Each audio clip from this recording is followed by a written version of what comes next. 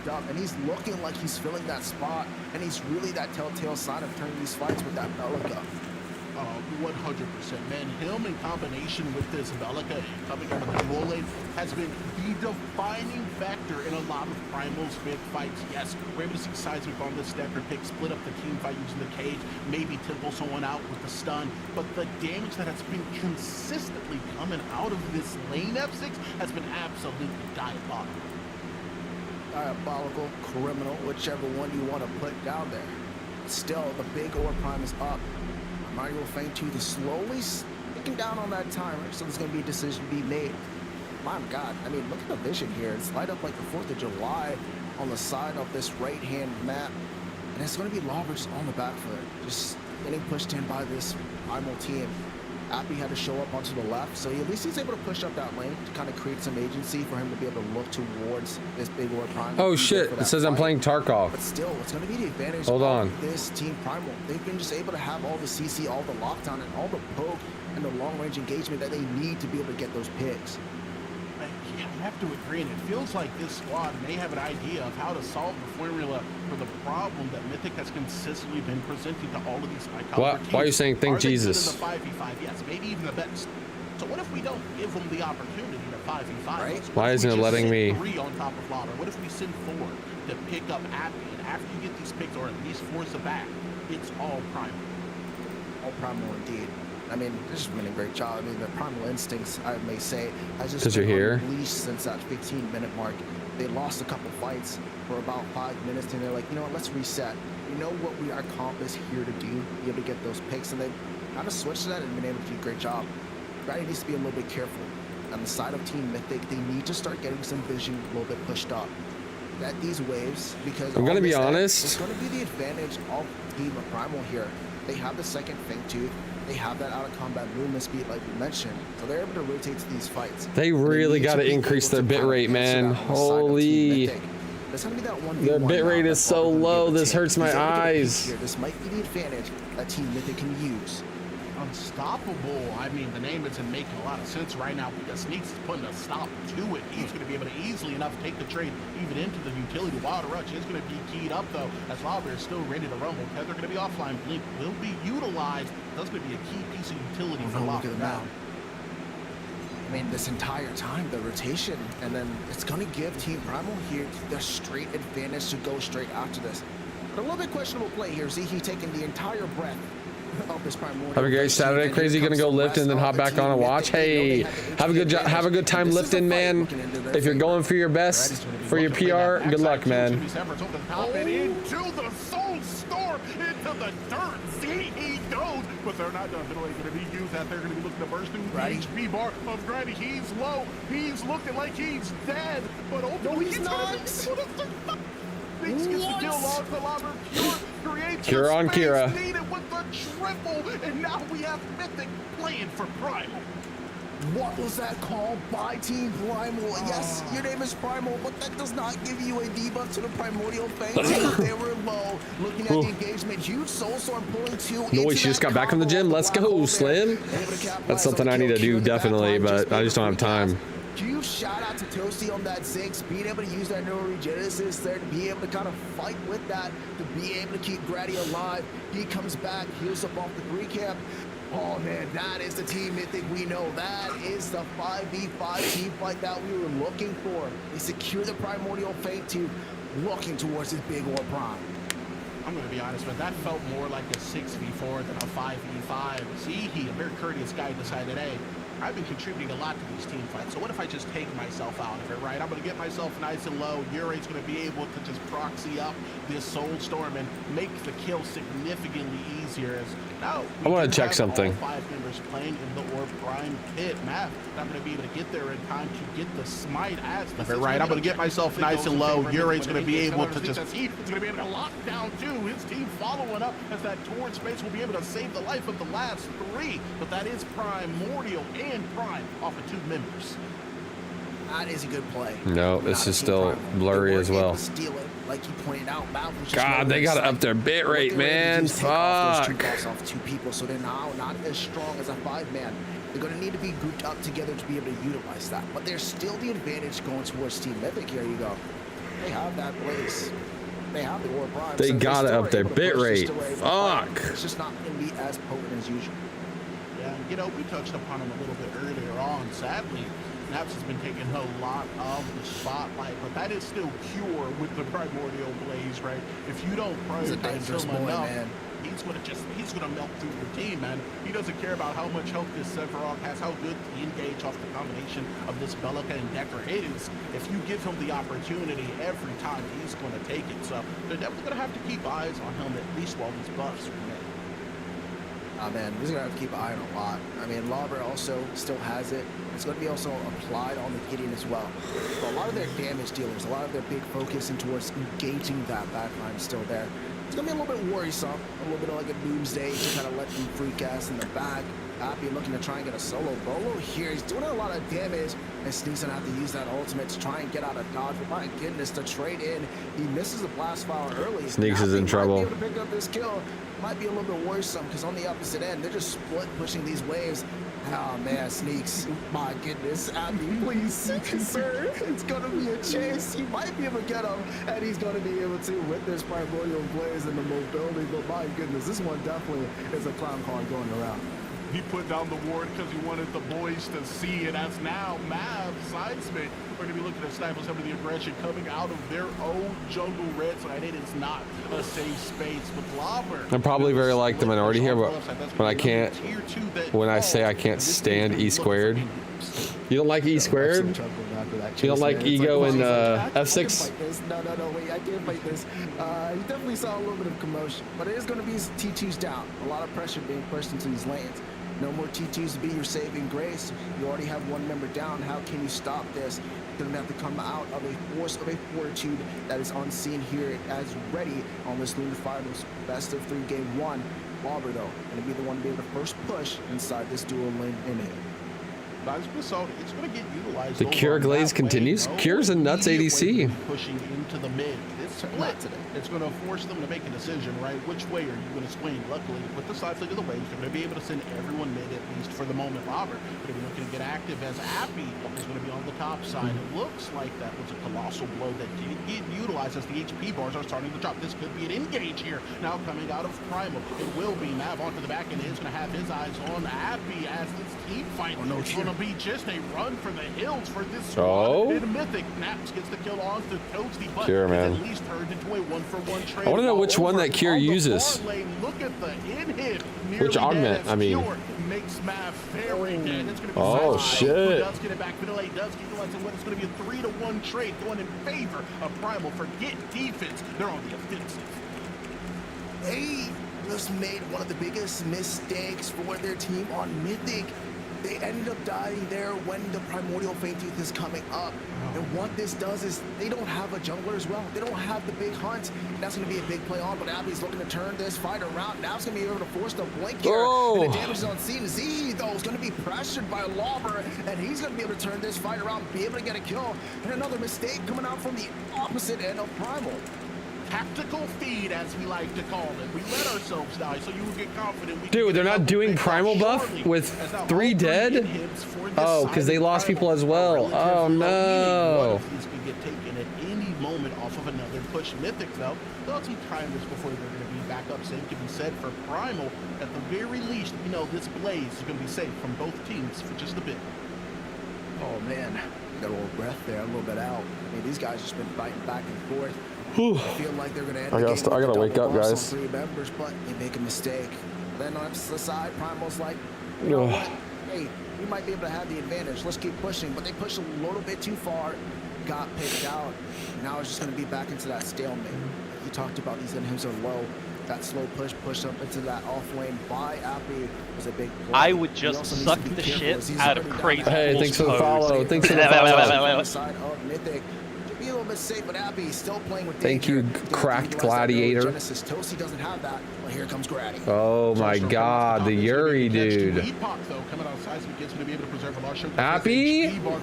Oh shit. Don't die now, Primal. Back. Reset, reset, reset, reset, reset. Sweet, no one's dead. Reset, Mav, you dumb hoe. Reset. goes in favor with them. You But have not 60 only that, seconds. look at the waste they Reset. hear Eagle on these side lanes. Please. Both side lanes are Reset. pushing towards Team Please. Mythic. They're going to have to respond to that. And as soon as they do, that might be the opening for the side of Team Primal after this reset to look after one of these objectives. Straight to the objective. Straight to the objective. You have Prio on right lane. Go to the OBJ, TB. Do the objective. Why are you guys heading right lane? You have the fucking Prio. No mid laner. Off laner has to farm wave. What are you guys doing? You've wasted 40 seconds. And it looks like Primal's just looking to full send it down the There we primordial go. fate. This is Thank the you. benefit of having the Cover. Sever. Alright, we got some extra Come. HP to play Yes, around with. Bellica. And at Yes, this point, Decker. it doesn't Yes. look like Brady's going to be there in time to be able to get the smite off. This is going to be a sneaky Yes. steal of the It's not a primordial sneaky fate. It steal. goes They in had favor, so none much of it. Prio. They almost Prime. threw it. Lauber was just over there taking blue buff, a little bit of a question mark being raised. I don't know if that was a play there on the side of Team Mythic. Primal, though, with that primordial blaze speaking to their Don't name, just they have the start. full-on advantage. Well, you have Their dual wait till lane is somebody pushed goes up, so left you or don't bait have the to worry fight. about that. They can easily maintain this fight. Lauber gets tethered, Lauber. Aston does the play, Oh, but here he's so comes that dead to featherweight, TB. just not He's so quite dead to enough TB. damage yet, and look at Primal. He's so Primal dead to it is with TB. the Vanquisher, Holy. with the Blaze Buff, being able to pick him on up, and that is going to be the advantage. It's going to be a soul Oh, storm as well as Crew that are no. going to be able to at least even up the odds temporarily, but at this point, it just has to be a full disengage. Mavs, Zehe, Naps. have Sneaks, nothing but why murder you on their int? line. No, They're looking why towards you every member of int? Mythic because they feel, they know they win those.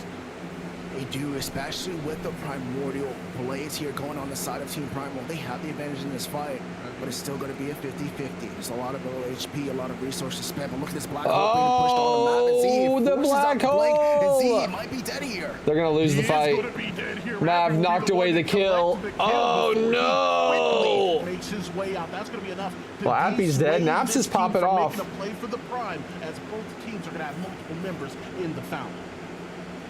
What is going on here? I mean, one at a time, everybody keeps going into these fights and just getting picked off.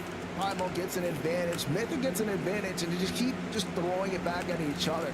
But what they need to really do is settle down here on both these sides. We're seeing instant replay here that gave Primal the advantage. They pick off Lauber with the Vanquisher prop coming with the Primordial Blaze, but Sneaks gets a little bit too aggressive, and here comes Mythic picking up a kill.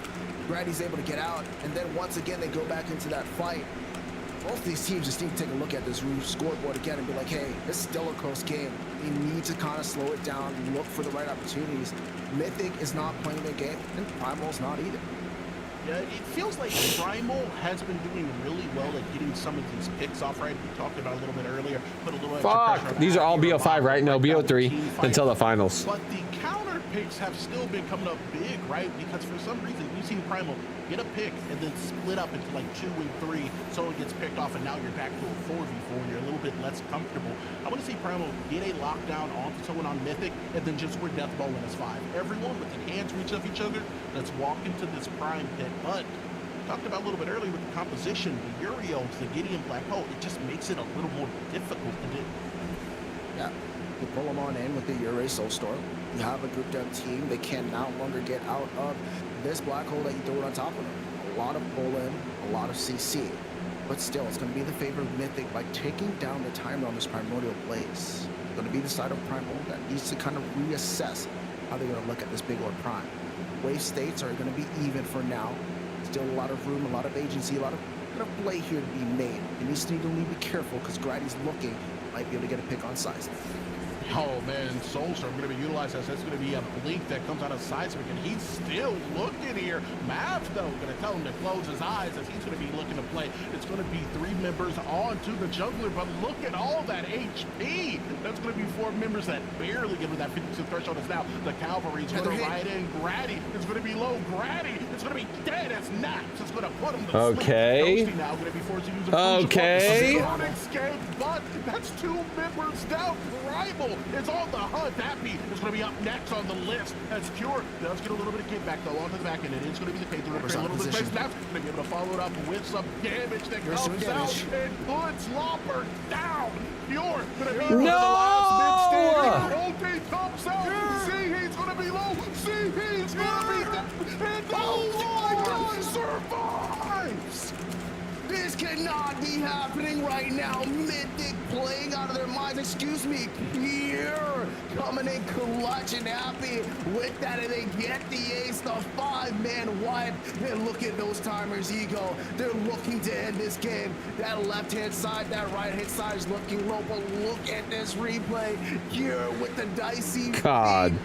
Cure is Cure is disgusting. Either hey him, he's him, brother. Cure putting on an all-time play in order to secure at least one of these inhibitors, and more than likely the game. Primal had everything going for them. The one thing they didn't have, though, was Cure, was happy, as they're going to be able to lock down game 1. Oh my! Wow! There you go. We asked for a final game day performance, and that was only game 1. And that was such a back and forth. Primal just pushing it back towards Team Mythic, and Mythic coming back. Cure Wow. is the outstanding MVP for me. That play, I Three was sets just OP, watching yeah. it happen. I know what's going on in his mind. He's just like, Name I a got better this. combo, I Cure got plus this. Kira And is he all just I gotta played say. into it. Name My a goodness, better that was fucking crazy. combo. To be able to come out 1-0 was best of 3. Your fan is loud as hell. Oh, is it? Can you hear the fan? You shouldn't, but if you can, I'll turn it off. Amazing play coming out of both of these teams, and I'm excited to see the rest of the set. But before that, we're going to send it back to the desk for the post-game breakdown.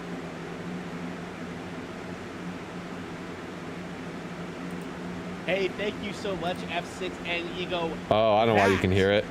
Was quite the game 1. Cure really clutches it up at the end where it felt like Primal Hold on. was going to push in, take that 4, and kind of take game 1 for themselves. Wait, Boom. give me I your forgot to thoughts turn on my what you noise cancel. experienced. Oh my god, Lance, there's so many things that I could talk about that game that it was just going back and forth, and I was losing my mind a little bit watching it. Forgot to turn on my noise couldn't canceling. tell who was going to win, but I didn't turn the fan what a off, I way just to turned on bring noise together canceling. That whole game, that everything looked like Primal were going to take it right at the end, and Kieran just whips out a 1v4 right at the end. That's it. Everything that happened, like, no words. No words. Are you not entertained? It does feel, before we get to you really quick, Blue, it does feel like if Cure does not get that one before this game goes the other direction, Cure change that man's name to Clutch. Blue Jay, what's your reaction to what we just saw in game 1? Dude, I mean, it was just like, I don't know, it was speechless. They were thinking that that's going to be what we're going to experience the rest of this tournament is just amazing. And hats off to Cure. Like you said, Wangle, he is amazing, and that was definitely a game-saving play. We did see pretty sloppy play, if I'm not going to lie, coming out of Mythic in that game. They kind of had the advantage at multiple times during then, and their team comp I thought was definitely better, and they were showcasing it in a few instances. But Primal was out team fighting them in a lot of these skirmishes. They were staying alive, they were kiting back into lanes, playing their comp properly, and it kind of just showed at the end. You know, you get a bailout Cure play, but if there wasn't a few of those little mistakes coming out from Primal getting caught when they had advantages and having to kind of stagger those buffs, if they were just able to kind of chain Fangtooth, Primordial. You just play Nitro games in between? Then I think they probably should have ended that game out, but we do see Mythic coming out, and they're probably wiping their brows right now saying, We'll just play Nitro games in between. Push to the side and glad that we won it. That was a close game, and if that's any indication of how the rest That's of the two series and the members rest down. of the day Primal go, is on the you're hunt. not Happy gonna is going to be wanna up next go on the anywhere. list We are as gonna Cure take a does get a little bit of quick kickback though break, onto the back end. get It is going to be the case. ourselves Delivers a little bit of prepared space. for Now going to be able to See you follow it soon. up with some damage. At this point, it is a 4v1. A 4v1. Appy is gone. It is Cure versus the fucking world. That You're doing comes out damage. and puts Lopper One dead. down. Cure, Two the dead. the last man standing. Ulti comes out. See, Three he's dead. Gonna be low. See, he's gonna be dead. And Four dead. survives. This cannot be happening right now. Mythic playing out of their minds. Excuse me. Here, coming in clutch and happy with that, and they get the ace, the 5-man wipe. And look at those timers, Ego. They're looking to end this game. That left-hand side, that right-hand side is looking low, but look at this replay. Here with the dicey feet, being able to pick it up. My God. Bro, Sheether, hey him, he's him, brother. Cure putting out an Holy. all-time play.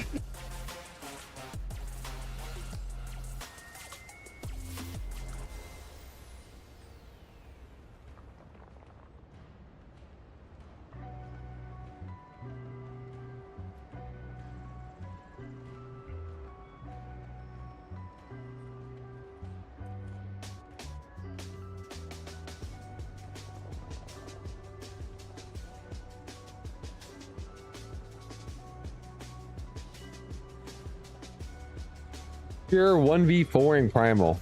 Jesus.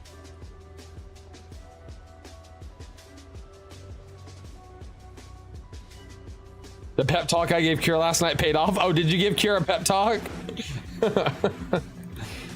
Were you in his, does Kira streaming or something, or do you know him in Discord?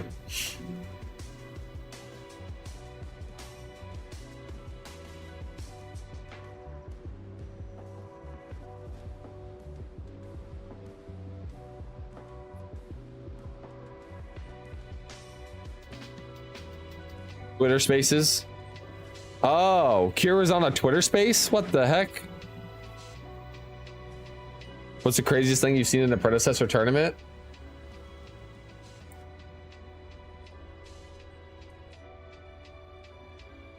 Oh, that's easy. It was D-Lab versus Rogue in a set in a tournament. Everybody had D-Lab predicted to win, but Rogue was massively ahead. They got double buff, which was, you know, Prime plus Primal 3 times and couldn't win the game versus D-Lab. They got double buff 3 times against D-Lab, got all of their inhibs down, and they lost. That was the craziest set ever. Double buff 3 times into losing the set. That was so crazy. Oh my god.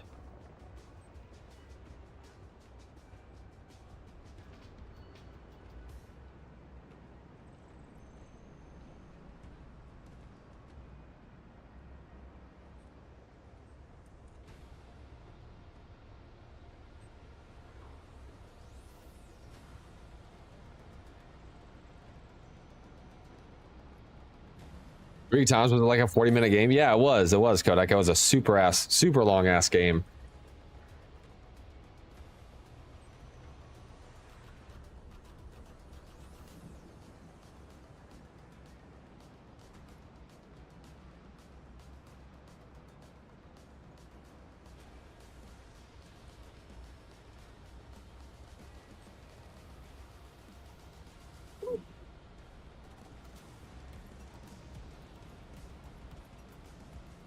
Welcome back in Predecessors. That first game still has me on the edge. Final's gonna be really fun to watch. It comes down to, will Flow State throw this shit or not? That's what it's gonna come down to. What the heck, man? All I have to say is Mythic, if you guys remember their interview, every single one of them was saying easy 2-0. This is a free set for us. We're going to be in the next round. And if I'm Mythic, I'm not having that. I gave Mercy a little pep talk just now. Sent him a couple of DMs. Don't fucking throw. Carry your team to back-to-back PCC wins. Mythic get the win, but it's a little bit of, you need to take a deep breath after that one. Clear your head. And Pretty sure it was you that handed me my own cheeks yesterday. Yeah, no, I mean, Primal coming out, and I think if they Listen, they better not fucking lose this game or lose this tournament. Flow State in the finals is sitting there like this. Oh, come at me. They're sitting there like the big dogs, like, who's challenging the big dog? Waiting for their opponent to come up. Who's coming up to the lower bracket to challenge the big dogs, Flow State? If Mythic doesn't change, fix up a little bit of their communication issues, it might actually be going to a third game, which I hope we do, right? Just because we want to see more predecessor, but We always want Game 3 to Primal. Our internet goat choice plays that down with a couple members of their team. Put this little video together for us. Let's check in with Primal, see how they're feeling. super determined, ready to take on all three of these Seismic. teams. We've done a ton of preparation, and we're excited to game against everybody today. Anything They just did yet. game. Seismic is in the area. Found Penguin and found Neff with a rock straight to the dome. Crush him underfoot. First blood goes the way of Primal. I think me and the team are feeling very confident going into this match. We put a ton of preparation into Mythic. I truly believe that they're the second best team in this tournament, so if we beat these guys, I think the rest is smooth sailing. Two on the board for Primal. Can we find a third? Yes, we can. They could have won this game if Sneaks didn't int and went for the objective. So we got a little bit of an idea from the mastermind Seismic that kind of feels like you're kind of like the captain of this Primal team. Given a lot of respect to this Mythic team, as I feel like all of the competitors within the event are. Wingo, what do you think after watching that video about Primal's approach to this first matchup?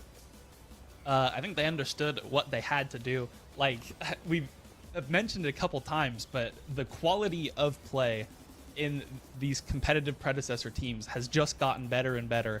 And, like, this is the two teams that are playing for third, fourth right now. One of them can go on, potentially, but one of them is going to get fourth place. Considering that there are two more teams to come after this, the quality of play right now is insane. And, you know, respect to Seismic for understanding how big a task winning any of these sets is going to be. Blue Jay, I want to ask you as well before we jump into this draft really quick. Do you think we're going to see any sort of major changes in strategy from game 1 to game 2, or with as close as that game was and how either of those teams feel like they could have won? Do you think we just get salty runbacks? I think we will get some runbacks to a certain extent. I do think Primal is going to change up a few things. I don't think I expect to see it as high of a Sevarog prio in these games. It's something that not a lot of teams are doing right now. And I think it kind of bit them in the butt when they had to either shift that into the jungle to try to get a Kwong matchup in the off lane. We were talking about a potential crunch pick into the Terra that could be coming out, and I hope it does come out because it is one of the characters that can counter and win the off lane against the Terra right now. Or they might just switch it up and try to take the Terra in general. So we'll see what side they decide to select in this next game, and that will kind of determine, I think, what's going to occur during this next phase. Primal's backs are up against the wall, down 0-1 in this best of 3. We're going to get our draft prepared. It's going to be Primal with the first pick this time. Do we consider and think that we're going to see so long to find a Nitro game? Is the Wukong going to get taken off? Is the Seraph going to get taken off? What are we thinking? I think probably similar bans from both sides. I think the Wukong probably won't make it through draft. I think the Countess probably won't make it through draft. There is the Countess ban. I think Mythic know that they want the Zarus gone because Mav is so practiced on the Zarus, especially this Primal team. That is what they won PCC 8 with. Was a lot, or was it 9? Sorry, apologize. It was 8. It was 8. It was. Okay. I know ball. Professor's won 9. Okay. I know ball. Don't worry, guys. But, like, that Zarus character is what they won PCC 8 with a lot. The Seraph getting taken away. They are going to still keep trying to ban out Mav's champ pool.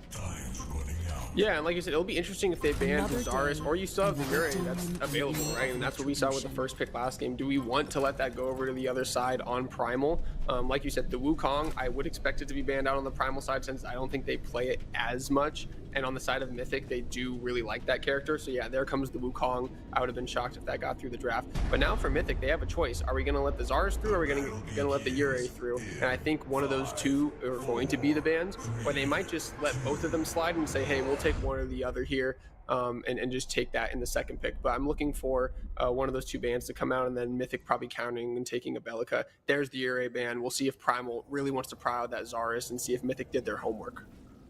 And I think that would be the first, or the right first pick to lock in here for the side of Primal. Like Wingle was saying earlier, Mav has had such a massive impact. The ability to split the team fights, to cage people off, keep people where they need to be. But it looks like they just really don't want to give the Sevarog over to Lobber. They're going to pick that up for either Mav or Sneaks again in game 2 here.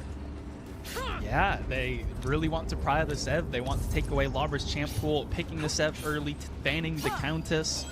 I'm not quite so sure how much I like that, considering that Zarus and Bell are still up, and I think we could have gone for either of those two. We are going to see the Zarus first pick. The Sev is good into the Zarus due to the Sev ult being able to knock the Zarus out of his cage. So you do have a lot of ability to deny that. The Kwang also getting picked up. That is going to be Lobber on the Kwang in offlane, and I would assume Grady jungle on the Zarus. So you know where those are going. We might see Mav. What is going to happen here, guys? The Zarus with ult. They Sev first picks. No, like I said, really? I don't know Primal if I Sev exactly first like picks. Sevrog being such highly That's drafted right now, crazy. especially when you have picks like the Kwang, like the Terra that can go really well into the offlane, into the jungle. I'm surprised Mythic did not pick up the Terra on this side of the comp. I think that it probably just would have been a nice run back for them to do, but they obviously want to prow that Zarus, take it away from the side of Primal. But we see Feng Mao and TB coming out. And TB obviously going to be that comfort pick in the duo Relax, lane, buddy. deal a lot of damage in the late stages of the game. But the Feng Mao, a character that's been played a lot on the EU circuit side of things, as well as the NA, but it's been very high prior over on the EU side of things. And it's been kind of a menace with, you know, its new offensive Relax, ability. buddy. So we'll see how this turns out in the shape of the comp. And Wingle said earlier he does know Ball. I know Ball as well, but I don't know that any of the members of this Primal team are big Feng Mao players. I'm a little surprised to see this. Cure has really been favoring this Grim pick as late. He's been playing a ton in his rank, a ton in his scrims. Wingle, you look like you got something to say. Well, actually, I really like the Feng Mao pick here. I think both Sneaks and Mav are very comfortable on it. I would very much assume that Mav is going to be piloting it, as I think the Sevrog matchup into the Kwang is a good matchup and is a pretty solid matchup for Sneaks to play. He should be able to stack pretty well in it. But the Feng Mao picked into the Zarus, so you can't get Zarus caged. You just dash right out of it. You don't have to worry about getting caged, and it lets Mav be able to pilot or navigate these team fights a lot easier. The Bell ban coming out for Mythic, option. I think the amount of bursts you have with Feng Mao plus Bell, if you hit, you are just kind of dead. But I do want to talk about this Grim pick. This Grim pick, I think, is going to be the key. This character, if it is allowed to play, probably has the highest DPS in the game. I think because we see the TV early, that means that we can't walk the good matchup into Grim, which is the Sparrow. So Mythic are able to just slam this Grim and it is a really difficult hero for this Feng Mao to dive because it is able to bubble the Feng Mao ult and the Feng Mao doesn't get resets. Cannot allow evil to win. Yeah, that's a great thing that you said there, Wingle. It is an insane combo, but we do see the Gadget and the Decker coming out on the side of Primal. Kind of finishing out their comp, playing a little more passive, more damage, more team fight centric mid laner. Honestly, on the side of Mythic, I don't know if Toshi does it, but we could see a Kwang support here. I do actually like the idea of a Kwang support into this duo lane and then picking the Terra up or something to match that 7 in the off lane and give it a little bit of a better matchup. I think that would be a very interesting way to finish off. We got a tight Mythic. leash. But we do see the Zinx. We'll see. He loves the Zinx. He played it last game. Enchanters with Grim are amazing, kind of like you were saying. I like Primal's team comp. Style of draft right now, honestly. But Mythic also has a really good team comp, so it's like picks on the characters that they have, and Primal's really gonna have to pull out something with the Feng Mao and kind of snowball these lanes. My skills grow sharp. All right, I told you guys during our break we weren't going to do predictions, but I'm switching it up on you because these comps are very interesting to me, and I just want to give each of you guys another an opportunity in a second to talk about what you prefer here. I want a sentence or two from both of you. Which one of these comps do you prefer and why? I think Mythic has such a good comp to make space for this Grim to pump. Mav has to play really disciplined because of Grim Bubble and Zinx ult being able to deny him ult resets, which will be a key factor to Primal winning these fights. That I think it is much easier for Mythic to play these fights, and I'm going to go Team Mythic on this one. just got here 2 more knocks. Oh, it's not ranked. It's Nitro while we watch the PCC, because we'll pull the PCC up when I'm done with this Nitro game. Have too good of engages with it, but I do think Mythic just has the overall better comp here. I think they have momentum coming in after that last game, and I think that they'll take this one home and then take it 2-0. I'm a Primal believer, I'm a Gadget believer, I'm a Seismic believer, but I believe it's time to get this over to Ego in Come on, Primal. Game 2.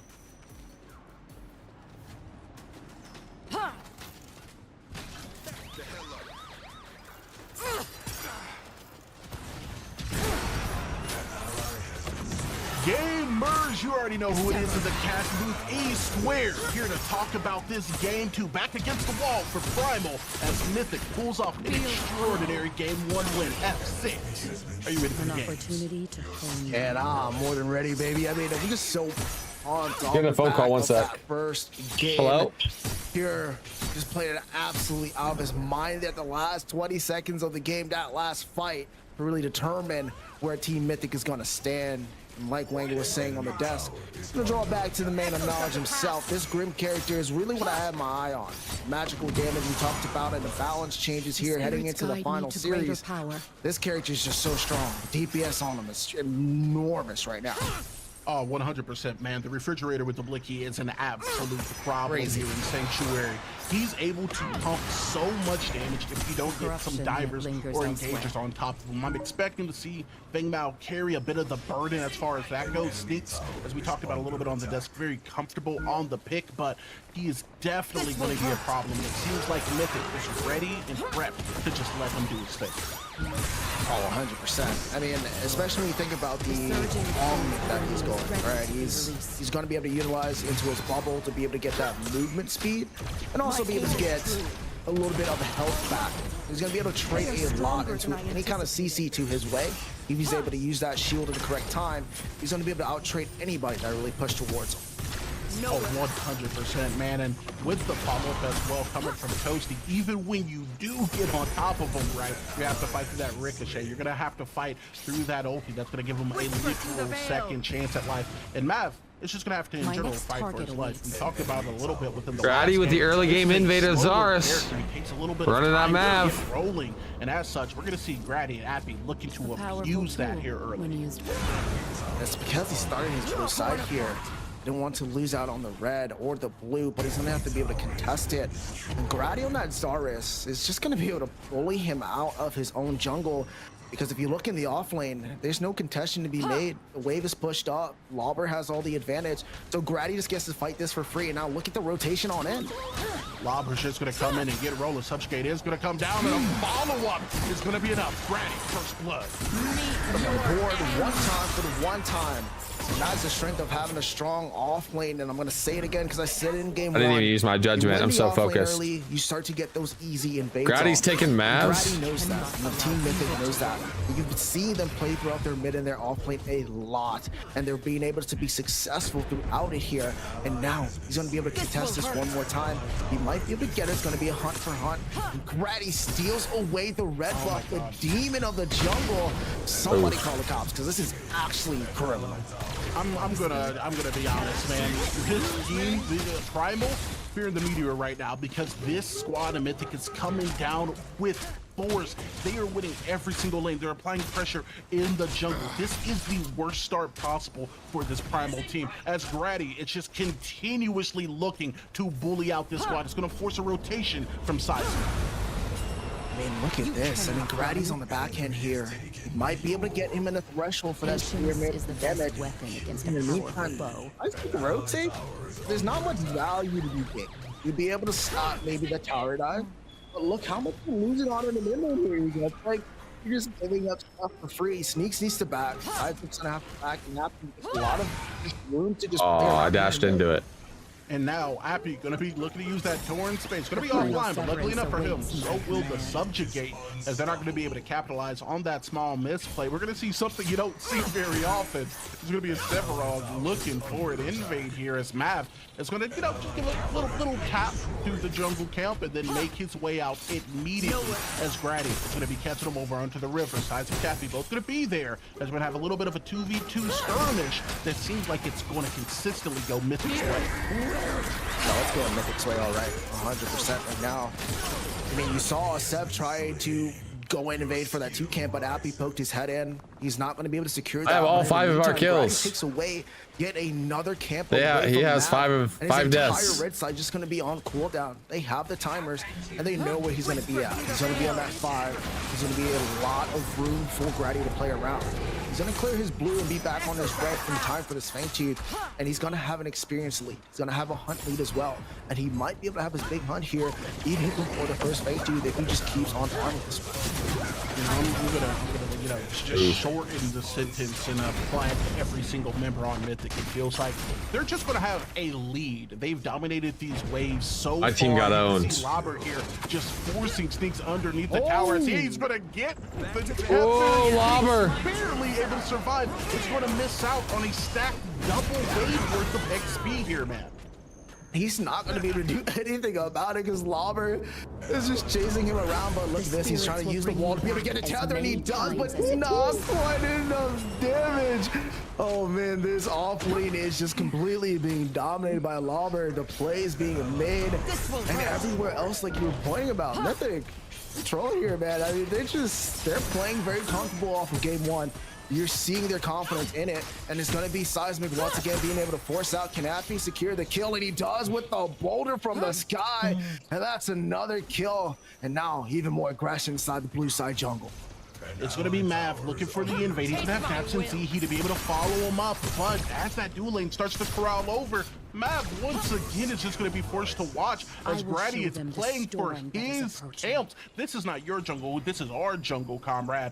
I say it with nothing but remorse in my heart. We're looking at Mythic play predecessor, and we're watching Primal just play a track sim because they spent this entire game just running away.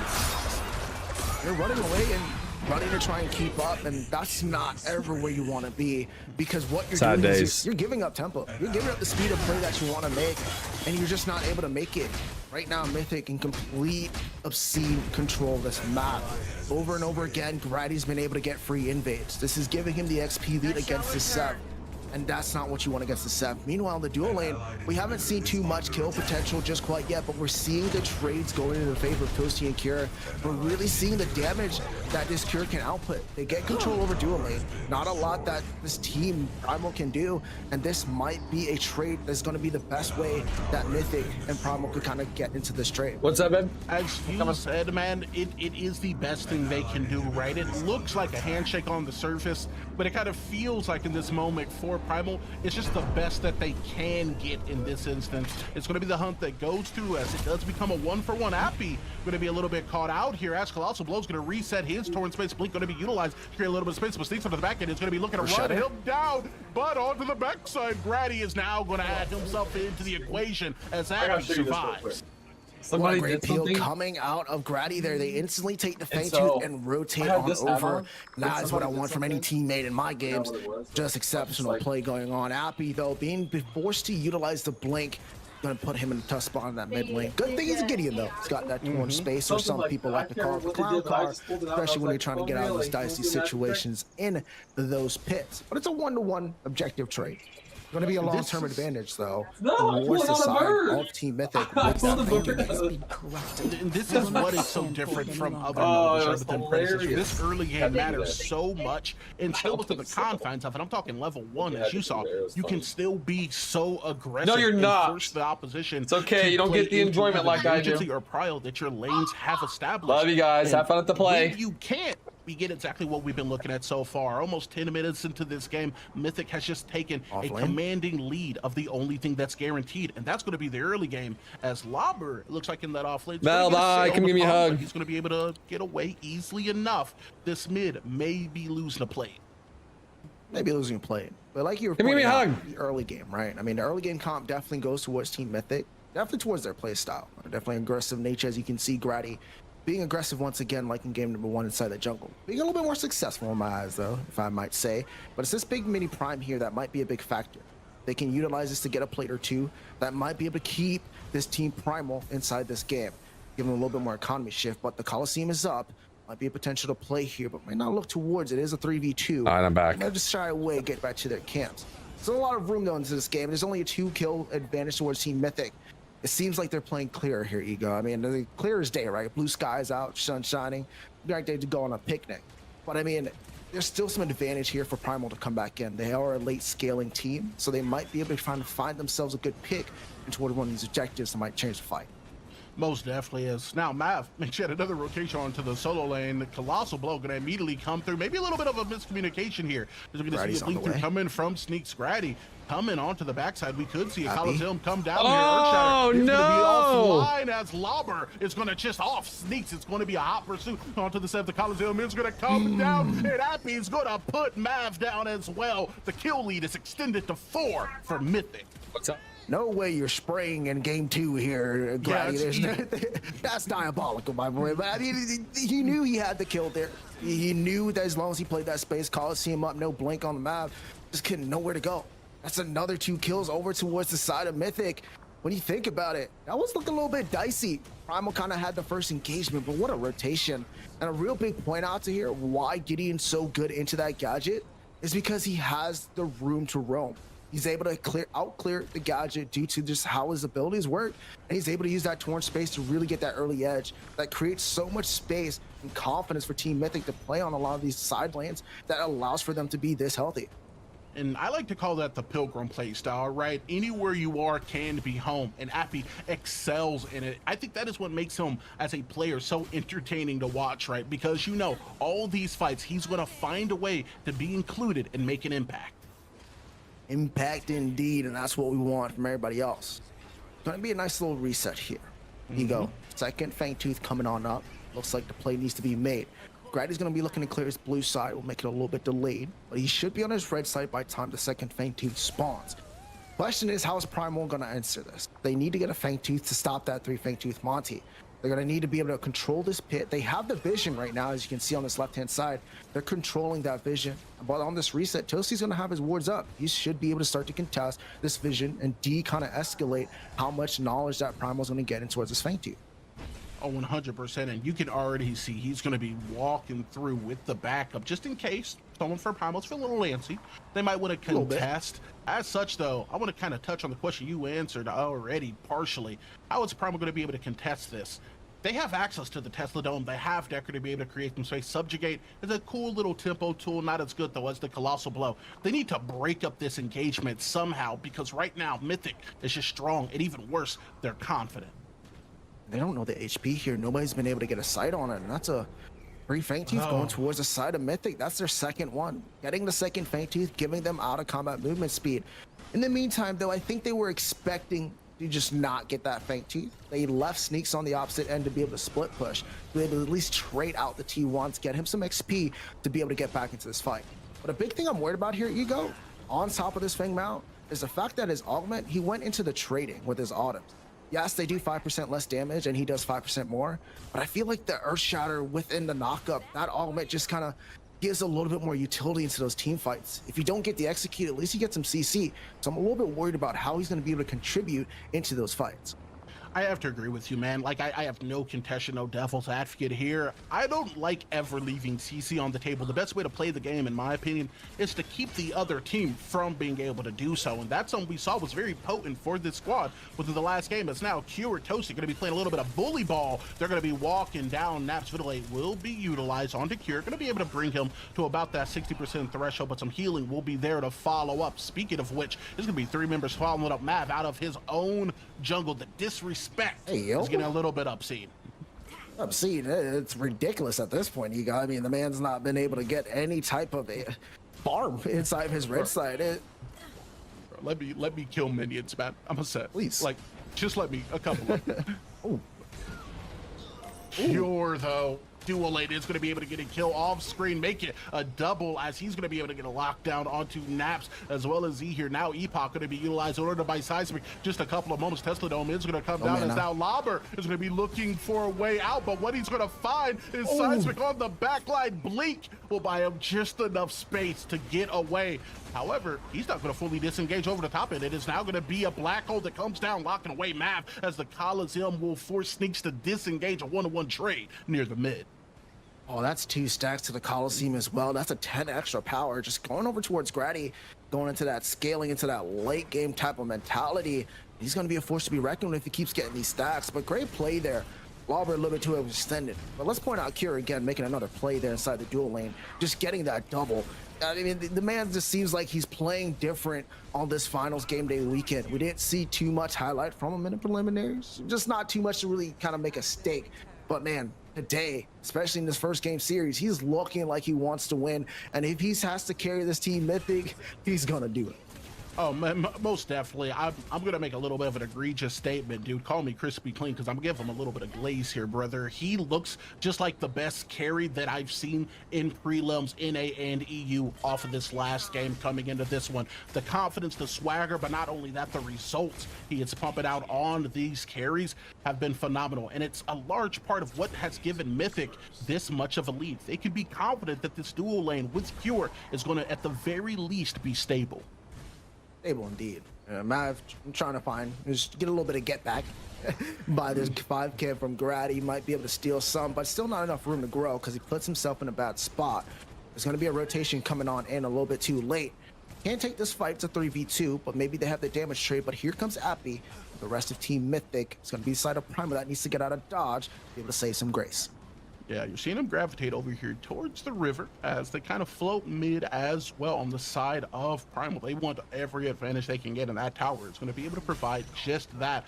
Over onto the left side, though, with this Fang coming up very soon, you're going to see Mythic doing what Mythic's been doing. That's hunting. Sneaks, gonna look for a fight. He'll find it into Appy. The backup from Tosi's gonna come up to be too much as Grady is gonna be able to lock down a kill onto Naps. Cure now gonna be looking to enter the fray. Is gonna be able to just walk down CG. Displacement blast. GTFO not quite ready though. As onto the side, it's gonna now be Sneaks. Appy utilizing the black hole. It's gonna be able to keep him safe as out of the back end. Torn space over the top of the Tesla Dome is gonna lead this fight to be nothing more than a trade than a disengage. This is so good for the side of Team Mythic, though. They got a kill. They forced out a lot there on the side of Team Primal. And now Lauber pushed up that off lane. He's going to be able to use that wave management. And look at Duo as well. They have a lot of agency and room here to kind of push out into this Fangtooth. And this is going to be their third one, the third Fangtooth Monty. But Mav might be able to have an answer there. But look at the burn eco. Oh, dude, he's not going to get there in time. That's going to be the third Fangtooth, plus 8% to your armor, plus 8% to your power. And at this point, this just feels like it's just topping on what has already been a cascade of things going wrong here for Primal. A cascade indeed, just one after another. It's like a domino effect, right? Just hit one and it just keeps just going on down. I mean, it's not a lot of kills going on in this game, but a lot of important kills happening. You talk about getting a kill early game first blood to Grady. He's able to now take away that red side jungle camp, right? Then he steals away the red. They capitalize on some kills as well throughout the map. And that's how they're able to secure these objectives. The tempo, man. I just love when junglers play with such tempo and the team follows up. And there's not a time where Grady's rotating and his team is not there behind him. And I think that's really when Mythic is at their strongest, when everybody's on the same page and when everybody knows what Grady wants to do and they just follow with it. And it's also made so much easier when your lanes are winning in such an extreme fashion as a jungler. You have the opportunity to play a little more vertically, as now Mav is going to be looking to play into the fight. Coliseum going to come down, but Tesla, he'll be able to follow it up. Bleak coming off of the backside. Oh, Grady's going in to the have a best 3v3, a lot of damage though coming out of that Genesis. Tesla Dome, with Cure though ultimately being the one who gets the kill. Onto the left side, Mav is going to be running. Well, I don't know if I can say that. Brethren doesn't have legs. He may not have a leg to stand on as GTFO locks down a kill alongside Appy. It's going to be Primal having to run as Mythic runs them down. Runs them down indeed. They thought they had that fight as Grady popped the Coliseum. And like Blue Jay said, you have the Gadget Tesla Dome to kind of disengage too much threat. But at this point in the game, there's threat everywhere. Cure in the backline still being able to poke from a distance without getting touched. Grady being just high enough to be able to tank that damage. And then they're just able to capitalize on that fight. It's a tight corridor fight. Mythic has the advantage. They have the DPS to kind of just outburn Primal. And they're just able to win that fight. They take down the jungler. They take out the invade here on the red side. And look at Lauber taking away the blue side as well. There's just no farm for Mav to get. He's just going to be irrelevant to this game. And we talk about a late scale like Cobigo.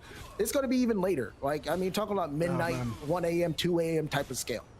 Dude, this is some type of Geneva Convention violation. This has been one of the most grotesque abuses I've ever seen of a jungler, especially a Sevarog. The one thing you want on this character is going to be time, and they haven't given Mav the time to breathe, brethren, since the gates opened up. Grady has nearly spent as much time in the enemy jungle as he has in his own, and because of that, Mav isn't able to just make as big of an impact as we know he wants to. Grady, once again, going to be hunting down the opposition here. He's going to be able to find and engage onto Mav easily, and the damage is just going to be pumping. Seismic in the man going to be forced to utilize the blink to just try and create some space between the onslaught that is Toasty and Cure. Backup, though, is going to be able to come for Mav as he is going to be able to help the dynamic, but he won't be able to help Mav, and at this point, he has to now play for his life because Appy is here.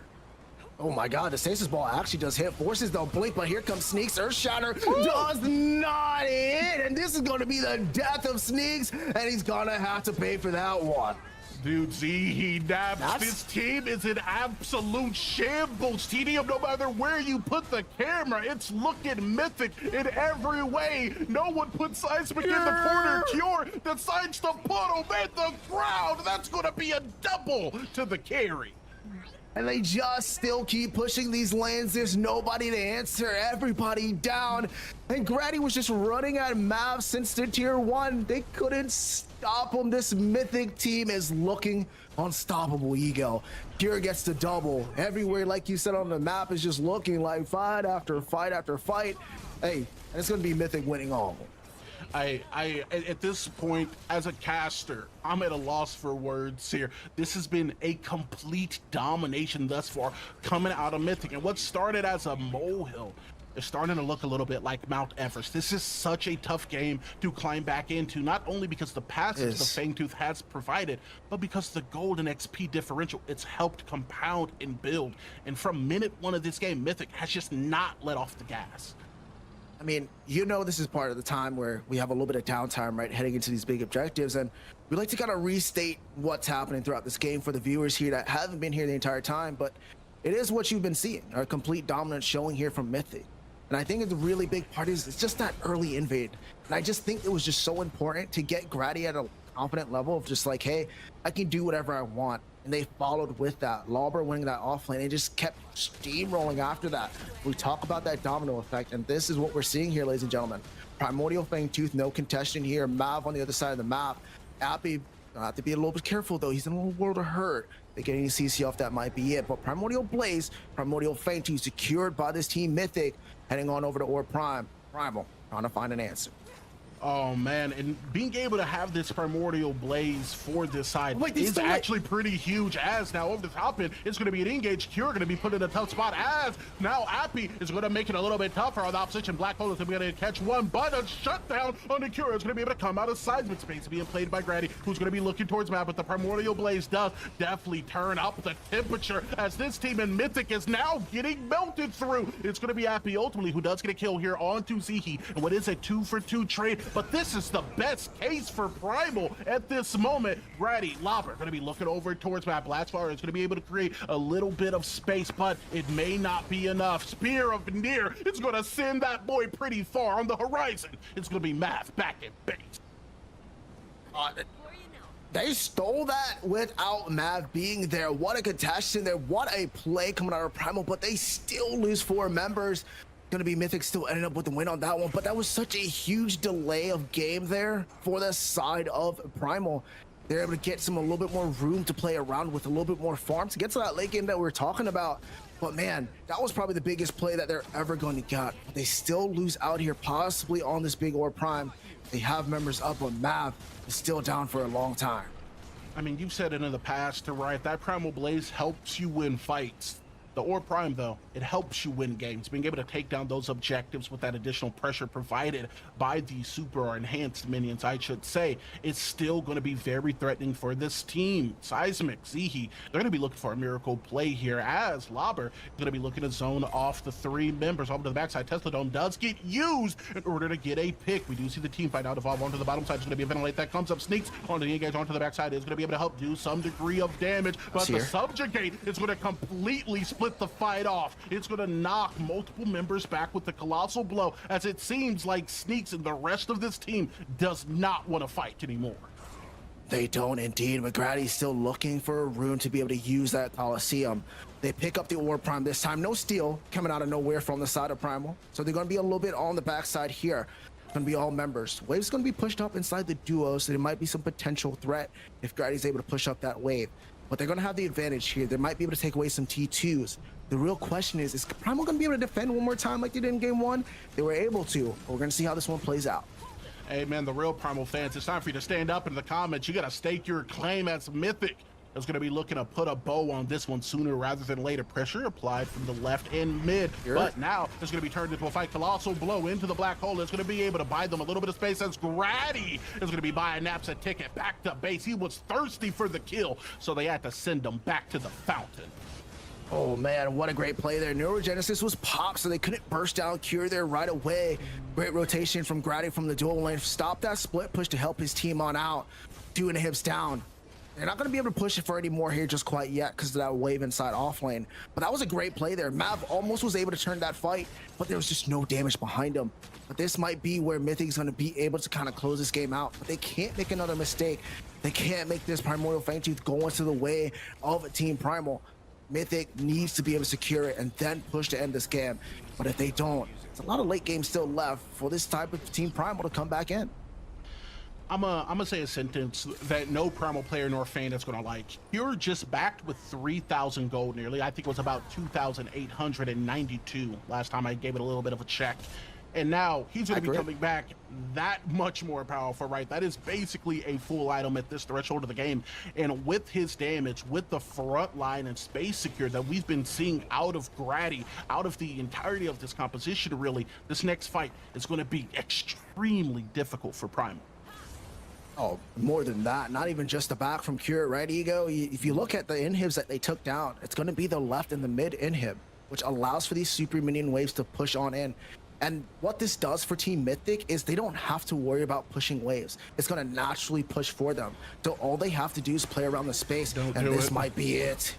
Oh my God, bro, a Coliseum into a Blink 3v1. He likes his, it's Cure. Gonna be able to lock down the first kill and what is sure to be a slaughter. That's a double basically for free, as it's gonna be the members of Primal falling one by one. Tesla Dome comes down, but what is a dome to this team? They have been running down the entirety of the game and not gonna stop now. It's Seismic will be the last surviving member, only for a moment, ladies and gentlemen. It's going to be an RGS ace that seals the fate of Primal as Mythic takes this set in 2. Then they're going to take it in 2 inside the interview. Here you go. You know what they did? They took it in 2. First game looking a little bit closer, but second game Team Mythic said, no. We're going to shut all this little nonsense and noise down. We're going to close this one down in a fashionable style. Complete dominance performance. We talked about the recap of this game, and like I said, I think the most important play of that game was that early invade. They're able to capitalize on that red buff, able to capitalize on first blood. Gave Grady a lot of room to play with. They were able to win lanes, and from then on, Grady was comfortable. You saw him taking fights that you're like, we probably shouldn't be taking that, but at that time of the game, he was able to kind of just use that influence he had from the early game on, and that's how they steamrolled, controlling objectives, controlling the tempo, and controlling the series. I mean, I think you hit it all perfectly on the head. There was basically, from minute 1, nothing that this team could do once the invade started rolling out from Grady. An excellent performance coming out of Mythic. They're going to move on to the next stage of this tournament, but before we get there, we're going to send it to the desk for the post-game breakdown. Thank you, EO and F6, and a 2-0 for Mythic, just like they predicted in their videos, and quite a change from what we saw in Game 1 to Game 2. What was the big difference in these 2 games? I think it comes down to the draft and the way that they set up their characters in their lanes. I think we saw in Game 1, Primal is able to play the game super well. Their team fighting in Game 1 was amazing. They performed so well in Game 1. They had a draft strategy that they went for. They were like, we're going for a full pick comp. This is what we're doing. And with this draft, I just really didn't like how they set up. I think they needed the Sevrog to be off lane. I think they needed the Feng Mao to be jungle so that they have something in the jungle that can fight with the Zarus early, because if you have Gadget mid, Sev jungle, Feng off, all three of those are scaling. Feng Mao in lane is a lot weaker early than Feng Mao in jungle because it can't trade as well in lane. And they just didn't give themselves the opportunity to play. If they had set up and drafted in a way that they are allowed to play the game, we know Primal are a top team. But with the way that they set up for this game, they did not have any shot. They did not have any opportunities in this game to really show that. And that's where I'm disappointed. Yeah, no, I completely agree with you, Wangle, for the lane setups for the champions that they picked. I want to highlight Mythic, though. I think that they had a strategy off what Primal did. We saw just even in the first early levels, right? Like you said, with mid off lane Prio, Gravity comes into the red side jungle. I'm muted this whole time. Holy shit! I've been muted this whole time. I've been talking this whole time. Wow. First, like, 8 minutes of that game. Well, I said hi, Terry. Sat in that red side jungle. I said hi, Terry. Hi, everybody. The hat gives Yosemite Sam. Jesus. Well, I've been talking to you, Terry, asking what your question was and going, why aren't you asking me the question that you said you had for me? And then turns out it's just because you're a lot of waves in the off lane by pressuring the dives. Not hearing me. And he couldn't get the XP that he needed. I've been watching. Dude. Primal. Yeah, that's kind of Primal. I was saying this in stream. People don't agree with this, but this is just it. Almost every top team right now has the issue of if we lose game one, we lose the set, right? Because they can't mentally get themselves back in the game to be prepared and ready to go. Our team is horrible with it right now. People just can't mentally reset after they've lost once because they go, man, we've lost once, it's just over, GG. I can't believe we lost to this other team. There's so many people that are just like, wow, this other team is so shit, we should never lose to them. How are we losing to them? I'm gonna be honest, every team right now is a top team because the way that they play the game or something in the game right now is just the correct, like they do it better than other people, right? Flow State with their chaos that they cause right now is just better than other teams. Like they just run around the map, they play together, they always have like super high KP on most of their team, and they just make sure that they're always together taking numbered fights, and nobody else does that as good as them right now. And that's what's like causing this big Flow State just dominating everybody's. They're just rotates. And so like when teams lose to people that they think are worse, they just sit there and go, wow, I can't believe we lost. I can't believe whatever. Just fucking pick me, whatever. We just lost. Fuck this. And they just lose the next game too. It's so bad, dude. It's so bad. That being able to mentally reset is such an important factor when you're in long sets.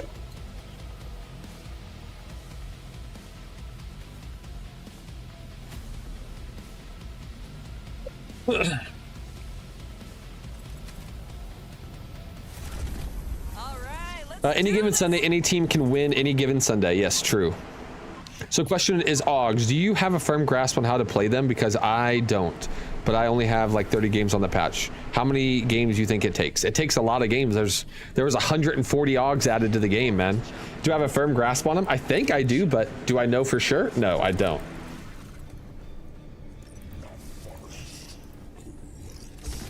Time to crush dreams and take samples. Twisted sense of purpose compels him to cleanse the sacred woods by any means necessary. A vengeful guardian and heavy-handed hunter, Mourn lures in unsuspecting trespassers and lost souls like a siren, preying on their wants and fears before ensnaring them forevermore, trapped in eternal darkness. Mourn's primary ability is Contagion, where he unleashes a swarm of grotesque locusts on both enemy and allied players alike. The locusts deal magical damage to enemies and reduce their armor for a short duration. Allies, on the other hand, gain health restoration as well as bonus armor, enabling Mourn to distribute cruelty and blessing simultaneously. Mourn's secondary Does Fang plus Sev, do you think Fang plus Sev was the bad picks? I think they played him in the wrong roles. They should have put Sev offlane and Fang Mao jungle. himself for the Like I know Sneaks really likes the Kwong versus Feng Mao matchup, and he played Feng Mao versus my Kwong, and my Kwong's not as good as other offlaners, right? Like when we were doing the swaps the other day in scrims, like the Sev game I can just bully Sev all game as Kwong, but when he played Feng Mao into my Kwong, it's just one of those situations where it's like, okay, I'm not the greatest Kwong player. Maybe this matchup I play it wrong or whatever, or I'm having a little bit of a bad Kwong game, and then he like can beat me up. He gets to rotate. He does good, right? But Lobber is like a consistent Kwong player. Like he knows how to play the game. He knows the matchups way better than I do in the off lane. Like Lobber's not going to let you get away with that shit. However, Sevarog can just sit there and farm, right? Like eventually he's going to come online. Sure, again, Kwong's going to have prio on him the entire time, but he's just going to sit there and farm, right? Catalytic Drive into like Fire Blossom or whatever, or Fist of Razul into Fire Blossom and all that shit, and he'll be fine. And the only thing he's worried about is getting his stacks up, and then that leaves the Feng Mao to rotate to dual lane, get picks, rotate to mid lane, get picks, right? Like he's trying to get his stacks. Yeah, it's just, yeah, it's. I think it was a mistake on where they played the characters. And chat, guess what? I got my truck back finally from the accident. Let's go. How much did it cost you? I guess cost insurance. Oops. Cost insurance.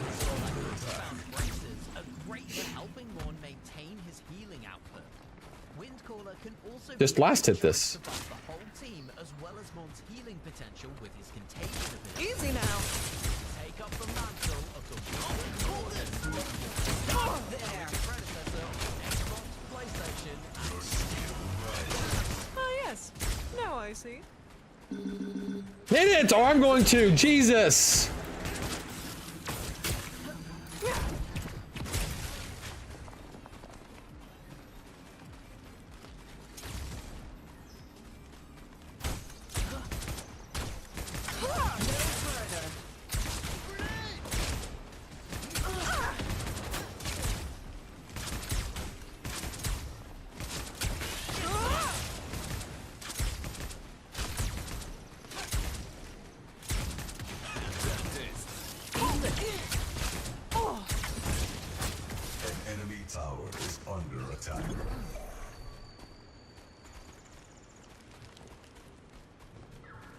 $12,000, 12,000 damage and 0 mechanical.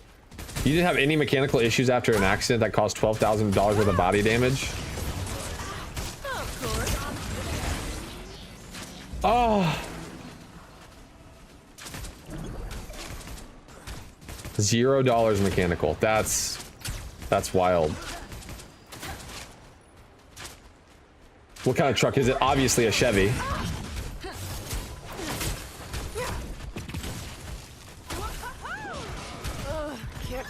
No! Bellica. Bellica. Damn. Okay.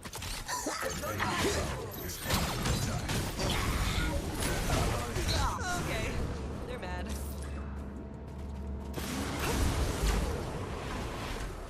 Chevy Silverado. Damn right, dude.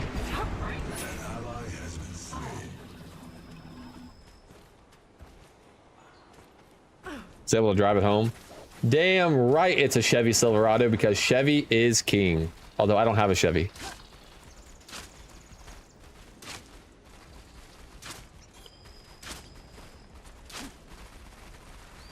An allied tower is under I have a Toyota Tundra.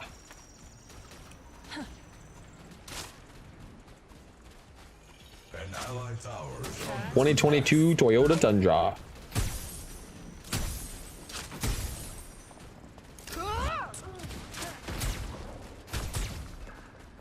Hold it.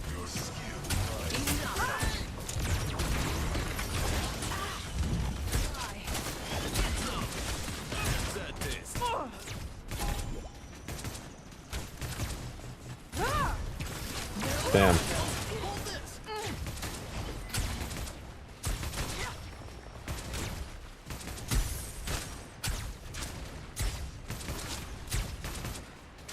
Easy now. an enemy tower is under attack.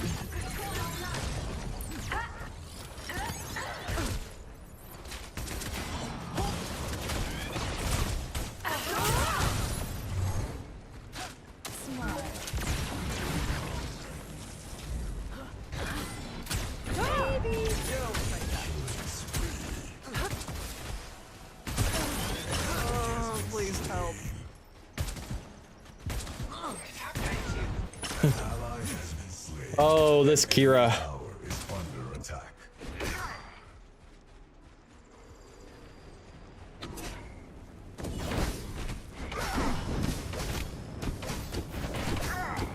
Really? Alright, we need to live on this Bellica. I haven't been rotating. But it is Iggy, so it's a little bit awkward.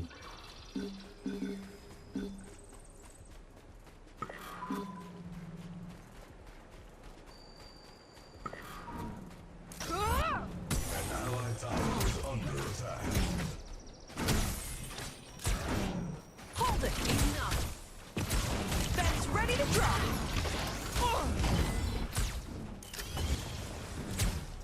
An enemy tower is under attack.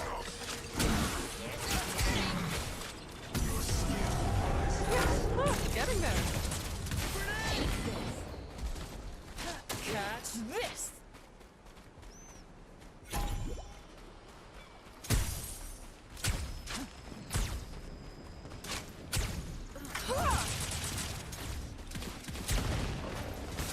Stop there. Woo! Containment activated.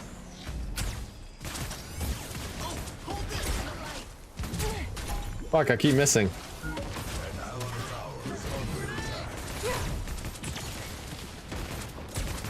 No!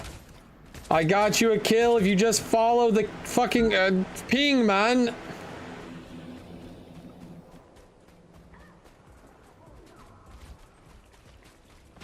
Hold it.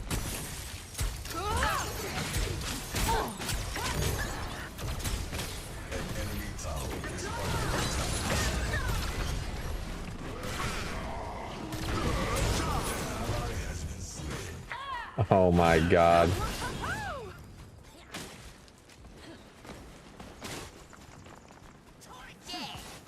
Be right back.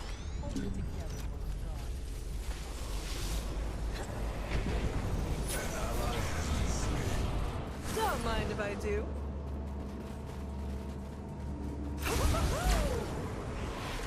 What's this team? I think my ADC is out of his depth. I think my ADC is auto-filled into a game he shouldn't be in.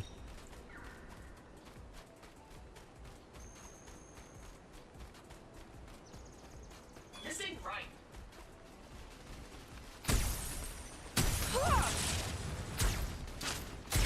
He has 50 last hits right now. Progress.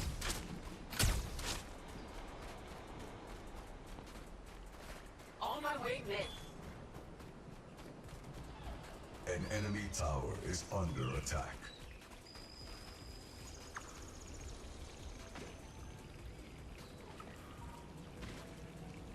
On my way, right.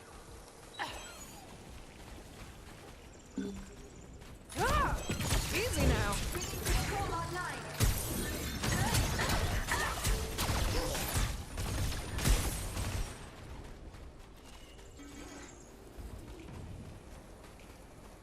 On my way, right. Fight.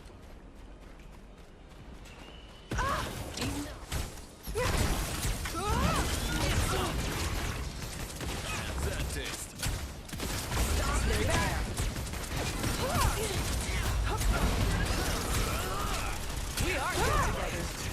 This isn't healthy. Just kill the twin! Why are you turning on the Fang Mao? Twins have health!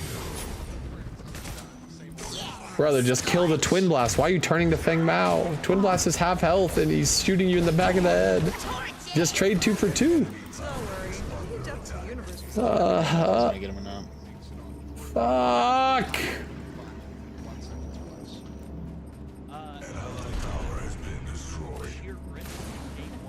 I like it. Woke up, they've hit their groove. They have a couple West Coast players that might not have been fully awake, so I think they're very much in the swing of things going into this set. Check my red, bro. Other side, Blue Jay isn't enough to take down Mach 10. This game is cursed.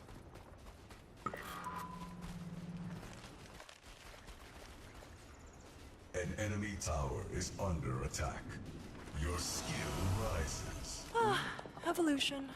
Yeah, it's going to be a big deal because I mean, when I said top teams, it's generally we're looking at Mach 10. This is, for all intents and purposes, like the number one squad, right? Like we're a little surprised they didn't even get. Easy now. These are the guys, Lake and Indian Phoenix, frame one. We get it, but Mythic on the other side, one of the most consistent squads around. Who's ready to apply some science? What makes them so consistent? Hold it.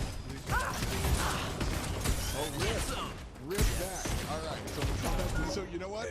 Question to you then. What makes them so consistent? Easy now. Oh, that'll help. Mythic.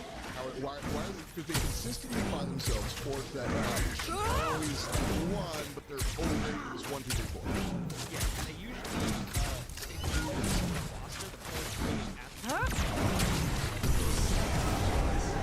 Of course.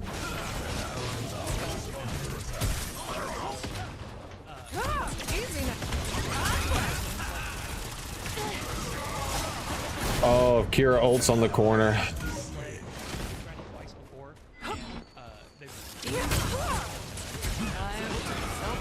Blue Jay, what's up? I died to that. Damn. From downtown. Yeah, this game's doomed. Oh man. This game's doomed.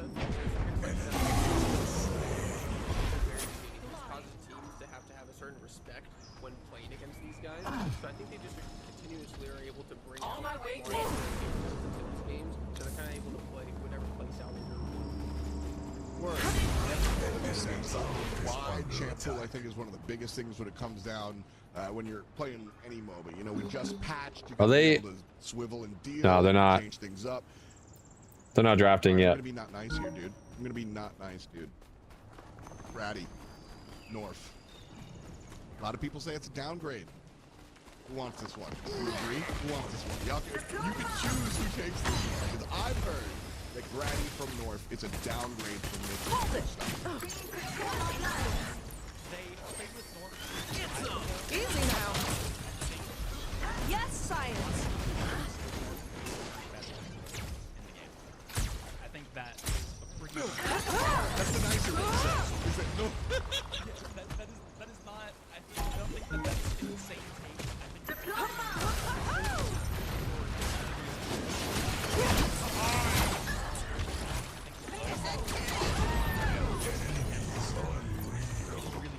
Nick is going full damage. Oh my god. This game is doomed. This game is doomed. We have no front line. Both of our frontliners went damage. North is that #1 jungler. So says a lot of people now playing for Mach 10. Like, I mean, any of the bruiser items, right? Like, augmentation, basilisk, like those types of things to give you HP. Draconum, that gives you armor and healing when you ult.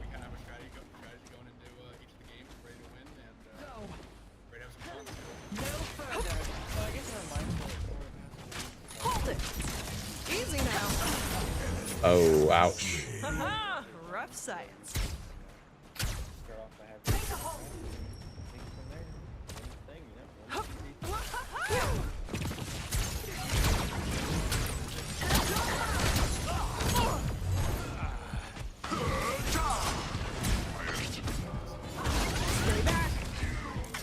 Oh. Heading back.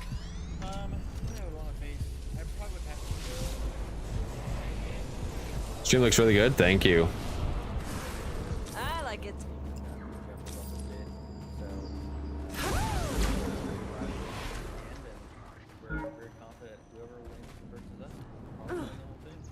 On my way.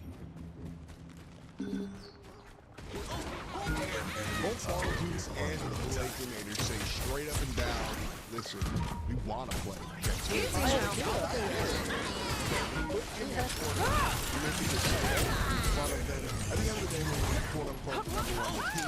I didn't take it yet. Why do you think that This game is just doomed.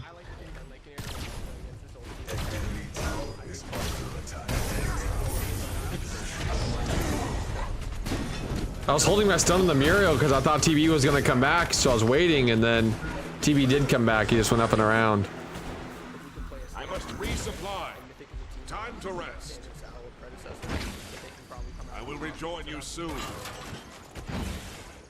I shall return. Don't worry. The depth of the universe was out there. Who's ready to apply some science? Last PCC, I think these teams have battled it out a lot, whether it be through scrims, through PPL. They've played a lot against each other. They know how each other An allied play. tower They is both have under a lot of, attack. ways that they can draft. They're very valuable picks, in terms of what But so, they can like, play let me cut you off real quick. Listen, you're the gamer. You're the competitive guy. Don't Oh you yeah, this want game is so someone cursed. less prepared than you? I think they just want the best. Oh my god, and I can't even hit that.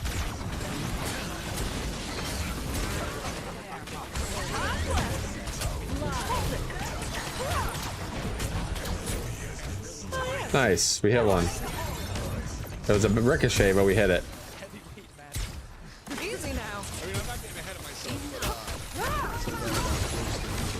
but Ah, he stopped walking forward. see how this works out.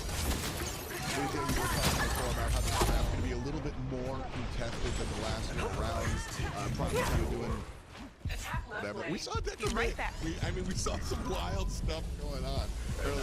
So this one a little bit more tried and true, a little bit more traditional, says you. I like it. Prediction time. Like, what are we most prioritizing here for these two squads, Blue Jay? Yeah, I mean, we're gonna have Wukong being one of the main trial picks here. Enemy has been slain. Block 10 can flex it multiple times. So Get him, Kira! Winnable! He has a very, very sticky Richter, is what we call it in the pro scene. Like, he just hits a lot of hooks, and when Richter's hitting a lot of hooks in these games, it's very hard to play. You can team with one way or the other. I would expect Yes, science. unless they're thinking that they can just trade the Yuri for the Easy now. trade picks that are coming out. Both of those picks do get through. Yeah, Wukong. Excuse me. You guys on the PCC? No, we got knocked out in the first week. Only top 4 made it through.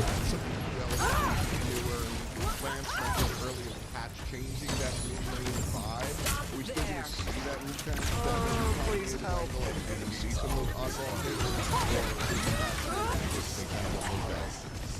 Getting there. One Mythic in PCC.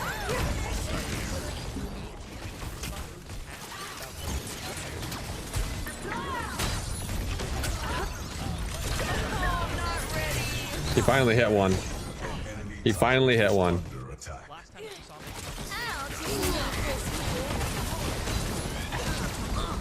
Jiminy.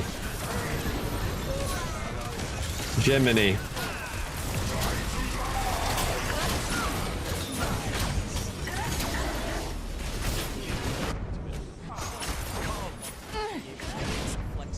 The thing Mao is a problemo. Crazy, hit some stuns, brother. What are we doing? What are we doing? We're playing a shit character that has a shit feeling stun. That's what we're doing. Grim, though, is something that makes a little bit of sense, but I saw some conversation in the chat during that number one that I was popping there. So, Blue Jay kind of walked me through Grim, the strengths of the robot, basically. Did I see your Rifties disrupt Fangle? Not disrupt it, it just moves them.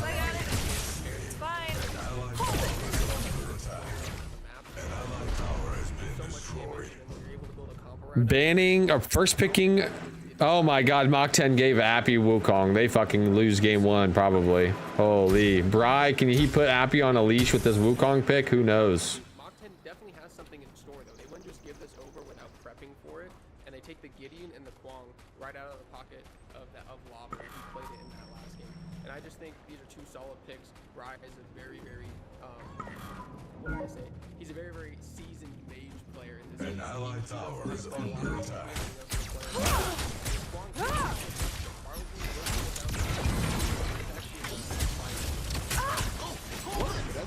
That's exactly where I wanted to go. So, kind of, easy now. Talk to me a little bit about this flying flex. Where do you expect it to playing tricks? I don't think they can play tricks. I mean, they have the opportunity to flex it freedom. Like this,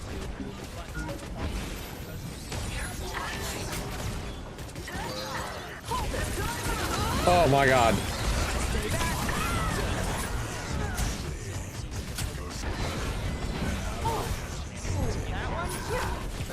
Oh my god, I can't hit a stun. Dude, my stuns are just not hitting today.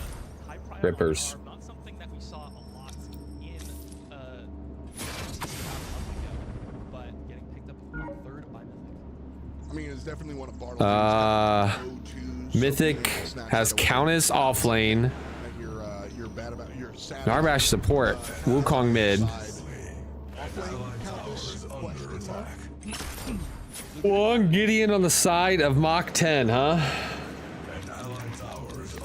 Can Gideon keep Wukong in his ult? Like, can Wukong get out of Gideon's ult easily? I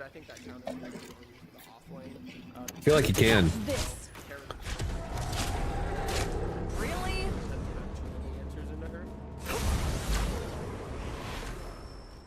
Which one of y'all are more intimately familiar with He's who's ready to apply some science. Okay, yeah, because I know it's neither of your mains. This is a weird matchup. Off lane makes a lot of sense to me, and I think a lot of players as tanky guy versus tanky guy. Once you jump into that mismatch of having the Countess on one side, Terra. How does this go? Does it change Terra on Mach 10? Is that a Terra jungle?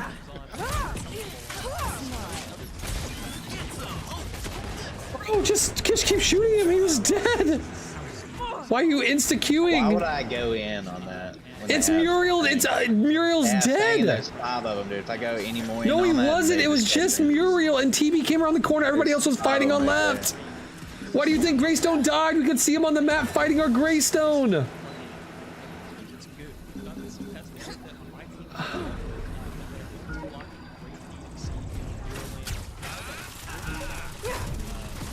Easy now.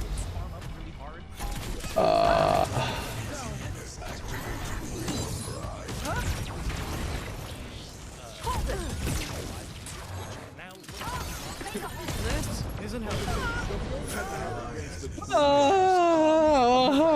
because that entire time you were kind of talking about it, you were hiding this Wraith nonsense on Mach 10 as well, huh? You know more than you're letting on. You the sauce about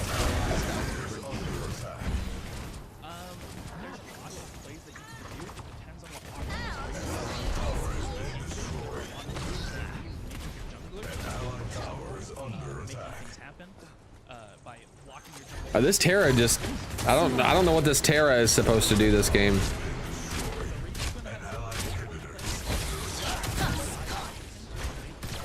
Wraith ADC. Is it Wraith ADC with Kwong support for Bartle? I don't understand. I don't know Mach 10's draft at all. I literally cannot hit a stun to save my life this game.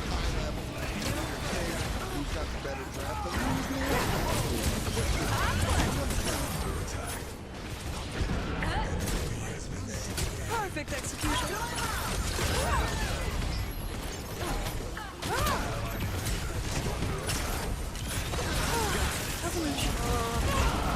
No!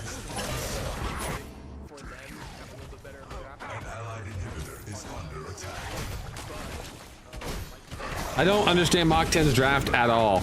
It's got to be Wraith ADC with a Kwong support, and they're going to play the poking lane with like Feng Mao jungle and Terra off? What are we doing here? Mach 10, what are we doing? On the side of Mythic, very classic, very standard. We've done seen this before. On your side, I know you were excited about the Wraith. I like weird stuff too. Is it legitimately a good draft? Do they have the upper hand here? It is a tough draft. I think both these teams are very good and very They had an ability this match? Yeah. My stuns are pretty off right now. We have Wukong mid versus Kwong support. Okay, they're bad. I don't know. I don't understand Mach 10's draft, man. I think this is anyone's game to play for, and there's a lot that you can use with the Wraith. Well, here's what I say. The meta is something you Nick, follow. what you doing, bro? Easy now. Our leaders. So let's see if the meta works out or if you just gotta follow the leader.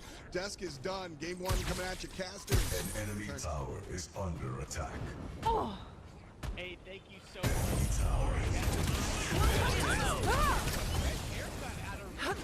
You're looking sharp today. Yeah, I get ready for the crowd, man. We got a big stage, big event going on here, and then as we can see it, and you called it, this is the match you wanted to see, so you had to be ready for it, all set up for it. I'm gonna go a little against the desk on this one. I do like what Mythic had drafted. It is a good team. It did some good change-ups from what we've seen in that previous matchup. I like this.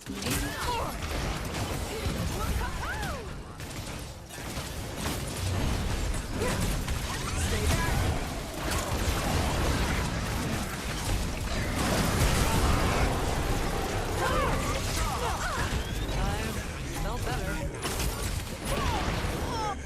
Oh. We got the objective. We just insta lose the team fight.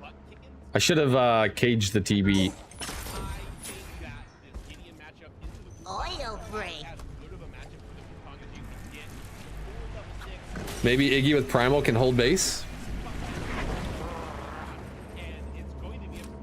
An allied inhibitor is. Like, did they bring you on stage? Oh, thank you, brother. Appreciate you.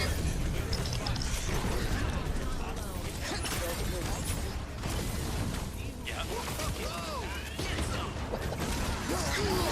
What do you want me to say, bro? I'm trying. You should have told. Look, that shit. It's just your build. Your E is so good. I don't know why you're going damage items. Your E is so good when you build health, man. I don't build Greystone, man. Snake. Dude, I got like 1 year on this game, bro, and I still don't. I don't know. Snake. This game is confusing. That's my excuse. Snake. That's a little strategic move by Mythic as we see this first match. Okay, hold on. We're pulling this back up. Also very, very on brand for Mythic. They weren't practicing with this Snar match. We've been casting their scrims, like I said. We've been paying very close attention and tracking these. It's on brand for them to just not touch this Snar match and then trust Toasty on event day to be able to perform with it. He knows his spacing, he knows his positioning, he knows how to keep his E button on, he knows when to push the R button and his ult button, and just like that, it's just easy peasy for Toasty. This is such a comfort hero for both supports. Expect this to continuously be contested. It is Wraith Kwong, but it's Terra off lane. Yeah, okay, I guess they're right. I guess they're team comp, right? I don't understand Wraith Kwong duo lane. I do not get that. Seeing the mid lane Gideon into the Wukong in our previous matchups, as you just mentioned, this is what we need to keep our eyes on. We did see Bryce have some success with some other characters in those scrims. Interested to see why this was the pick. Maybe they had that one brewed up the same way that Mythic did. They said, hey, we won't practice it into you, but we're going to surprise you with it on game day and it hits you right in the mouth. These matchups here, otherwise, we seem pretty steadily across the board. Lauber playing on the Countess. This is no new music to us. We've heard this song and dance before. Monitor on the Terra, very strong. If he's able to get played early, get North over to him actively, which we've seen numerous times, has been beneficial and successful for them throughout the course of those games. They'd like to see that same success today. The one change-up we will see here that we didn't see a lot in those matchups or in previous matchups so far with them is they're not having the Yuri on Grady, but he is a phenomenal player on the Zars as well. He loves to get active and play those lanes, but can he keep up with the pacing and the speed that North is going to provide on that thing now? We saw what he's able to do when he's able to rotate and conquer throughout, and he's fluid throughout the match. And he's shown numerous times where he can start off with that early game success. I look for him to find that in this match one because they're going to need that to sit the staple to say, hey, we're going to take this series and we're going to take it confidently. GG's done him. He's starting here. Andrew forcing the blink out. It's not going to be enough to start any major action just to get that one asset out the way. We'll see North come over and share his turn of the activity. Yeah, North on this side as well. Bondru now without that retreat as the blink is on cooldown. North going to relieve some pressure, going to help him crash this wave, get a reset here so Bondru can play in a safer state in the lane now that he's not going to have to be pushed all of the way up to that tier 1 tower in the longest lane in the game. And We've got a lot going on. I feel like this is the type of game that we're going to sit back, we're going to get some farm, we're going to spend the first 5 to 8 minutes without a lot of particular action going on, and then it's all going to explode like we're used to seeing from these two teams when they meet up. And that's what I do love about these teams, Lance, and the time that we've watched them and the time that I've watched Mythic from the start of their competitive nature to now. They love that early game. Hey, we'll start it slow with you. We'll take the pace. We'll find out what you think your tempo is, and then we're going to manipulate it and utilize that against you. Right now, we're seeing a lot of that. We're fine with being pushed up back against the wall by this Mach 10 roster because that's where they play comfortably at. They want to sit here. They want to play you into that later portion of the game where they scale up. They have that opportunity with the Narbash now to get into that late game where we know he's so strong and important. Appy's going to keep his monkey shenanigans going on. He's going to stay very aggressive in the lane and try to make his presence known across the entirety of the map. But right now, we're not seeing it quite as fluidly as we've seen it before. He's slowing it down as well. He knows he's got to adjust to this matchup. He knows that Bryce sees some form of confidence in the Gideon play. So he's actually playing rather passive compared to what we've been used to seeing. But I think this is what we need to see. This is our teams showing respect for one another. This is the gentleman's handshake where the action really begins. All right, and Appy's starting to move around the map a little bit. I do like what I've seen out of Bry here on this Gideon. The couple of times weeks ago that we had seen these guys play into each other, it kind of felt like the Gideon was always a little unsure of how to react and how to play around this Wukong. Bry may have found that sauce, that formula to be able to survive, sustain within this lane, still get that clear out, that poke out, and kind of match the pace of Appy, as he hasn't really been pushed into the tier 1 yet. Appy hasn't had the ability to roam all of the way yet. Psycho Breaker gonna go right over Bry's head as he drops down from that ledge, gets the root off, is actually winning the trade, the poke war at this exact moment. We'll see how that continues as they press on into the later portions of this game. About to hit this 5-minute mark. First Fangtooth of the series is about to spawn. We do have all of the members of Mach 10 that would need to be on this Fangtooth over here. Grady invading the red side jungle on the opposite side, so this may just be a free first Fangtooth of the series for Mach 10.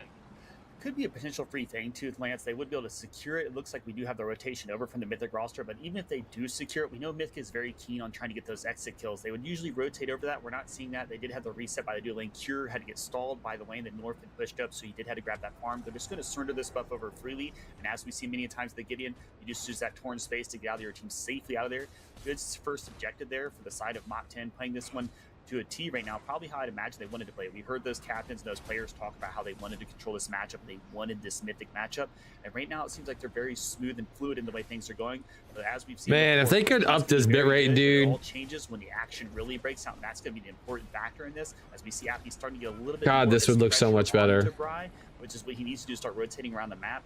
I do love, Lance, I do love the Fang Mao pickup for the jungler here on the side of Mach 10. That gives you that good rotation to keep up with Appy when he's on those rotations, and maybe not let him get away so smooth and so fast. I think that's part of why they also picked the Wraith. Anything to slow down Appy and bring him back into the palms of your hands. Well, I asked about it. Apparently the people that are observing the game, like the people who are controlling the camera, are having some like big ISP issues, and so they can't up the bitrate, which is rough. Yeah, what is this dual lane supposed to do? They just full comboed that guy and he lost no health.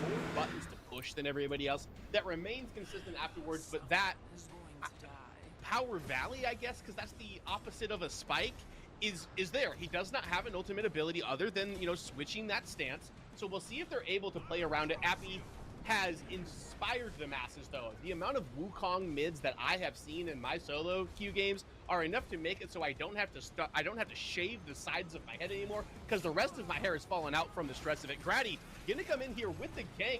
It's going to be Bartley who's in the retreat, but the Colosseum's gonna come out. Put him on the board. That's first blood for Grady, and the fight's not over yet. North gonna. Okay, that's a stack. That's a stack. Get a second one. Come on, get a second one.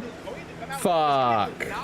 Up North on the backside, but Appy with a good rotation, gonna be able to come over and pick it up. Bry's got the black hole, gonna force the flash out. Well, that's Grady's flash and Appy's flash. 2-1 in favor of Mythic.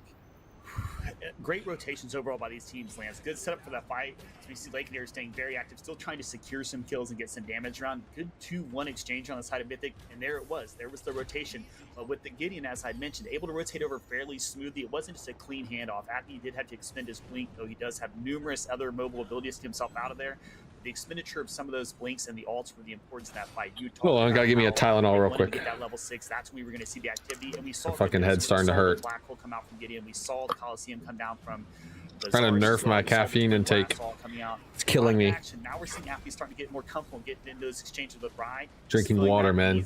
He needs to be cautious, as I mentioned. North, active and mobile on the Feng Mao is going to be the caution. That's going to be the setback in those mid lane plays where we saw Appy have a ton of success into those other mid laners. Is now with caffeine withdrawal. Yeah, it's killing me. Are you rooting for M10 or Mythic? I'm rooting for good matches. I kind of want Flow State to win. So like these two, I don't really care who wins. I kind of want Flow State to win. This mountain roster is kind of a slowdown and stopped Appy. Appy has had a lot of success on that. They've mentioned they've seen that success. I like having new teams win finals. Feels good. Tether is going to land on the Toasty Liquid, or the knockup isn't going to be able to. I think if teams play like this versus Flow State, like what I'm watching right now, I have a feeling that Flow State is just going to run this like finals over. If teams play like this versus Flow State. We've seen Appy take over so many games with it. I was prepared for it to happen again this game, especially with that favorable matchup into the Lake never left on his own. He can't call for revenge. Abilities into the auto, into the staying in the range to be able to secure those, get his team playing around and kind of hovering the mid lane. They're going to pick this mini prime up, hand that over to Bondru as well. So a good little bit of pushing power. It's going to be hard for that Countess to slow Bondru down at this point, but they are putting a lot of attention into Appy here.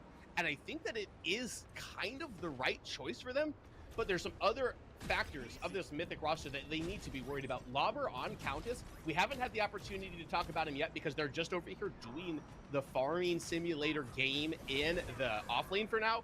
But once Lauber joins these team fights, it changes a lot. And with this second Fang Tooth spawning, it looks like he's going to start grouping now. And that's actually one. You have the setup here. They knew you had the Orb Prime over. You're probably going to surrender this T1 tower to Bondru, which is not exactly what you want there, but there is the chance this second thing to not only to secure that buff, get yourself your first neutral objective, but to be able to secure some kills. You know how important it'll be for this Countess to get in there and get a couple, get a feast. She's a very big character that needs to be kind of in that kill-hungry position. She's farmed, so she knows she can lay down the damage, but she needs to get in there and secure some kills. The heavy advantage for this roster. See, after getting active on Bri here, Lance, now he's feeling a little bit more of that power. Even with the level 6 spike, it isn't the change. We're seeing that aggressiveness, but they need to have those aggressiveness both in that mid lane and that dual lane right now, because the importance is that there's that Orb Prime buff on to Monitor right now, and he's going to essentially have his way into Lauber a little bit into that soul lane with the strength of those minions. See the activity come down the side of Mythic here. You know, you have some damage on Blakener is what they need to do. The ult coming out expended, not going to be enough damage to secure a kill, at least pushing back the lane, Lance.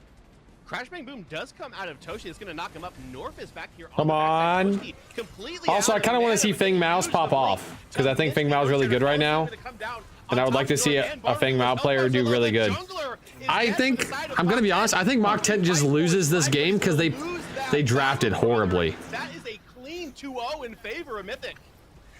We just haven't seen your roaming Decker meta. No, Peak is the one that does the roaming Decker like actually well because he doesn't miss all of his abilities. Peak is doing like that man just runs around the map and kills everybody. Like it's crazy. And then Maguli just doesn't die while the guy's rotating. So it's like, well, Maguli, because Maguli rotates as well. So it's like their whole team just 5-mans around the map essentially. And when you play like that, it's so nasty. If you get any sort of lead, it's so brutal. Peak's such an aggressive support. Yeah, I mean, I think he's playing the best support out of anybody right now, and it's not even close. Usually Toasty's my GOAT, but I think Peak is playing better support than literally everybody. There isn't another support player playing as good as him. I preached this on my stream for months, man. Rotations are so important, and I'm so nervous my ADCs are gonna die whenever I leave that I just don't rotate enough. Or like whenever I do rotate, I miss my fucking Decker balls, which are disgusting. Like I've been rotating a lot more lately, and I've been winning a lot on Decker because I'm just playing the rotate meta. Like, let's go look. Hold on. Let me pull this up on another monitor. We see the 30 single and out. Oh, he's got to use the blink because the double jump doesn't work. I was just about to say, is a Wukong ever really caught out, though, with the amount of mobility within that kit? Always kind of able to just This is me doing the rotation meta, right? This is me starting rotation meta. Rotation meta, rotate. I literally, well, actually, it's here. This is me starting the rotate meta. Because here I was playing mid lane. But this is me going, I'm going to just rotate nonstop, right? And I'm just winning. Because the meta is just better when you rotate. It's just better. It's just better to be around the map and making impact. My hubby gets all pissy with me when he's ADC and I try to roam support. I know, like ADCs wants the support to be there for them in laning phase and to sit there and babysit them and all that stuff. I'm going to be honest, I don't think that's the correct meta, right? Like I think the correct meta is literally, if your ADC has the way of pushing towards them, you leave, you rotate, you fight, whatever. Like if ADC is like you try to do so much impact on the map that the support has to roam with you, because if your ADC just doesn't die in duo lane and farms, and you're making impact all over the map, the support just can't keep sitting there, right? He has to move, and if he moves, that means your ADC's in a 1v1 and you're good, right? Because your support's just running around the map, your ADC and their ADC's in a 1v1, more than likely they're both just gonna farm, and it just works out really, really well. But if you're sitting there in the dual lane as a support and the enemy support's roaming and you don't follow with and like try to make impact on the map, he's gonna get his mid laner fed, he's gonna get his off laner fed, he's gonna get his jungler fed, right? Which puts 3 people behind, right, on the other team. 3 people are behind, and if your ADC is ahead, who fucking gives a shit? You put 3 people behind and he got 1 person ahead. That's it. He has 3 people on his team that are going to be like having a hard time in fights. Meanwhile, you as a roaming support have put 3 people ahead, and now you get to like just dominate team fights with three people alive. Out of North, there's actually 3 heroes that just straight up cannot be ulted by Countess unless the timing for it is perfect or she is very, very patient in it. So I like, as I'm looking at this, kind of that denial of the strength. Unless you get objective prio, right? If you get it like if you knock the, you don't even have to kill people is the thing, right? Like if you get the enemy mid laner half health and you right before an objective, he can no longer show up to the objective. He has to reset to heal, and that gives you time to get the objective, right? And that's the way Peak plays it. He's like, fuck it, dude. I'm just going to rotate around the map. Like, Peak misses stuns. He doesn't miss as many, like, he hits way more stuns than I hit. But he does miss stuns, and you don't notice it because he's everywhere on the map, throwing them on cooldown, trying to get people poked, right?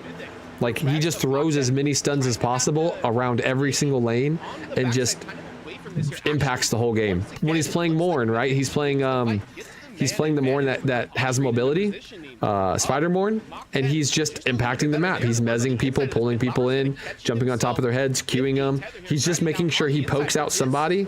Dude, this Mach 10 draft is so shit, dude. This Mach 10 draft is so shit. Get it with the Blood Tide, and now it's Bartleby on the retreat. Tether's gonna land, but not onto enough members to save his life. North gonna reset as well, and that will be the first neutral objective for the game. Mythic going to be able to easily pick this mini prime up for themselves. A very strong exchange again in the team fight here by the Mythic roster. We talked about all the counters that Mach 10 had built.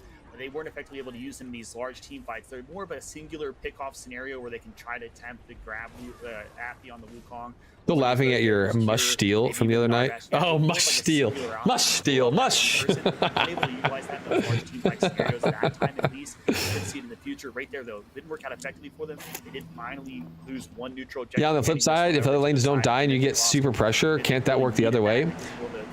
It's possible, but the thing is if I pressure right as a support into mid lane and we 2v1 mid, I don't have to kill them. If I just hit anything and I poke out the mid laner, right, and now we go get Fangtooth, that's getting us a lead.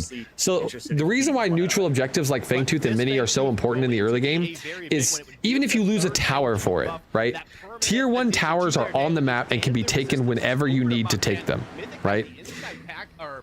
The neutral objectives disappear, right? Fangtooth eventually turns into Primal.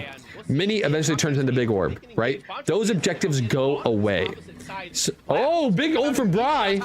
Everybody got out of it, though. But it's fine. Oh, shit. Support in Toasty, and the Cure, the ADC for Mythic, also going to go down, so that easy peasy should be the 3rd Fangtooth going over for Mach 10. That is a massive buff for them to pick up, especially with the next one spawning being that Primal Fangtooth and the Orb Prime only 2.5 minutes away from spawning itself too. Lance, if you're Mach 10, this is the. Let's start Fangtooth. I mean, Wraith plus Fang Mao can carry this game for sure. Team fight, and now you have those permanent buffs, as you had mentioned. That's going to be the crucial thing to changing these team fights. We saw a lot of them. Like, but yeah, it's all about, you don't have to get kills when you rotate as support, right? Eventually you're going to get one, but the bigger thing is just poking. Those are going to be the big factor in this matchup, Lance. We see North going down. So how come it looks like Props are struggling to prio objectives? Because I don't move on the map most of the time. Most of the time I don't move, and when I do move, Survivor dies, or he just gets zoned out of wave and he doesn't. So the way that Mach 10 does it is this. Oh, not Mach 10. Fucking. There's a lot of things. It's not just me and Survivor, by the way. So this is the way that the Flow State, plays the game, and why they are dominating everybody right now. Okay. Peak, super aggressive, moves the map, right? When Peak roams, if Maguli can't push up safely to get the wave, right, because he's in a 2v1, he roams now and he covers mid, and the mid laner now rotates off lane or whatever, right? Or Maguli sits there and the jungler or the mid laner collapse towards dual lane, because a jungle and an ADC will usually beat a support and an ADC. Usually, not always, but usually, right? So like they play it where the support leaves and either the ADC follows with and covers mid and they do a duo gank, or the ADC sits and then other people come and they cover, right? Like, they do not sit in their lanes the whole game just waiting for shit to happen. They send their offlaner to mid lane to gank the mid. They'll send their support to mid to gank the mid. They'll send the mid out to the side lanes. They send their ADC to mid lane. They send their jungler to all the lanes, right? Like, they're just constantly taking like chess pieces, right? Where they take this guy and they move him here, and this guy gets moved here, and this guy gets moved here, and this guy gets moved back here, and this guy goes here, and this guy goes, and sometimes it all comes out to, hey, we're gonna invade the jungle, and then they all 5 collapse on the same target. And if you're not there immediately as 5 to counter it, you're going to die. And we don't do that. We don't do that. Like, if you go watch game 4 of Flow State, of when we played versus Flow State the other night, we were up 25 kills to like 7, because we just were like, offlaner goes mid, I'm going mid. ADC covers. Jungler goes mid, jungler goes off lane. Support goes off lane, support goes mid. Like, you just move your chess pieces around the map, and you can still cover your waves because everybody's moving to catch waves while also rotating to help each other out. So Flow State does that better than anybody right now, which is why they win. Like, we lost the game 4 the other night to Flow State, not because we weren't doing the game correctly in the early game. It's the late game. Our team was just like in this fuck it, we ball mode, and we literally got Primal, we got Orb, and all we did was chase people around the map and keep going for kills instead of like finally grouping up and pushing. And you can go listen to my comms in that game. I was like, guys, can we just push? If you guys could hear them, they were going, nah, just chase the Wukong till he dies. Like, we spent the entire time with the Orb buff running around the map chasing a Wukong to try and kill him, right? Like, we were in full troll mode after we got to 20 minutes because we were like, holy shit, the rotate meta works. And I was like, yeah, I know rotate meta works. I've been preaching it for months. But that Orb Prime has spawned North on the opposite side, so it's going to be Mythic that has the inside track to set their vision. That makes so much sense instead of just laning and waiting for your jungler to gank. Yes. So what I like try to tell my team is pressure creates pressure, right? So if I pressure mid laner can pressure the offlane. Offlaner can pressure the mid, jungler can pressure the duo, jungler can pressure the mid, and like pressure creates pressure. So if you just pressure lanes with numbers, that lane can now pressure other lanes with numbers, right?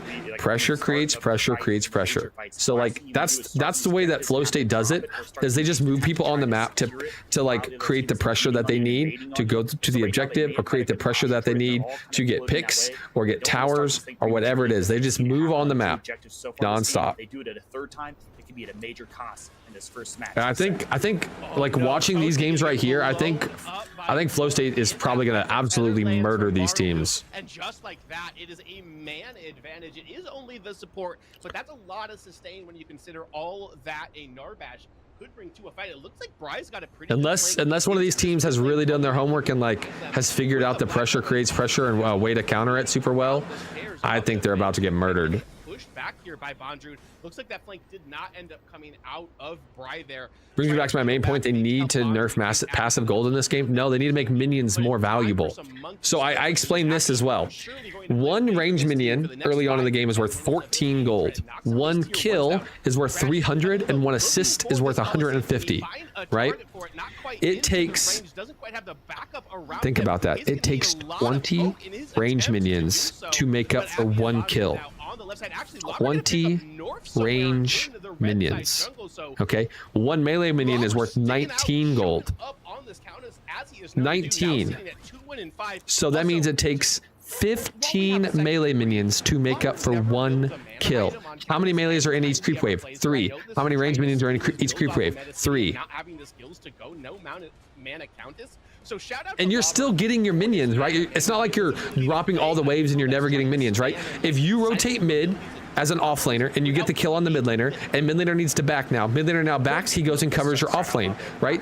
Your support will cover mid. Your ADC will cover mid. Like, you're sending everyone around the map and you're still catching all the waves. It's just you're not staying stationary. But this is a cautionary play. You can't start these premature objectives and try to dance around those as the opposing team comes in. I think this is not exactly the move we need to sell this Mythic roster. Now they have no. Oh, Lake got jumped on by Countess. Oh, Lake is so fucked. Lake's dead. Lobber gets Lakeinator on the backside, so a lot of the damage for Moxan is out. Coliseum going to be answered. This is over. Falling immediately within this team fight. Now it's new health bar. Gonna get set back to 0. Just like that, it is a 3. This is over. Early within this Bondrewd, surely going to be the next to fall. North, the only remaining member, and they do get the Primal Fangtooth as well. They start that while North is up. Know they've got the respawns, know they've got the timer, and Moxan is going to have to face check it. They play the team fight perfect, and they get their. Did I miss something? Did somebody DC? North DC'd? Rip. Indeed, they did play that well, Lance. That sucks. North DC'd. Maybe just I wasn't at the knowledge. Yeah, I mean, this Kwong pick was a garbage pick. Fully aware of the sustained by the Narbatch. You get that nice team fight there. You can secure 4 kills. North has nothing to do if he invades there. He's not exactly tanky with the thing now. So then at this point, it's essentially just the same handoff they hand over the Orb Prime. It was a good handshake in a team fight. It's the one that Mythic wanted. They've showed that KDA was important to them. And now it's starting to turn at the point in the game, like I said, Lance, you handed over those neutral objectives early, but now you got the 2 biggest ones you can get back to back. Now you have a chance to push these lanes through. There weren't the towers down early. They have still the remaining T1 in the mid, but I'd look to expect to see these towers come down fast. Appy maybe being on a split push without Wukong. You know it's menacing and he can rotate his way to those team fights. Now it's a chance for this Mythic roster to gain back that global gold. On top of those kills they were securing, now they're taking out these towers, these turrets, trying to get their chance at an inhib, and potentially, Lance, potentially a chance at the game. Mythic got that get-rich-quick scheme going on, play to perfection, double buffed up on a championship Saturday. Looking like they have taken control, grabbed this game by the horns, and here comes the Coliseum out of Grady. They had their eyes on the North, who's going to use that. Fry with the kill anyone? Black Hole will be able to kill? One back the other. Can they kill? Going to be the next to fall. Now God, everyone's so fucking low, dude. Already down Bondrewd and Bry. I mean, this was a really good fight for him. If Bry doesn't die and Terra doesn't die, this is a really good fight. Look at the mobility coming out of fucking Mythic. Look at the fucking mobility coming out of Mythic. My God. But it is turtle time for Mach 10. Gotta go slow right now. Lance, everything is in. I don't care about bringing laning back. I want MOBA. But as far as the team fighting is going, how we get the drops? You got to watch the predecessor podcast. These last 2 engagements have been the handoffs that they've needed, the exchanges they've needed. They secured those buffs. Would have liked to see them get a little bit more value out of those, other than just that mid T2 tower. I believe they did secure. Would expect them to push a little bit more, maybe have a better chance at an inhibitor. Would have been really the prize goal you wanted to have, but the confidence they're having, the way that these team fights are going, the way they're able to move around with Appy and Lobber into these fights, and the aggressiveness that we're seeing out of Grady. He doesn't care if he's being your inhibitor in your T2 tower. He's going to sling down the assault. The team was rotating in with him. He felt confident in the numbers that they were putting out, the damage they were doing. Right now, Mythic feeling here, it's predecessor game. Shout, it's SO predecessor game. Not looking good for Lakeinator though. He's got Appy on him, gonna have to utilize that. Oh, I could just do Appy this. probably gonna be able to just sprint right back at the ADC for this Mach 10 roster, and just like that, he's just gonna knock him in the head with the staff. Yeah, I mean, it's just over. 58 seconds, you're not playing this game, Lakeinator. In the words of Ego, Lance, they were all over that man like It's just over. Jeans. No matter where Lakeinator went, if he walked into the jungle there, he had seen that there was the Narbash and so on waiting for him, so he had to try to make a quick turnaround. There was no way to escape Appy. Appy being menacing. They heard this. Most of the drops were old drops, by the way, like drops you've gotten Maybe you ban it going into in the game two. past. What I'm seeing right now, it's looking pretty menacing. They had a good grip on it early within this game with their defense as they were playing around Bri, but as the game moves on, Appy gets unleashed and he starts peeling Mach 10 like a giant banana. They have cracked 2 inhibs. They've got their eyes set to the core. They're at a man disadvantage on the side of Mach 10 to be able to defend this. Still a little bit of time before these neutral objectives are going to respawn, but it does look like Mythic going to retreat, be satisfied with taking all 3 of those inhibs, cracking that base open. As I get my pixels back, I see that Primal Fangtooth is just about to spawn, and Mythic is going to be right on that like a dog on a stake. Lance, they have no choice but to be right on that. It's essentially free at this point. Even if they want to take a quick reset, there's not much chance for Mach 10 to go in and start that in hopes to get it, because by the time they would start it, the lane pressure would be pushing back at their core, and this roster from this Mythic team would have rotated in quickly. There's a lot of speed here. You got the speed up from the Narbash. We talked about the ability for the rip through the air with the Countess. You can teleport in. You got the Wukong infinitely mobility. There's a lot of chance for them to be anywhere and everywhere. And the thing that the importance I want to point out here is this secure here for this Mythic roster gives them that out of combat movement speed, Lance. They're already moving quick. They're already collapsing fast, playing very well. The last thing they need to have some additional speed on top of Primal Blaze. I think that would be the opportunity if Mythic's able to secure that one. It's their chance to win this game. Maybe not even have to rotate over to that Prime buff, other than you just want to do it for the statement, saying, hey, we're in control of this one. That's what I expect to happen here, Lance. We see them starting this Primal Fangtooth right here with little to no contention from a Mach 10 roster. Yeah, they even have their jungler on the outside of the pit doing the zoning, keeping Bartledew and them away. We'll jump in just in time to make sure he's able to secure that with that hunt. But that is the second Fangtooth. That is the second Primal Fangtooth for Mythic. They are looking strong, and Mach 10 is going to have to throw a desperation fight. If they want to do that, they're going to have to find the perfect engage, loop their ultimates perfectly with each other, but it is looking very grim in game 1 for this Mach 10 roster. This is the statement game, though, Lance. If you're going to make one count, this is the one. I know that you would say maybe to be the third match in this best-of-3 matchup, but you want to start it off strong. You want to come in and lay that punch right in the mouth. Maybe you startle them, get them staggered a little bit to say, hey, moving to the second game, maybe they try to set some counter picks, as we had mentioned, maybe eliminating the Wukong, but maybe that was the game plan throughout the course of this setup for Mythic. You want to do this to set this statement up to say, hey, we're not playing some of the characters you thought we played. We did play the Wukong, made some change-ups in the duo lane, and then maybe in match 2, you get them to force these bans onto these characters, and then you go back to the comfort picks, and then you really express what you've got. So that's what I'm interested to see, is how are they going to close this one out, and what is it going to do inevitably as we go into the in the next backside, North just kind of standing still. That is not a fantastic dead. to see out of your jungler, and will probably spell the end of this game. Now it is Lakeinator going to get flashed on by Gradier. A couple of pokes with the spear will put him back into his own fountain, into his own core, and looks like Mythic should be able to just kind of march towards this core. Got to get the minion waves to crash. Don't have either of the side lanes crushing it at this exact moment. But Bondru taking a bunch of damage on the backside, going to get picked up by Cure. Barndu going to use his ult, but it's going to be to no avail. He'll be the next one to fall. All 5 members of Mach 10 are down. That's the RGS ace. Surely that is game 1 of Losers Bracket Finals going over to the side of Mythic. Whew, Lance, I saw a lot of confidence and a lot of words out of Mach 10, but from what was seen in that first game, I think that was potentially a DC there from North, right there at that final kill before that team fight started. But right there, that's the statement game that this Mythic team needed to have. They came right in, laid a good punch right on the chin. Will they be able to carry that into the game 2 of this matchup? They landed the first haymaker of the series for sure, but early in this Mach 10 First pick Narb next game. I don't think Narbash was the deciding factor. Or like that area of it, but they got to 3. Have they ever asked me to be on the desk crazy? Even able to get their first one. They controlled the mini primes throughout the course of it. The neutral objective control was there. Objectives typically win the games, but it's the big boy objectives. It's I'll let you guys in on a little secret, okay? Listen, don't tell anybody this. This is between me and you guys. I want one more Okay, listen. thought from you about that. I, on more than one occasion, their feelings. have thought about quitting playing comp because I've been so frustrated lately with the team. But the teams I've had that just bitch and moan and complain and cry and leave and fucking win a PCC, and you win the PCC and you still can't keep the team together. I have been so unbelievably frustrated. I have more than one time reached out to them and asked, if I quit playing comp, you got a spot on me on the desk? Exactly. It's time. They have said yes. Before that, it's time. It might to happen. Hear what the desk thinks about what we just saw in game 1. Thanks a lot, Lance. Thanks a lot, Ritter. Back to us here. The Wraith, well... I'm getting so sick of my teams with comp play. So sick. Not working, dude.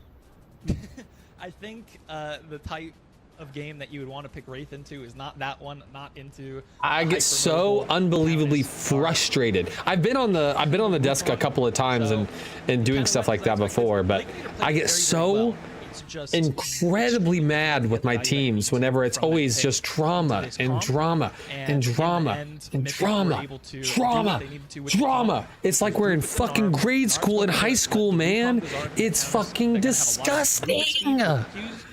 They're gonna have a lot. Dude, I'm 32 years old. I don't give a shit about your drama. Just play the fucking game to win, man. You see just how difficult it was. Kind of drama. I won't play with this guy, or this guy's causing us to lose. This guy's a dumb piece of shit. I'm not gonna play with that guy on the team. I'll join your team, but you can't play with him. I'll join your team, but I have to have this guy on my team. I'm leaving the team because I'm gonna go play with friends. We just won a PCC. Oh, this is too easy. I'm gonna leave the team. I want to make it harder on myself. Oh, I'm not gonna play offlane. Offlane sucks. Oh, this character in the offlane, I just don't want to play it, even though it's fucking OP as shit. Just ban it every game. Oh, it's just like, dude. So as you can see, like Appy's Wukong was fucking jungle. Oh no, that character sucks in the jungle. Oh really? This team plays it every single game. It doesn't matter. It fucking sucks. Oh, mid lane. Oh, I'm not gonna play this pick. Oh, blah, blah, blah. It's fucking disgusting, man. I hate it. I fucking hate it. So they did a really good job about being very active. Fuck. Alongside the whole map. Was the end of the game about? So that's why I gave up being captain a long time ago because of the drama, and it still frustrates me to no end. I think a little bit of both. I think generally, since there's no contracts in this comp scene, it's literally nothing but drama. Like, sure, I shit talk players on stream, and then I'm like, nah, this guy's actually a god. It's like, if I'm playing against you in a ranked game, I'm not gonna sit there and be nice to you the whole time, right? Like, I'm gonna shit talk a little bit. I'm gonna be like, you guys suck. But in reality, I think most of the comp players in this game are actually fucking good players. Mercy's a clear example of the shit. That guy gets shit talked non-stop and has been absolutely farming in PCCs. Absolutely dominating, and everyone always says he's such a bad jungler. He can't keep a consistent team, and he's fucking farming. I don't know why everybody like legitimately wants to be toxic and say people are shit and garbage instead of being like, having banter in a comp scene is great, but like, oh my god, is it frustrating. What you'd want the Wraith into, but they banned the Sparrow in the draft. Can't keep a team together, can't make a team half the time because you just have to play with people who refuse to play with other people.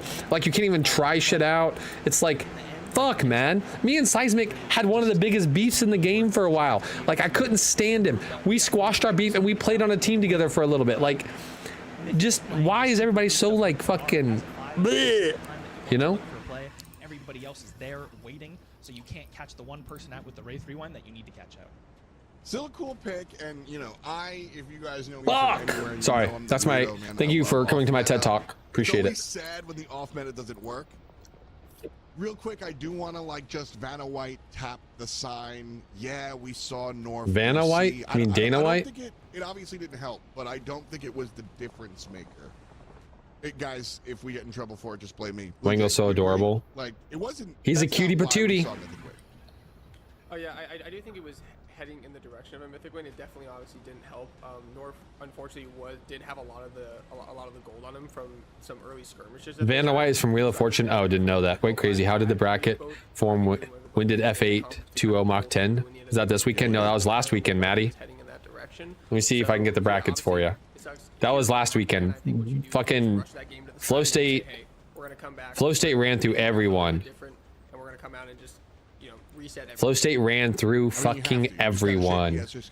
2 weekends or 3 weekends ago. 3 weekends ago. Yeah. If you get stuck there, like, well, you Oops, wrong thing. I don't really have a cute turn of phrase for that. You just can't be in there. You know, it's sort of like an injury. Flow State is just playing the game better than everyone right now. The pressure creates pressure is just way better. The Wukong mid again, or is it insta ban Wangle? That shit's banned. Do not let Appy have that shit, dude. The opportunity to pick draft order this game, M10. So we will see what goes on if they want to play for first pick. They have Wukong players, mainly Norf and Bartledew. Bartledew will bust it out in the support. So, you know, I think obviously going to be a contested pick for both teams, but M10 have the opportunity to decide. That's not an answer. If they want do you ban it? Do you ban it or not? They either ban it or they pick it. If I'm them. Okay, so okay, that is an answer. You just don't want to see. You can't Here it is. let Appy play it again. Is basically what you're saying. However Yeah. it's necessary. Flow State beat us here, and then they 2-0'd Primal, and then they 2-1'd Mythic, and then they 2-1'd Mach 10 and made it to finals. So Flow State is sitting here in the finals, waiting for this losers bracket. We beat Scraps, which this was Import's team, and then we got 2-0'd by Rogue. Team tilted off the face of the fucking earth, unfortunately. And then we Mythic 2-1'd Rogue, Primal 2-1'd Immune, and we're here. So Mach 10, no, we're here, because this has already been played. Mythic 2-0'd Primal, so Mach 10 versus Mythic right now, and they play Flow State in the finals. We just kind of follow the meta. I think it's going to depend on what side they actually take in the draft coming up. Mach 10, I believe, and I could be wrong about this, but had the side selection and chose to be second pick in that first match. It'll be interesting to see if they switch over to first pick and try to prioritize that Wukong, like we were talking about earlier. Just ban it. Just ban the Wukong. Ban it. I'll be very interested to see if that character. Will it end this weekend? Yes. Today is NA. Tomorrow is EU. So we're gonna get right after this game is the grand finals for NA, which is a best of 5. Interesting. And then if you're the coach, what do you do, Blue Jay? Which side do you pick in which direction? I remember that. I just thought F8 had gone on another bracket run. No. So today is just top 4, Maddie. Today is just top 4. So I think you take the first pick side. I think you either take the Wukong trade. I kind of want to see somebody beat Flow State's fucking pressure creates pressure meta, but I just don't think it's gonna happen. Yeah, we played until here. We played, it was like all of the winners bracket got played and we knew who was in the finals, but down here, oops. Down here, these games, oh sorry, this is where it started today, right? Mythic versus Primal, Mach 10, so 1, 2, 3, and 4, right? So we started with the top 4 today. And the same thing with the EU tournament. The EU tournament, which is tomorrow, the EU finals, which is tomorrow, is top 4. Top 4. So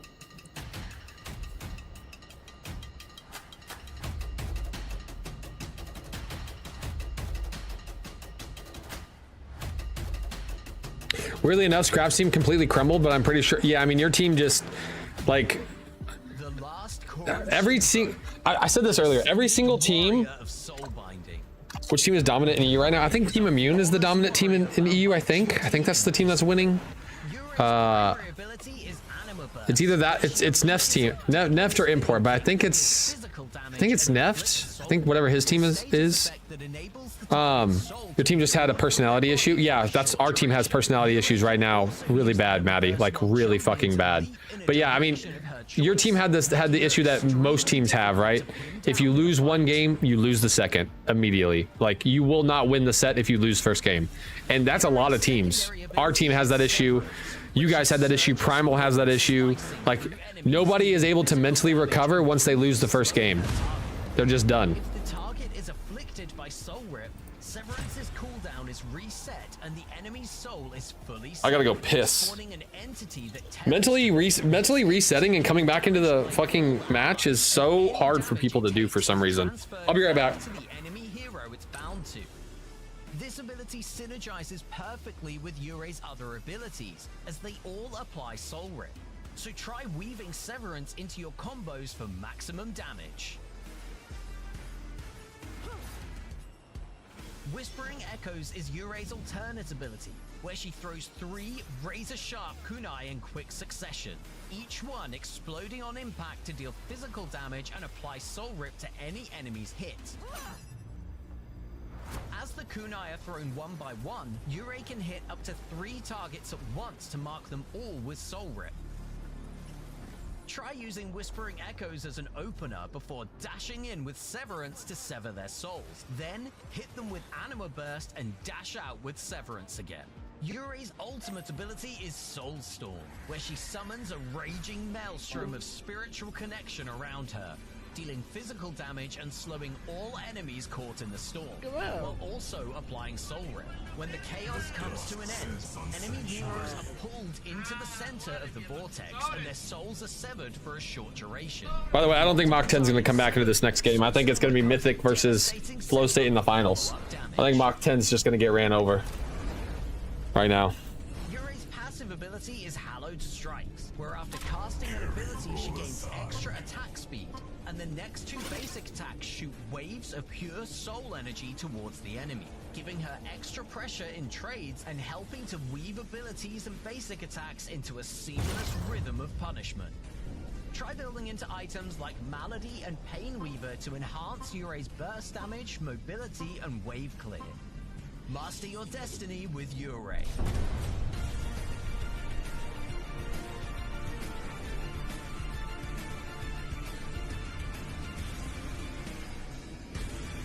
Guys, I might do, so what I'm thinking, game plan for today, guys. Okay, game plan for today. I think I'm going to watch the PCC and play ranked during the PCC the entire time it's happening. We're gonna mainly watch the entire finals, okay? Because I wanna fucking watch that shit. We're gonna watch and we're gonna talk, and then shortly after the PCC is over, I'll probably end up ending the stream, and then. Unless they raid me, which I don't think they will raid me. I think they'll raid somebody else, probably that's in the tournament. But we'll probably end up ending the stream for a little bit so I can get food, because I have no food prepped, and my wife and daughter are at a play right now, and I have no food prepped. So I'll probably end up ending stream for a little bit so I can get some food, and then we'll be back later tonight. But I might do like Tarkov tonight as a night stream. We'll see though. Oh, actually, I might have fireworks I have to go to tonight. A fireworks show. We'll see.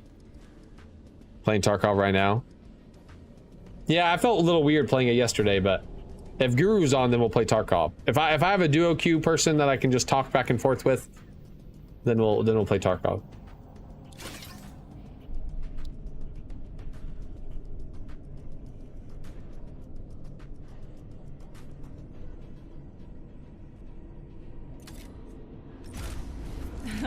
They think they can take me.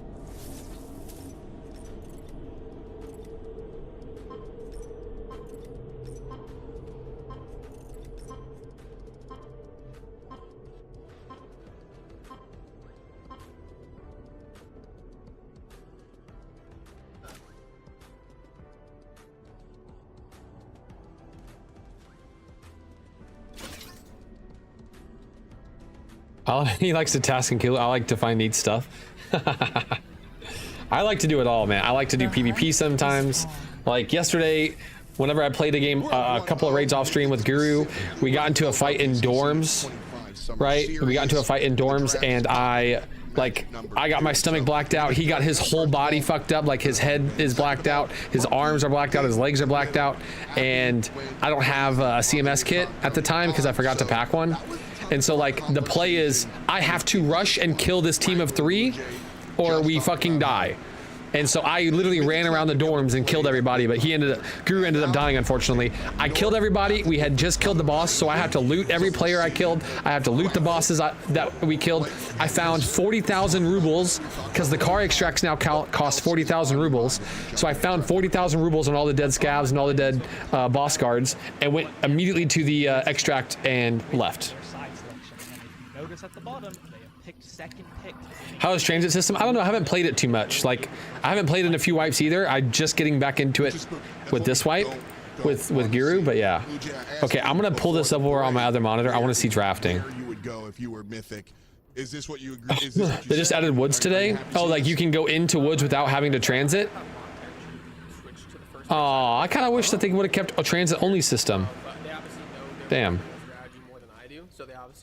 Pestily made it sound like it takes a long time. It does take a long time. Mythic might just run back the same bands though, from what we're seeing, just because you did take that game one in very convincing fashion. Adding stuff in slowly. Oh man, that kind of ruins it a little bit. I guess I can just go into woods now to get my quest going, but. If it ain't broke, don't fix it. Makes sense. To go one step deeper. Sevarog is, I said it earlier, kind of every off-laner's favorite pick. And then Richter specifically, Bartledu's like a mechanical man, so don't get hooked. So. Mythic banning the hook is a smart move, because Mach 10 could have went back and relied on it. Smart move, smart move. Strong, it's hot, bring it down, Wangle. Why don't we want to see Yuri on the field? I mean, Mach 10 would definitely have gone back and started to use that. I've really seen it consistently banned in a set. The character is really good and has the ability to really carry a game. North as well, very notable assassin player, one of the few players that consistently played assassins in jungle. 1.0 will come out in 2030. I'm pretty sure 1.0 is coming out like in like 2 months. This is gonna be a really short hardcore wipe, and they're gonna full release the game. Earther, thank you for the sub, baby. And the reason I would like to see an early Narb pick is because there's an interaction currently bugged, but Narbash Thunk can hit your Wukong while Wukong is doing Cycle Breaker. So while he's destroying projectiles, Narbash stun is not great. Thunder's is gonna run back to the same. Smile. Listen, when it comes to games, if the admin doesn't say I can't do it, it's not a bug, it's creative use of game mechanics, alright? That's how we play it here. And we were all crazy because Wukong didn't agree. Alright, that was, we all agreed, backstage we agreed, I talked to my 3 friends, they agreed not to see the Wukong here. Blue Jay, in what world is Mach 10 okay playing? Why did we let the Wukong through? Is 7 Grim that? There's no way they gave it to Mythic again! You gave Wukong twice! You're fucking griefing!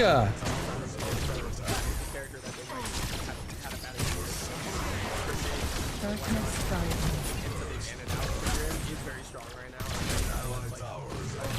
He's a cryo band right now in the meta. But Mythic just kind of running back to the same draft, right? I think the only difference is last time we might see an R-band or a pick coming out on the side of Mach 10, which Wangle wanted to see before. But I do like getting kind of like a thing. You're very practicing on this R for the last 3 games, and he's been very proactive on this champ. Yeah, it makes sense to me. Yeah. My power, my own. I think with the Narbash, they had a lot going for him. I think there are multiple picks in the jungle. Ratty specifically loving the crunch. I don't think they needed to prio this Zaris. I think having the Narb with double bruiser and assassin would have been really good for them. They have the Wukong flex still open here. Sparrow Terra getting banned. We swapped the ADC ban order, but we start banning the 2 ADCs, Sparrow and Grim. Terra on the other side getting banned though. Bonju not able to take the Terra off lane. Could take the Kwong. The Narbash on Bartledu is something that he has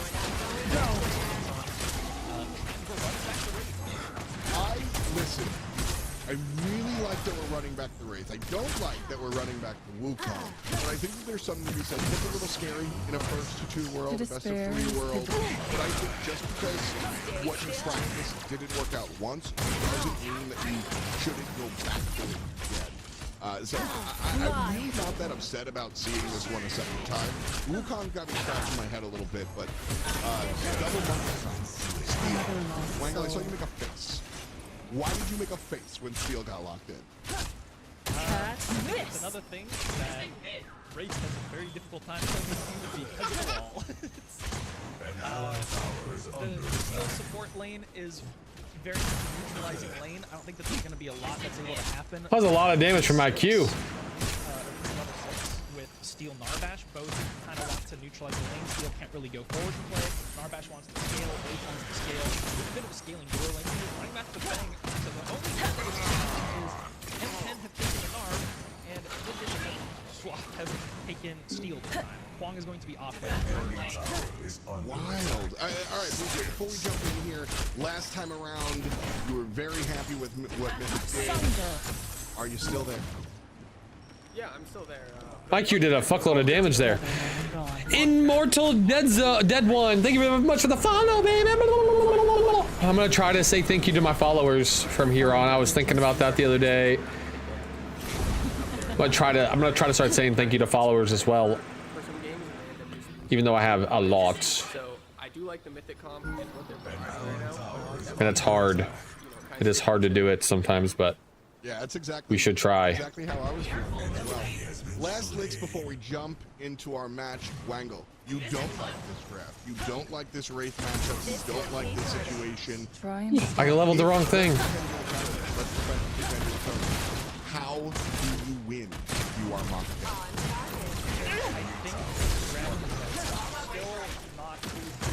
By the Wraith pick, but I do think with the Narb, you have more ways to deal with the Wukong, and Kwong being put into the off lane means it'll get more levels, it'll get more gold. We'll let them finish him off. To burst the characters that right now is like Tether. So I think this Mock-10 draft is better. And if they are able to help the Wraith play, Mythic don't have a Narb to heal the damage, the Wraith poke will be more impactful. Let's see if the poke is the key. Match point for Mythic. Jump into game number 2. On my way.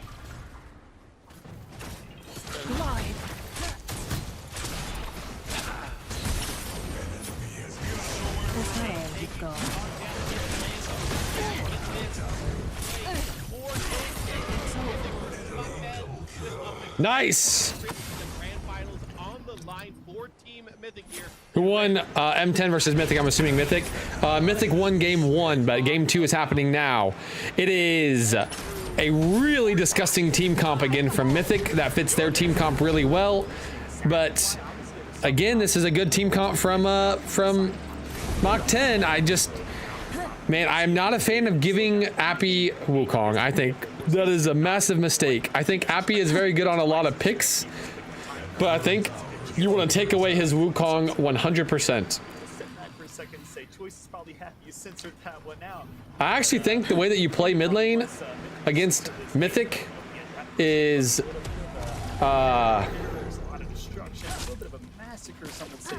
going first pick and making sure you ban that Wukong, and then you first pick the Gideon. Enemy tower is under attack.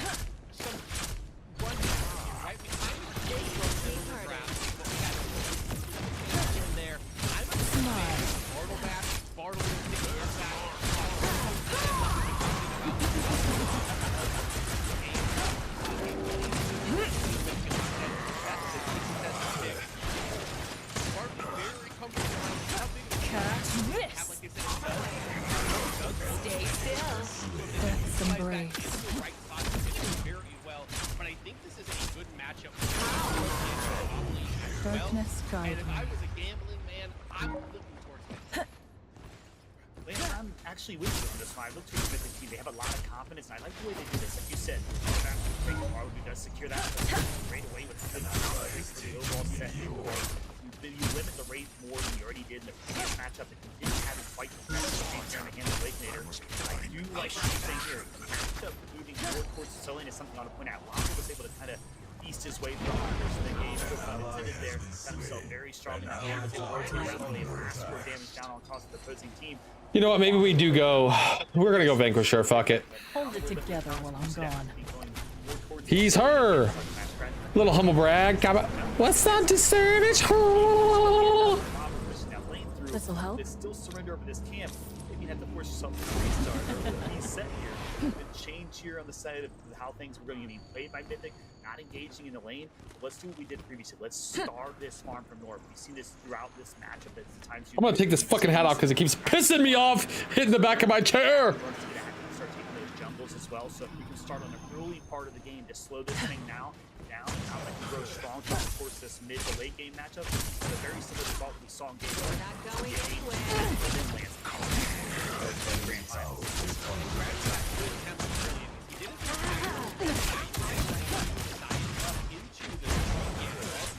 So his blue side completely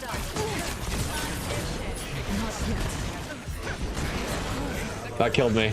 Bird ready. So acceleration towards that wild hunt, that extra 500 damage on those neutral objectives with that Damn. really a big factor in early towards this first Fang Tooth spawning. We're gonna have to keep our eyes open for it. I had the whale hat on earlier. You missed it. That is going to be important to try to get that hunt down, try that smite down, those neutral objectives, maybe try to get a little bit more of those in your. This is what I started the stream with. Those first 3 surrender directly over to that hunting roster. Epic flash from Zinx there. Go give Soul Reaper shit, because that's Soul Reaper, by the way. Plays the game early more than we would have seen them because we saw a lot of exchanges even in the earlier portion of the game going into Mythic's favor. If they're able to secure themselves some objectives in this one Lance, and be able to win those team fights, they'll definitely be a course to win this and take over the complete tempo and pace this matchup. We saw them do so. I was calling to you, you know it. Damn right. Interesting to see if we see the traditional start out of the Mythic roster. Will they start slow as usual, play farming, play smart, keep that to the tower, wait till you have your where you're playing clear and concise on your attack? Will they stay with what they've done previously? Will they move to something new, Lance? I think Fang Tooth is spawning, so we're gonna find out pretty shortly here. And Brad are kind of on this side. Early work. Fuck, I keep missing. This first river buff, but it will be actually it will be Norf who's able to take that away. So he's gonna. Some monsters are best left alone. It was foolish to make it worse. To despair is to die. In this series so far, pretty much any time Happy can get his hands onto this, he is redefining what the most effective tactics are Ryan North. Going to be in this corridor here. Neither one of them level 6. Neither one of them want to take that risk of dying as this first thing. Glide. So they're going to walk Hold it together while I'm gone. last game. Cautiously. We're going to wait. We're going to see when that Damn, she's got damage. Dude, Kira's really, really good. Yeah, she's got damage like that, of course. She got damage like that. She working that back. She don't know how to act slow motion for me. Slow motion for me. Sorry, that's too much. Step down from the north pick here. We're seeing Grady kind of cleverly move and rotate around, playing very decent as they make their line. Rolling back and swapping outside. They can't be able to secure that. Make a hole. Himself a little bit of advantage. Saw him rotate over there. Going anyway. Good rotation for Grady today.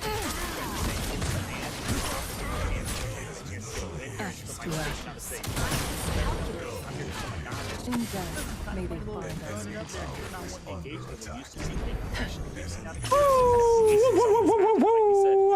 Slow it down and play the way we see Mythic play. Not going to run anything that's absurd and try to get ourselves picked off, anything outlandish. We saw this a few times on some neutral objectives with a little HP to start with. Start this match lands a lot more slowed down than we're used to from Mythic. I need complete control of this one. We saw towards the end of that first match. We definitely are playing a slow game. We hit the 7-minute mark. The river buff Try and stop on me. both sides. Smile. And neither jungler there, so they're just gonna pick one up and split here. No giant roaming. Bob is into Herd the ready. side jungle here. On that get Bob out. He almost died.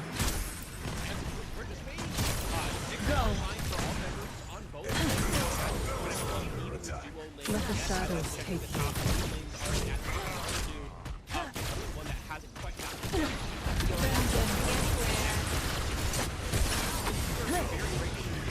Stay down.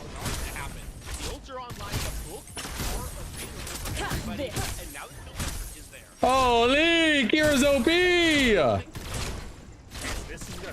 They got a nice little some damage on that. Kid rotates here, but he's already had it. There could be a chance to connect his looks as far as actually getting the objective. Dude, Kira's OP! Surrender on this first neutral objective. Hope we don't continue to do that. Have to get right back on the same scheme they had in that game one, unless that was their plan. Hold it together while I'm gone. This scenario, you don't want to give up those neutral objectives in that global goal, especially in the case where things don't go in the same favor you had in that game one, and you don't win those team fights that we've seen. So, really cautionary surprise. Maybe get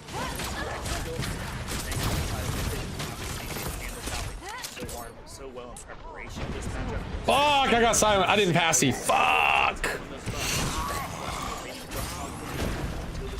Especially in the game one. It's insane, you know what I'm saying? I want healing. Honestly, there is no history. Your destruction is nigh.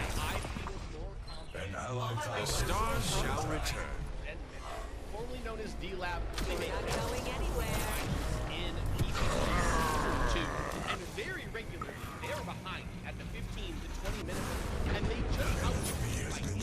This'll help. They get Thanks to you watching. Thanks to you, I'm watching you on my phone, PCC on my TV, and solo on my PC because I want to watch the Zinks. Don't watch his Zinks. He's feeding. He is playing against me though.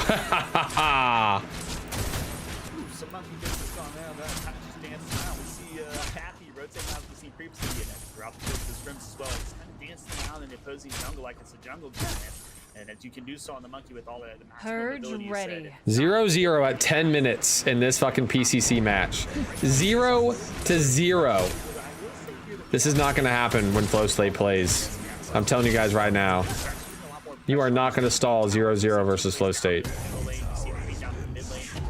Exposure in the solo lane. So we see this mini prime getting buffs getting started here by North. Looks like it should hand straight over to Mach 10. They're going to control early. You have more of the team rotated over. I'm gonna go kill this fucking bitch ass ADC. Give me a rev. I want your booty. Neutral objective once again, Lance, going over to Mach 10. So is this a strategy you think by Mythic, or is it just a better early game rotation, different focus on fire match? I'm sure you it is not the strategy of both mini and early. It's just better than He thought he got out. He thought he got out.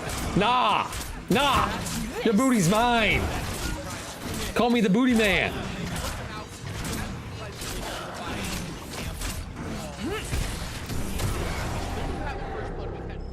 neutral objectives down. We're almost to the 11-minute mark. About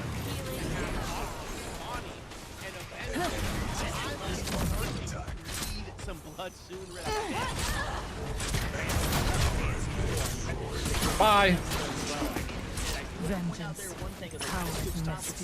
Lakenator staying in that lane. That's something we're accustomed to seeing out of this Mountain roster. Let Lakenator stay there. Let him get that solo farm. Let him get that opportunity to get this rate dig and feds. Get us any kind of advantage he can, whether that's just some simple gold or a level advantage. They need all they can have. They want to.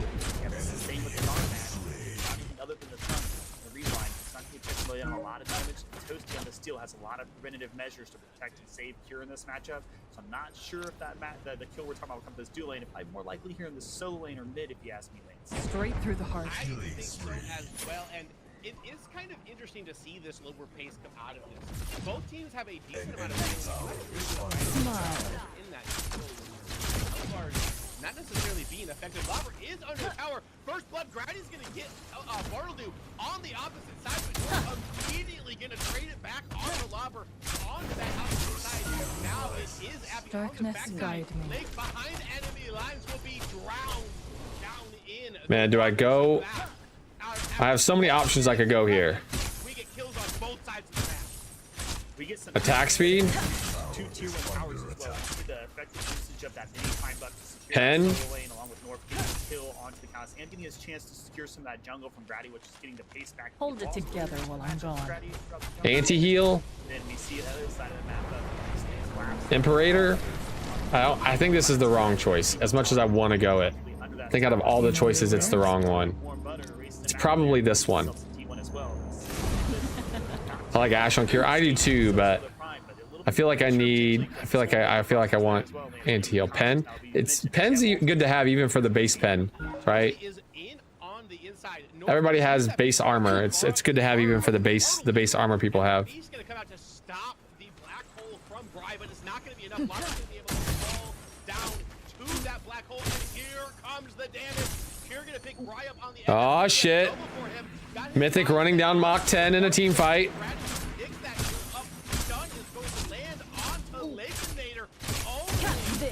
Only the offlaner is surviving in this Quang, and he needs to be in retreat. Bondru, get the heck out of there, or you're going to be the 5th member to fall. That will be a bang tooth for Mythic as they take. Come on, Knuckle Pen, you're an idiot. Thanks. Dick. Now they're going to secure that neutral objective they were unable to secure in that first match. Oh, Revenants! Secure that bang tooth. A triple kill for Kier. A great team fight for Mythic. Been good at it with late. Yeah, you better run. You're lucky I didn't hide on the corner. The second matchup. Wait for your bitch ass. Looks like they got full control of this one, Lance. But I will not take anything away from this Mach 10 roster. They're very good players. They're very good in Unity. They didn't have the exchange they needed there. They, like I mentioned, they started that buff a little premature, took some damage. It's still a very early push in this match. We saw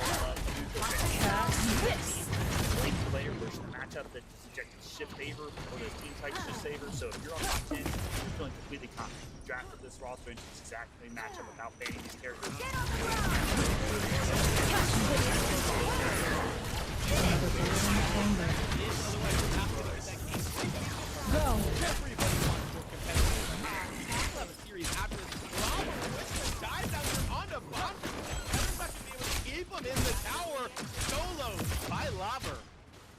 Oh, and that single dingle there, Lance. Lobber playing very well. I thought the Quan was going to be the direct matchup they needed. The Lobber in that case.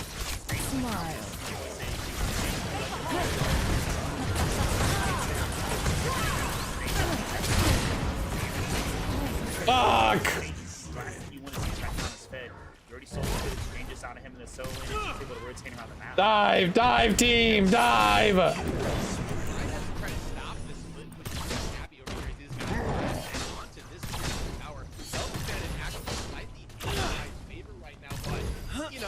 I was already tanking the tower. You were too late.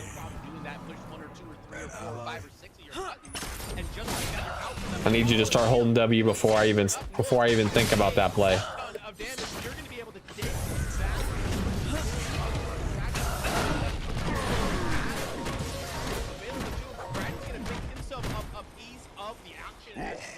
That is a clean 2-for-0 inside of Mythic. Great exchange there from Mythic, playing very well in this minute. We're gonna watch this cautious player asking guys to run for his life here. Kind of dance around some of the dudes looking like MJ. Jackson, this man is dancing around this map. We've seen it throughout the course of scrims. Now we're seeing it live in his gameplay on the big stage. Very good play so far by this Mythic roster, maintaining that same momentum they had at the end of the first game, driving it through the second game. You said love a game 3, Lance, but the way things are going right now, it doesn't look like we're going to get there. Stay still.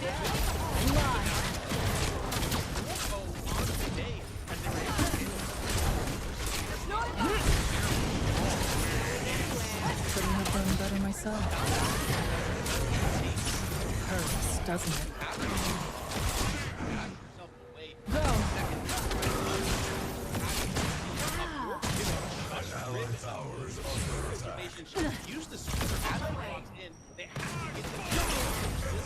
Purge ready. Not yet. The shadows guide you. Come at me! Ah! That could got very bad one there. We're able to lay down a lot of damage there. Of course, he's not going to utilize the black hole because the ability for counter to teleport out there. Big thing Do the OBJ! Monkey business is going on there. Happy instead of the towers, you know, a better way to advance secure all of them we can't promote. We did see the creeps. That's what we do watch. This is a rotation. We saw on that stage so much pressure across the map.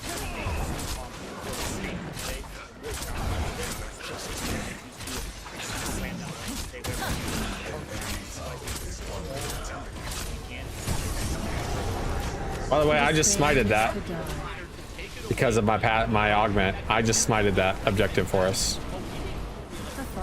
Is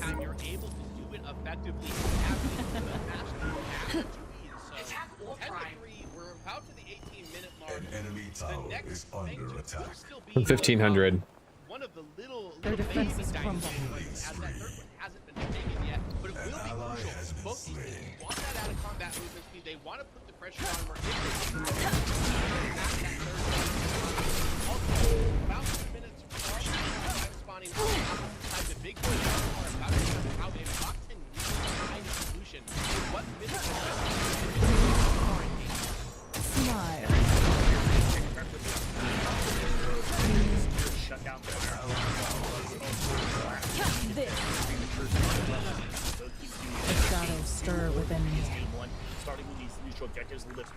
behind this team to funnel in and secure some extra damage.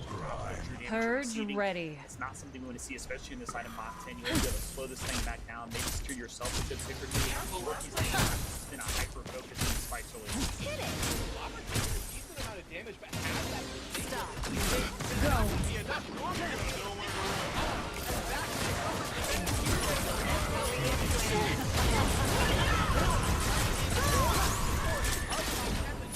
keeping himself safe, keeping himself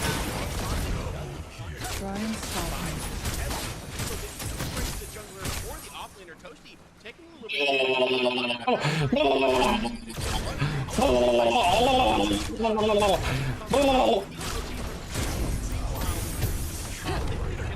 use and utilize the epoch, the black come up on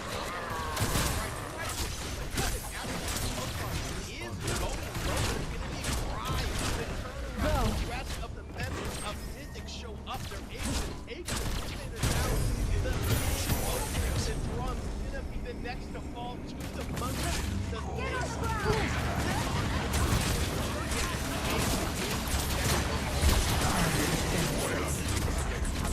especially with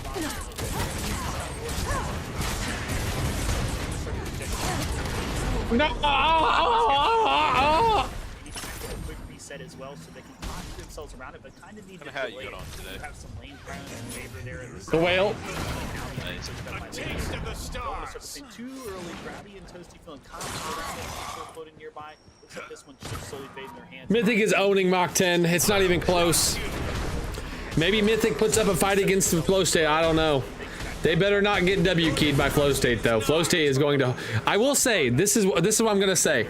Is Mythic has played every single set today. So Mythic is going to come into the best of 5 hot and ready, right? They've now played 2 sets. So Mythic is gonna come in ready to game.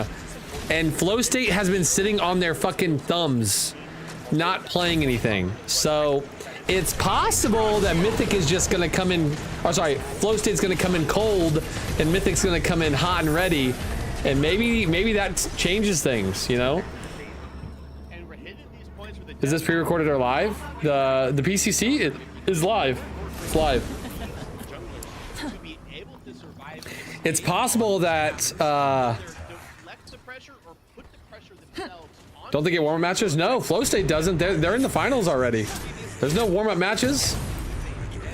Flow State was already in the finals. And they can play ranked if they wanted for warm-up matches, but they were already in the finals.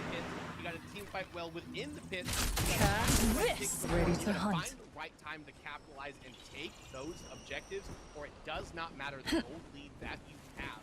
And Mythic looking like they are setting the tone, setting control of this map, putting the pressure. Rock Fang, kill them all. They are going to hover around this orb. And since hover around here, Alright, we can go do Fang. Fuck it. get some of them out of place. Maybe get a quick kill, get that pick you need, especially if it's North to having some poke his way in there. Other than that, Like a scrim? If they can convince a team to scrim them, sure, but more than likely there's no team gonna scrim them. Oh, Lake got picked. That's game.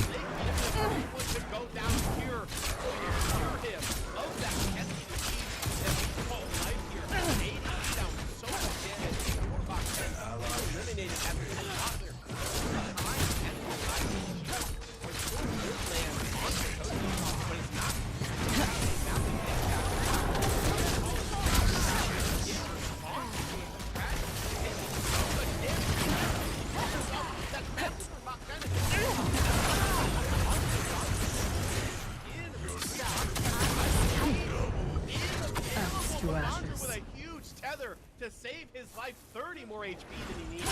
Catch this. Jungler's down on the side of Mythic. However, during the course of that brutal team exchange, we saw their line suspended.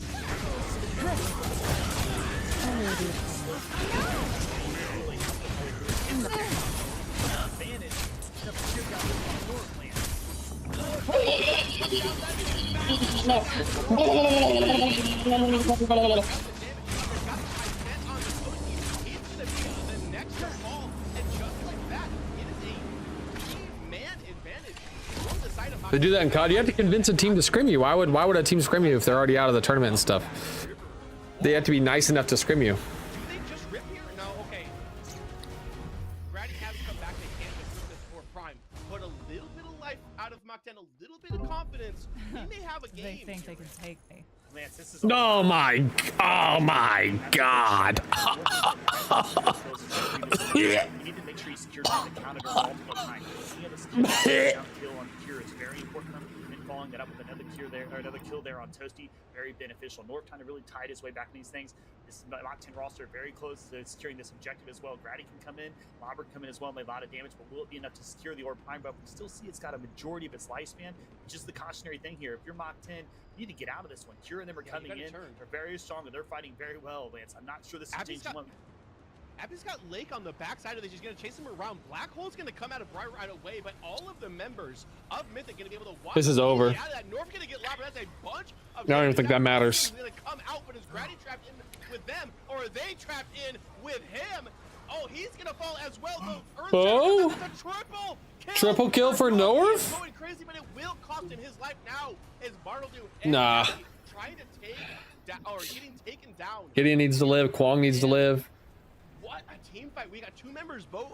I mean, we're alive. We're alive on Mach 10. All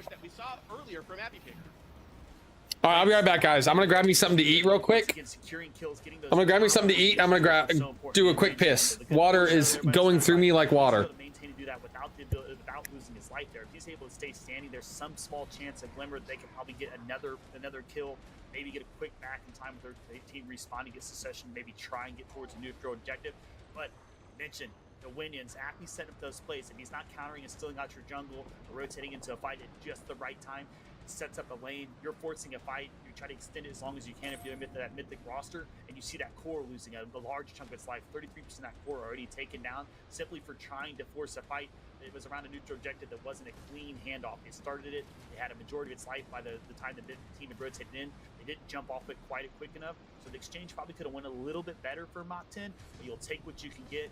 It's got to be building some momentum for you. North got to be feeling confident, scaling up very strong now, getting those shutdowns, putting him right back into the market economy, get by himself a win in this game too. My mama said it to me. I say it to Little Lance. You get what you get, and you do not throw a fit. And North gonna be happy to get that triple kill. Huge influx of gold into what at this point in the game, surely the most important member on this Mach 10 roster. He's got the damage. He's got the ability to get back there, blow Lobber up, blow Cure up.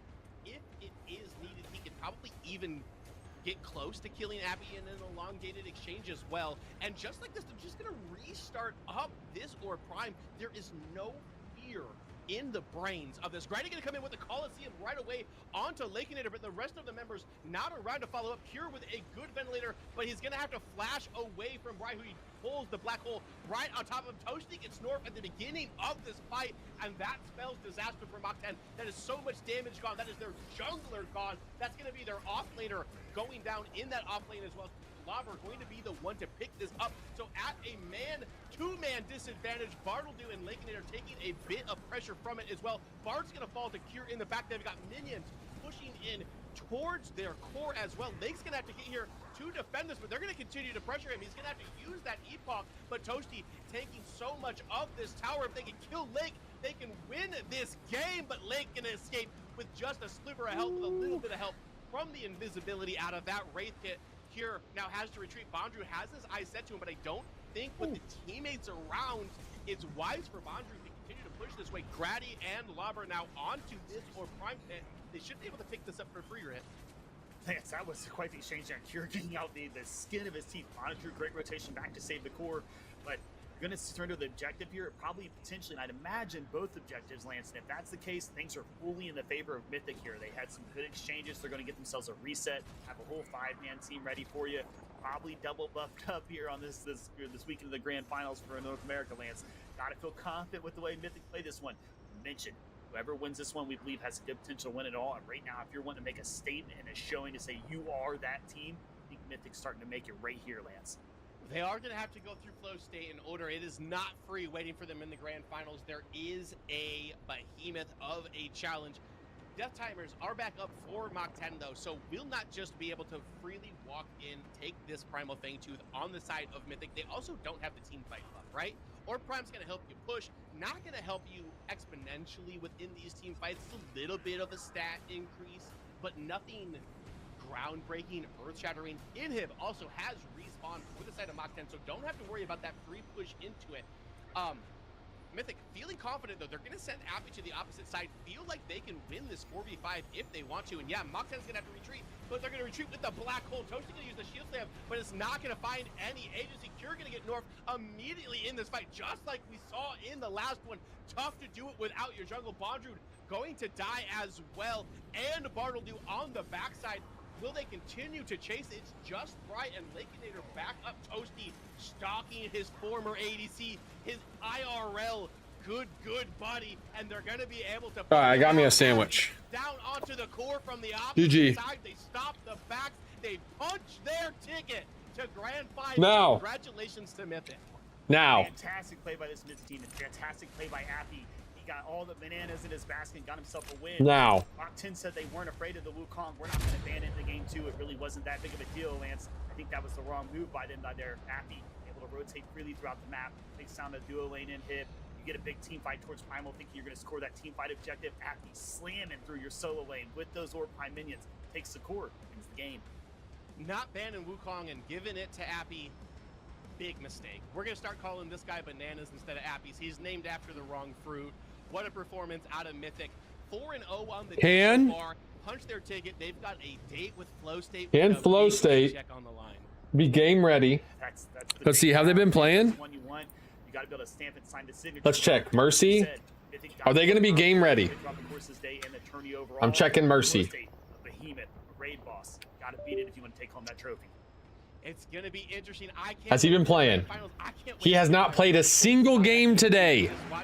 A single game. Peak has played a couple of nitros. Maguli played a couple of nitros. To say the least, and some ranked. Is that what we expected? Is the question. I don't think we were Simba. in that sense. Not a single game today. BKB, 1 nitro. So, Simba and Mercy, first game of the day is going to be a finals match of the PCC. No games played. That is crazy. Crazy. Now Mach 10, they're going out, and then now they're in the championship. Maybe they should have banned Wukong. They should have 100% banned Wukong. You don't let Appy play Wukong. You know, there's the squad that we know, we love, we're... What'd you miss? You just tuned back in. Mythic wins. Game 2. Mythic moves on. Mach 10's out. The draft a little bit, boys. So, I do not let Appy have fucking Wukong. For fuck's sakes. Asterisk on that L. I think there's a conversation to be had. I have coached many teams where I have said just because you lose. When does the grand finals begin? In like 5 to 10 minutes. Mercy has not played 1 game today. He did not do any warm-up games. Simba did not play any warm-up games today at all. BKB played 1 nitro game as a warm-up. Okay, so they're going in cold as fuck. Cold as fuck. Meanwhile, D-Lab has played 2 best of 3s. Once against Primal and once against Mach 10. So Mythic is coming in hot and ready to game. And fucking Flow State has been sitting there watching going, oh, I'm cold. I'm cold. Cold. Could have booted up ults? Nah, they didn't boot up ults. It's Zarus. Like, we're giving them all of their comfort picks in a comp that they want to do. They want to run at your backline. They want to sprint at you. And what are we drafting in the backline? We're drafting... Mythic is rolling. Mach 10 didn't draft... Mach 10 didn't do anything correct in drafting. Game 1 or game 2. They didn't do a single thing correct, so... I'm more annoyed because I was super excited for this set. I thought that this was going to be a powerhouse. I thought it was going to be a 2-1. And Mythic dominated this set. And it's... Congrats to Mythic. You played really, really well. I'm disappointed on the side of M10 because I expected more from this. This was supposed to be our marquee matchup. Like, this happens all the time where the, finals is sick, but the semifinals is you gotta watch out, right? Like, we can go a step deeper, though, because I'm here to dunk on these guys for doing the same draft 100%. But there's a secondary layer here. When we saw the bans come out with the Sevarog, like not going the Countess ban, I know a lot of people were scratching their heads there. And then letting the Wukong through as well. Like the oddball pick of the Wraith, Jay, was not just the only topic of conversation. There were so many other variables. If we saw the Wukong taken care of, if we saw all of the other like holes filled, so to speak, does this Wraith ADC actually succeed? Was it the Wraith, or was it the choices around it? I mean, definitely like what I was saying, it was the choices around it. That character is very comp dependent, and when you're picking it into a comp like Mythic has, it doesn't have a lot of options unless it gets just really far ahead in these games. Running it back, like you said, I don't hate it. I think it's okay, but I think you have to change a few things. I think you still have to look at the game that you played in game 1, and you have to say, okay, even though we had a little bit of an asterisk on it. Yeah, Simba's in finals, PCC. He's in flow state. Vudo. To make it harder for them to play the game, for us to play the game a little bit easier. And I just think none of that thought process. This is the first time he's ever been in the finals of a PCC. The first time he's ever been in the finals of a PCC. Yeah, I 1,000,000% agree. You know, we were supposed to kind of get a better matchup out of Will he choke? I don't feel like under we the got pressure. our money's worth. You know, like this was a little bit of a letdown from Mach 10, and that's disappointing because going into our finals, we've got Flow State in front of us. Mythic are the top card. They're kind of like, you know, a lot of people will say they're the better team, but Flow State really surprised a lot of folks, and so. With what Mythic did here, this set is largely about what Mach 10 did. It's less about what Mythic did. That's definitely the headline for me. So going into this next matchup, the fact that they less played their game and more like had to dance around what Mach 10 did. Listen, I'm not saying that this was an easy matchup, but does Mythic feel confident going into the next one, Wangle? Question, since you have more experience in comp, go for There's it. a couple layers to how this is going. I think Mythic are on their roll. They are feeling amazing. And They are. The way that we've talked about how this tournament goes, like a lot of us comp players. Mythic could upset Flow State today. Outside of like on our own time, in our calls and everything, and having not tempo, but like being on a roll is an extreme advantage here. F8 are going into this maybe with some warm-ups, maybe with some ranked game warm-ups, maybe they found someone to do a small scrim with them before this, but Mythic have just played 4 games in a row that they have won. They are on a hot streak. They fancy their chances. They're feeling good about themselves, and they want to keep going. The advantage that F8 have here is they have the draft advantage. They have as much information as you could have on Mythic as possible because they've just watched them draft 4 games. They know what they want to play for. Mythic's loss is to Flow State, correct? Yes, they lost 1-2 to Flow State in the semifinals of the winners bracket.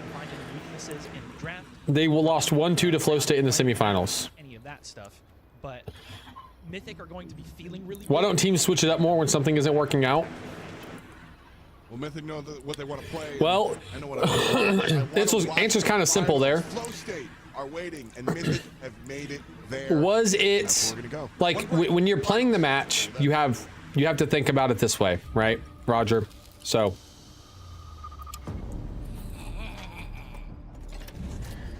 if you play a match versus a team and you lose, right?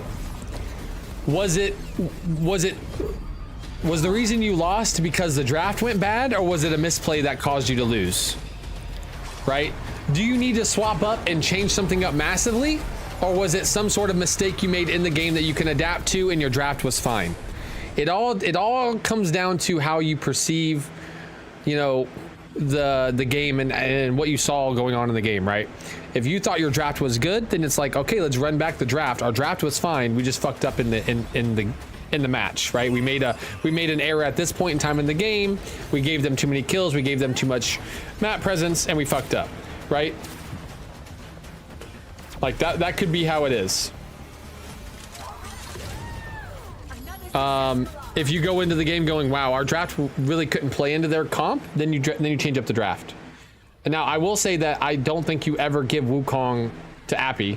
He plays it super well in mid. The way that he plays it in mid is very oppressive. Either pick it for yourself or ban that shit, in my opinion. But, yeah.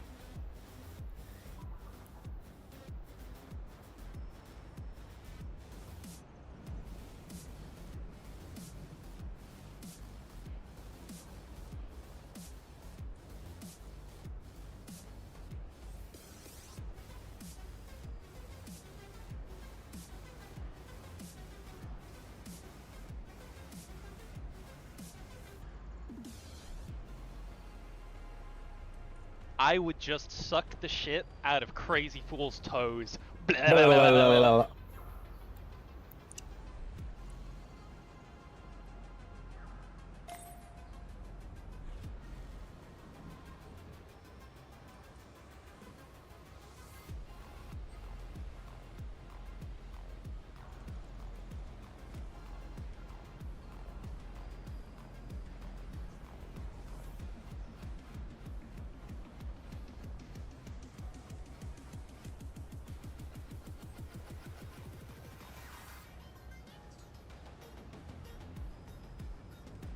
Look at North and Seismic having it out.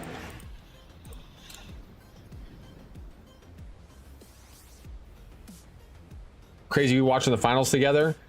I'm queuing right now, ranked. I want to watch the finals together, but I also don't want to just steal content, you know?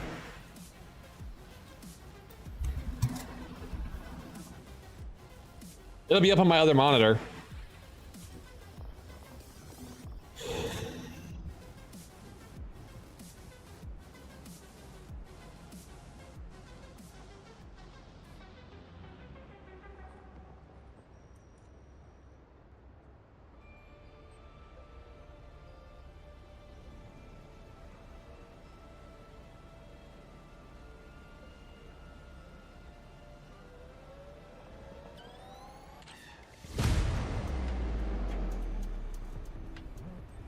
Isn't watch partying allowed on Twitch?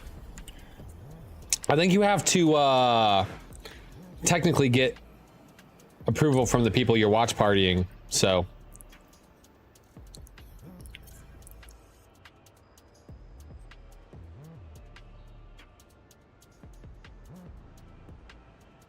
I get that, but sometimes I feel like the change can just make a difference, like a basketball game shakeup. Yeah, but it all comes from perspective though, Roger. It's all perspective, right? Like, basketball is a little bit different than what you're doing in a match, right? Like basketball, you might switch it up like halfway through the game because it's the same game, but in Pred, it's two different matches, right? Like you have to adjust on the fly. But I reckon I would bounce to the main channel. You should bounce to the main channel. I agree. I'm gonna be watching it, but I don't want to just steal content. Run it down, easy peasy. I don't want to steal content, but I'll be listening to it. I might watch game 2 or game 3 once this all starts. We'll see.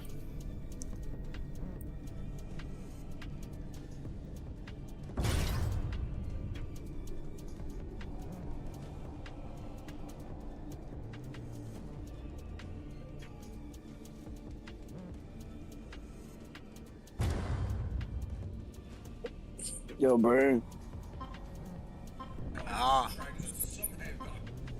Should I get through jungle? Pizza Planet, thank you for the gifted. Thank you for the resub, baby. Okay, The jungle. He's good. Promise.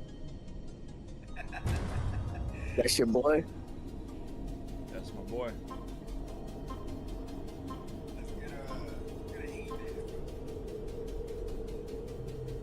Nah, nigga. You supposed to do fucking serve. Select a hero. Get a Stu or Argus. Yo, Snoop, you want the first pick or what? What are you picking?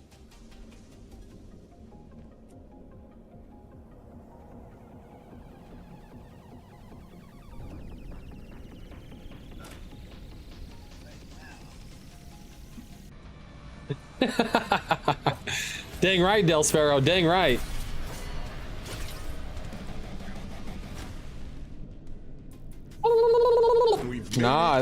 We've made it a word. We've made it a word.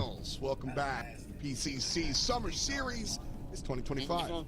I'm here with Lance and Spooky Mars this time around. As we jump in, Flow State has been waiting in the wings, and we just got a chance to watch Mythic. Spooky, good to see you. Good to meet you. And I want your take on our last matchup. I mean, honestly, you saw it for yourself, right? It was a fantastic match. And what we've seen a lot from Team Mythic is they take a little bit of time to get rolling in their matches, right? That first game, often very close, lots of back and forth. This isn't my first hunt, and it won't be my last. Second game, you can really tell that they've figured out what they want to do and how they want to play against their opponents. I think we're going to continue seeing that. And it's kind of like the flow state now to be able to match that energy. They've had time to watch everything we've seen. So far, Mythic has put on a fantastic performance, utterly crushing their competition. Lance, you're my guy that I go to when it comes down. You're the lore keeper of Predecessor, it feels like. And like that whole story of professors and Flow State getting here and why are they in the fight? A lot of question marks around this squad, but ultimately they've earned their way. That matchup with professors wasn't okie doke. They didn't just oopsie daisies in here. Mythic's hot. They've got the momentum. How does Flow State stand up here? Do you think this is going to be an even match, or is this going to be Of course, that fucking Rampage got a that dogfight? We haven't seen Mythic lose a game yet today. I expect let him waste all his mana. Just don't get hit by that bitch. Flow State practicing in the wings, practicing behind it. I do think that they had a favor. Who do we got, guys? Who do we got? Who do we got in this finals? Who do we got in this finals? Was standing on his head during this, and like, I'm gonna go on a little bit of a story, a little bit of a rant here. Magooly used to be a West player. I'm a West player. They think when there they was can an take NA West, I would play standard You know in your NA wares. West until I ran into Magooly. And then I knew I wasn't winning the game the rest of the night, and I was fall off. Hopefully, Mythic's got a little bit better of a mental towards that than I would have at that time. But I believe in this Flow State roster, they've earned their spot. It wasn't an oopsie daisy that they beat Professor. Do you have all the skins in the game? Not all of them, but like 99% of them, yeah. When they played them, they stomped everybody that they beat. It was a feast or famine occurrence for them. When they would win by 25 kills and they'd get every single neutral objective. When they lose, they'd pick up like maybe 4 kills the entire game. We're gonna have to see how that plays out for them in this, because Mythic's got a little bit of a different style than what they had to play into in the summer prelims as well. And like we've been saying, Mythic's not hot. Why the hell not try something, especially because just trying something new doesn't mean you're going to be able to do something with it. Ouch, y'all got stomped against Flow State. Yeah, we got owned. Getting these guys together. If you want a second look, We got dominated against Flow State. They were not wrong. When Flow State beats people, they fucking smack them into the dirt. But we also lost to Rogue, which was a lot closer in the losers bracket. Flow State didn't knock us out, but they knocked us to the lower bracket. But yeah, why I keep answering your question though, but it's not going to change. You don't try something new just because you again roger that. Just because you try something new doesn't mean it's going to go better, right?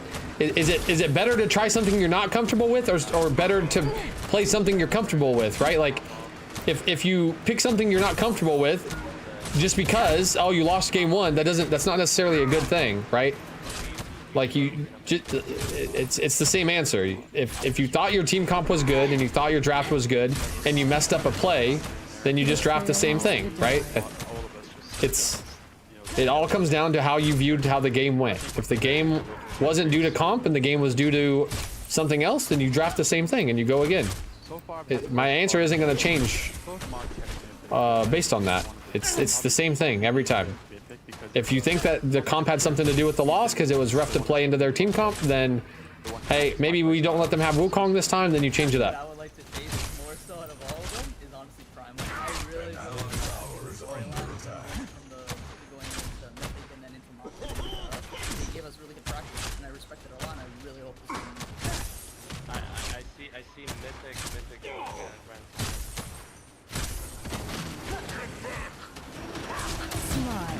BKB had it a little bit locked down there. He predicted this Mythic matchup. I don't know if he's happy about it.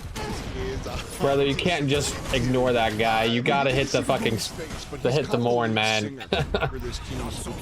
Yeah, that was my bad, bro. Kind of plays through Maguli, or is he just a large linchpin for what they want to do? Honestly, I think a lot of it. He seems to be the one. I didn't even know how you took that much damage from the. Bro, there's a fucking minion wave, man, and he just CC's me in it, and you just dropped off the ledge. Over in that lane, say, I know he's gonna do his job. I know he's gonna go these team fights. Darkness He's gonna have shots. He's gonna bring the damage you need. You can't always rely on him to do everything. A lot of the I'm gonna miss all of these minions. Pain. If you can find a successful jungle pick to facilitate that, I think that's the main key to finding flow states victory. Would you agree, Lance? I think that it is a combination of the two of them for sure.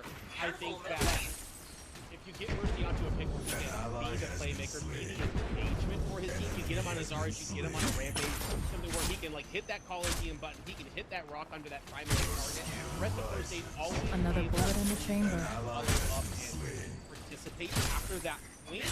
However, the rest of the members of the Flow State roster have been pretty important as well. He plays a little bit of off meta with his supports. Without him on the Quang, has to respect the Spectre play as well. So I think it's going to be interesting to see whether or not the league is going with Wrestling kind of taking a hit within the nerfs that he got, because Pharaoh's still very, very strong, but the Fall back, bro, fall back. signature exclamation word that we saw at Got you. Get out of here, get out of here. And that's one of the bigger. Get out of here, bro. I'm just getting slowed. I'm probably dead. Oof. No, you're good, you're good. Just keep on. This is a very different metagame Hold than it together when while we I'm saw gone. Flow State kind of like surprise people, put on fantastic performance. Give me like one step deep. What is the large difference? Rev obviously is front and foremost, but like what else is going to affect Flow State jumping into this grand finals? And it is interesting because I've been in the belief that it is a Yo, better look up. Like, Be careful. They lowered magic resist across the board. They buffed a bunch of the damage that a bunch of the mid laners do, a bunch of the mages do. So we're starting to see a little bit of like. Yo, they on Fang. They're on Let Fang. him have it. Yeah, let him have it.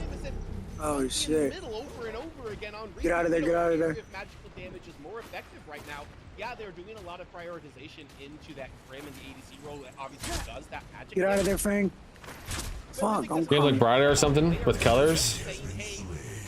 It does look brighter because I have my HDR on. My high definition resolution setting turned on. My path is my own. Well, I mean, now's where we get a chance to figure it out. P's and B's, pretty please. We'll jump right into the draft here for game number 1.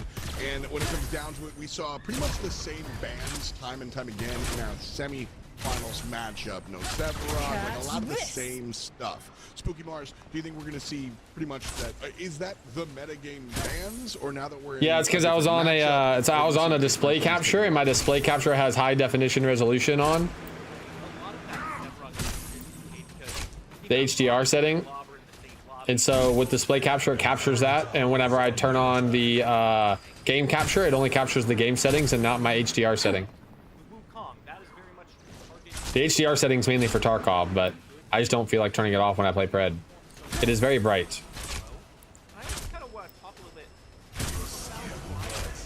Darkness guide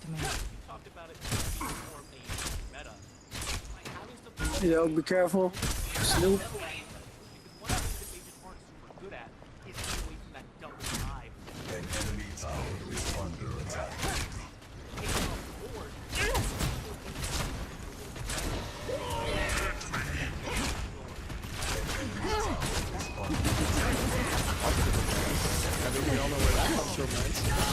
I know exactly where that comes from. My speed paralysis, Ian and Maguli piloting that Revenant, hitting every fourth shot and landing all of them.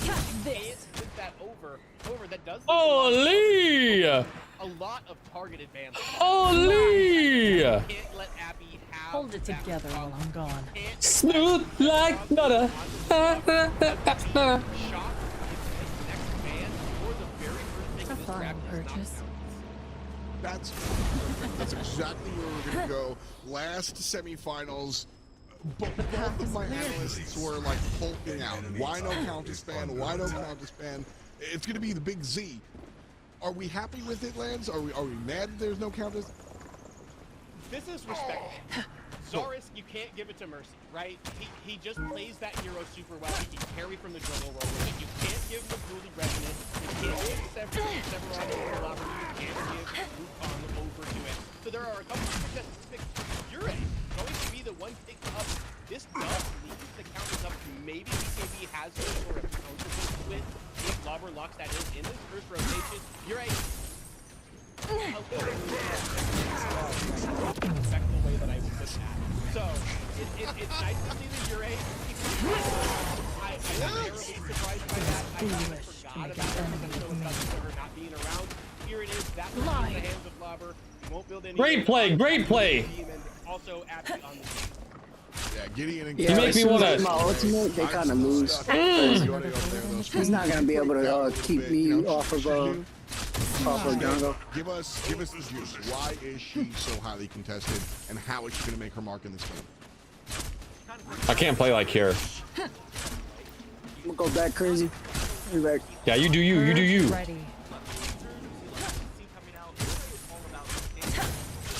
Yuri first pick on the side of Flow State. Who's oh, BKB.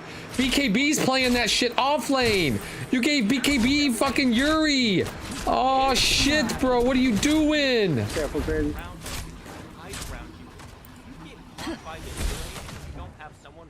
Oh, holy. Countess does do good against Yuri though.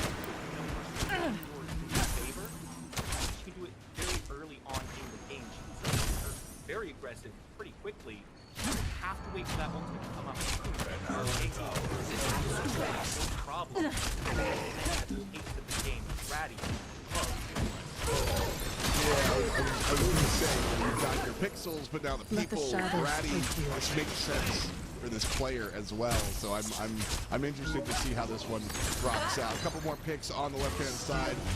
Any beefier wins as we see Sparrow on the right.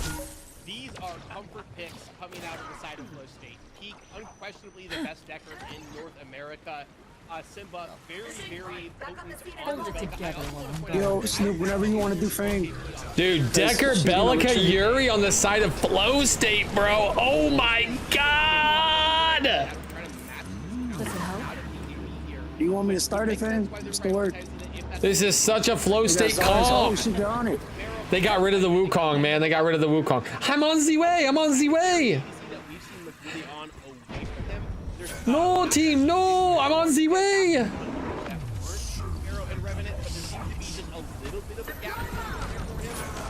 I mean, we stopped them. Just try to steal that shit.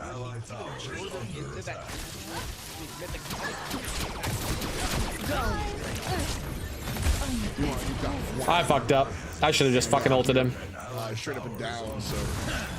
Interesting towards the end. I feel like if we just played that aggressively, though, we probably kill everybody. I was so big. I don't know why we're playing so fucking scared. They're like low health, and I'm so big, and we're playing like fucking pussies. Oh, main. You don't like. I'm not worried about Mourn. I'm worried about Scholar. Who fucking cares? I'm huge. Just fucking play like men. One thing she does not do is walk through player-made walls. Now we've got two of those on the side of Flow State. An allied tower is under attack. To peel off and make sure she's not getting fast. Draft of Flow State has already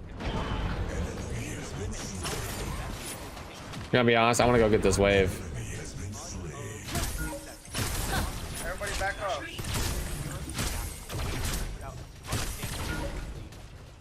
Hey, Fang, watch it. On this, I'm not going to completely discount it until I see it in action, but it's harder than Do you think the Terra pick Crazy, come get this. overall Start it. draft better because the Terra's on the other side? You don't like that Terra pick. You're being nice about it, but you don't like it. No, I kind of Nope, I don't like the Terra pick either. I don't think it functions well. I think it's going to have a hard time running this Yuri down if they want to engage on her. That Terra pick's not very good to me. I'm not a big fan of it. I'm not liking flow states or Mythic draft. Sorry, Mythic draft. I love flow states draft.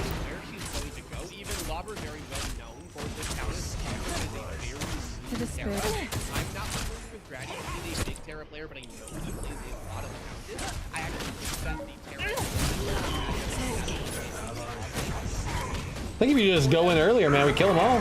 They're taking so long to go in, I'm just getting beat. Throw that wall up, go in, beat their ass while I'm behind the wall. They can't fight me. You're right. I played that wrong, bro. Yeah, I'm losing. I lost 70% of my health before you went in. Our mid is almost certainly going to be, you know, Gideon, right? And so we know that Appy and Grady like to sort of play this aggressive mid-jungle duo, Terra or Countess. Which one? Do you know your Which one wares? feeds more into that playstyle? Okay. Go ahead. Beware the beast with Yeah, let's nothing take to it. lose.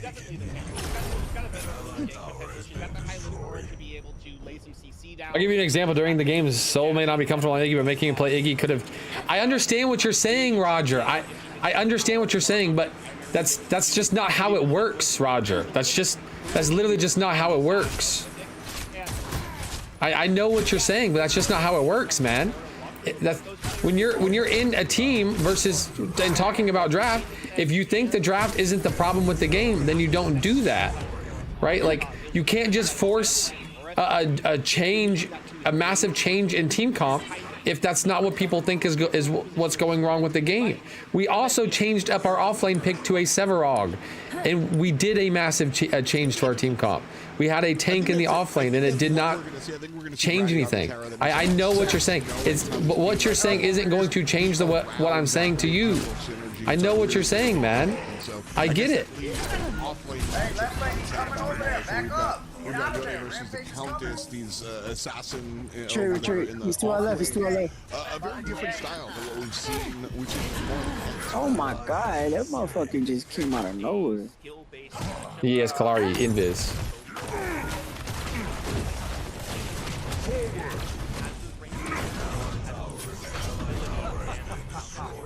He's not lacking in mobility, just a little Not less fight consistent. separate, guys.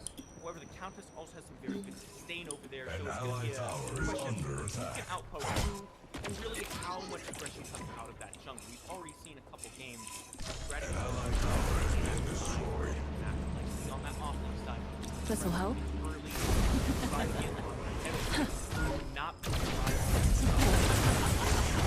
Are we gonna give them an inhib, or are you gonna keep pushing a tier 1 fucking tower? Rotate! Patiently in the wings. Mythic have made it here. Now it's time Okay, tier 1 tower. Our grand final. Let's go. Sticks are on the mic. That shit crazy.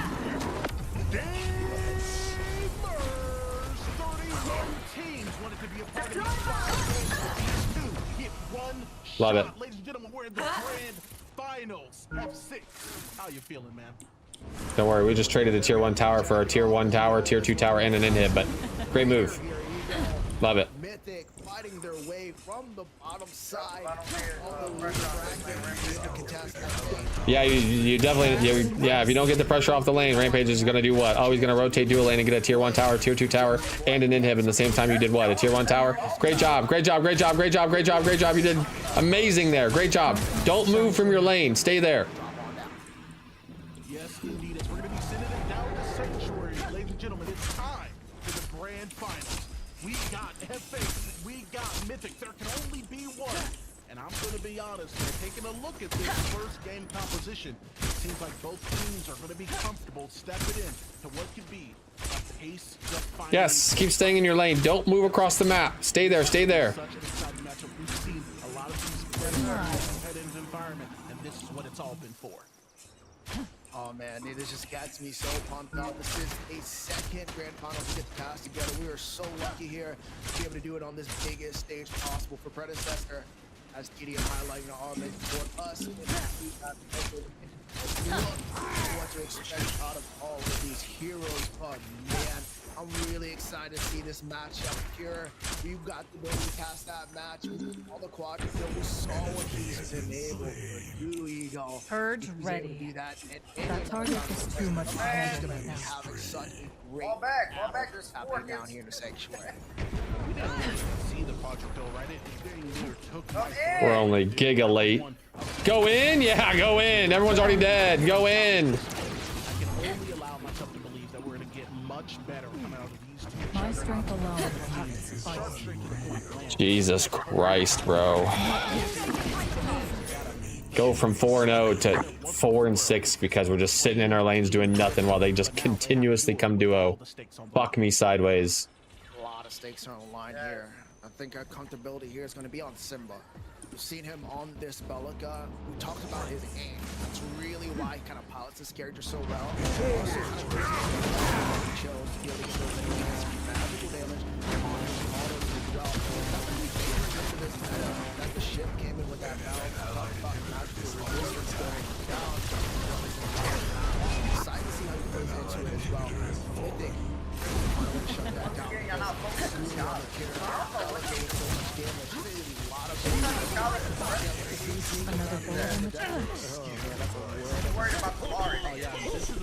Yeah, it's kind of hard to kill that guy when she has people in her face, you dumb piece of sh. Gonna try to kill you off the map. Where they try to start that is normally within the first 5 to 10 minutes through Mercy, who we know loves to get active in these lanes. Shut up, man. Shut up. We saw a little bit of that. Not seeing too much of that though. Holy fuck. Be allowed at Fatal a little bit to see how they can play this one. But it's Mercy to be the first one to kind of head into the jungle. Fuck me, man. But the big thing is we'll be able to pick up the timers. Congrats, you got your tower and didn't move from your lane for 20 minutes. I'm so proud of you. Congrats. Your offlaner rotated and got 3 towers in the time you got 1. Congrats, man. You did so good. So proud of you.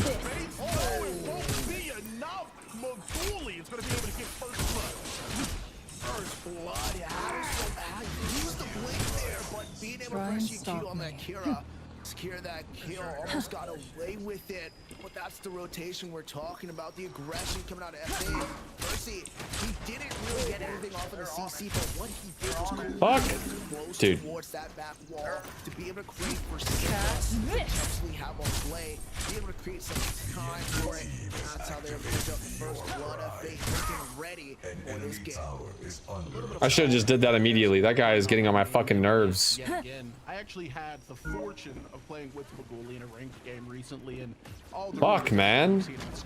Shut up. I think if we could count the autos he hits, the miss rate would be sub 4 or 5%. He seems to just be so locked in these high moments, and he doesn't miss a single instant. Jesus Christ. If they don't do something to disturb him within this game, I have no doubt in my mind we could see him take over.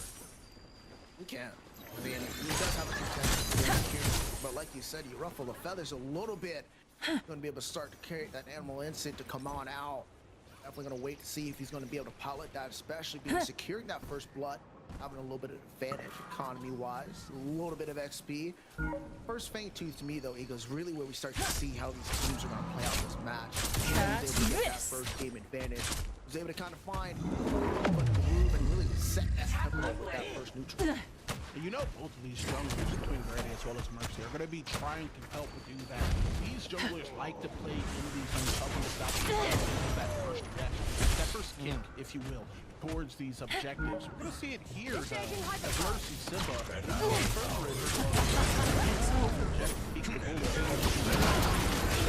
Oh, we tried. Mercy right now, he's kind of aggressive. Talked about how Grady is aggressive and first couple of series, but it's really Mercy kind of just telling him, like, you know what, you're aggressive, I'm also aggressive. Let's see if he's going to see Grady do that here just quite yet. I just gotta use my mute button faster. I used to use my mute button really fast, and now I just get baited by the stupidity. I just gotta use my mute button faster. CC to try to stifle the aggression, and it will do just that. It's going to be a 1-for-1.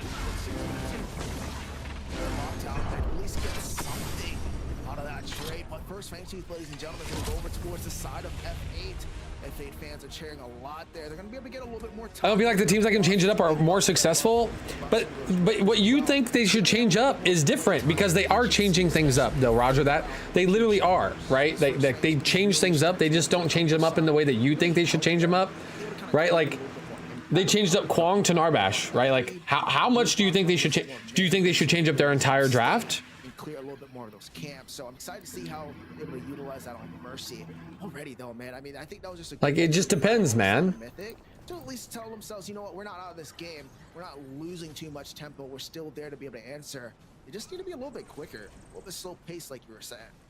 Yeah, and a large part of this has to be the productivity. They think When we played in the tournament, game 1 that we lost, we played Kira, Mourn, Gadget, Feng Mao, Rampage. Game 2 that we lost, we played Sparrow, Decker, Faye, Zaris, Severog. Expecting to see him, you know, kind of playing into the Pilgrim play style a little bit. Any place my feet are. The drafts are totally different. Made his way to the mini prime.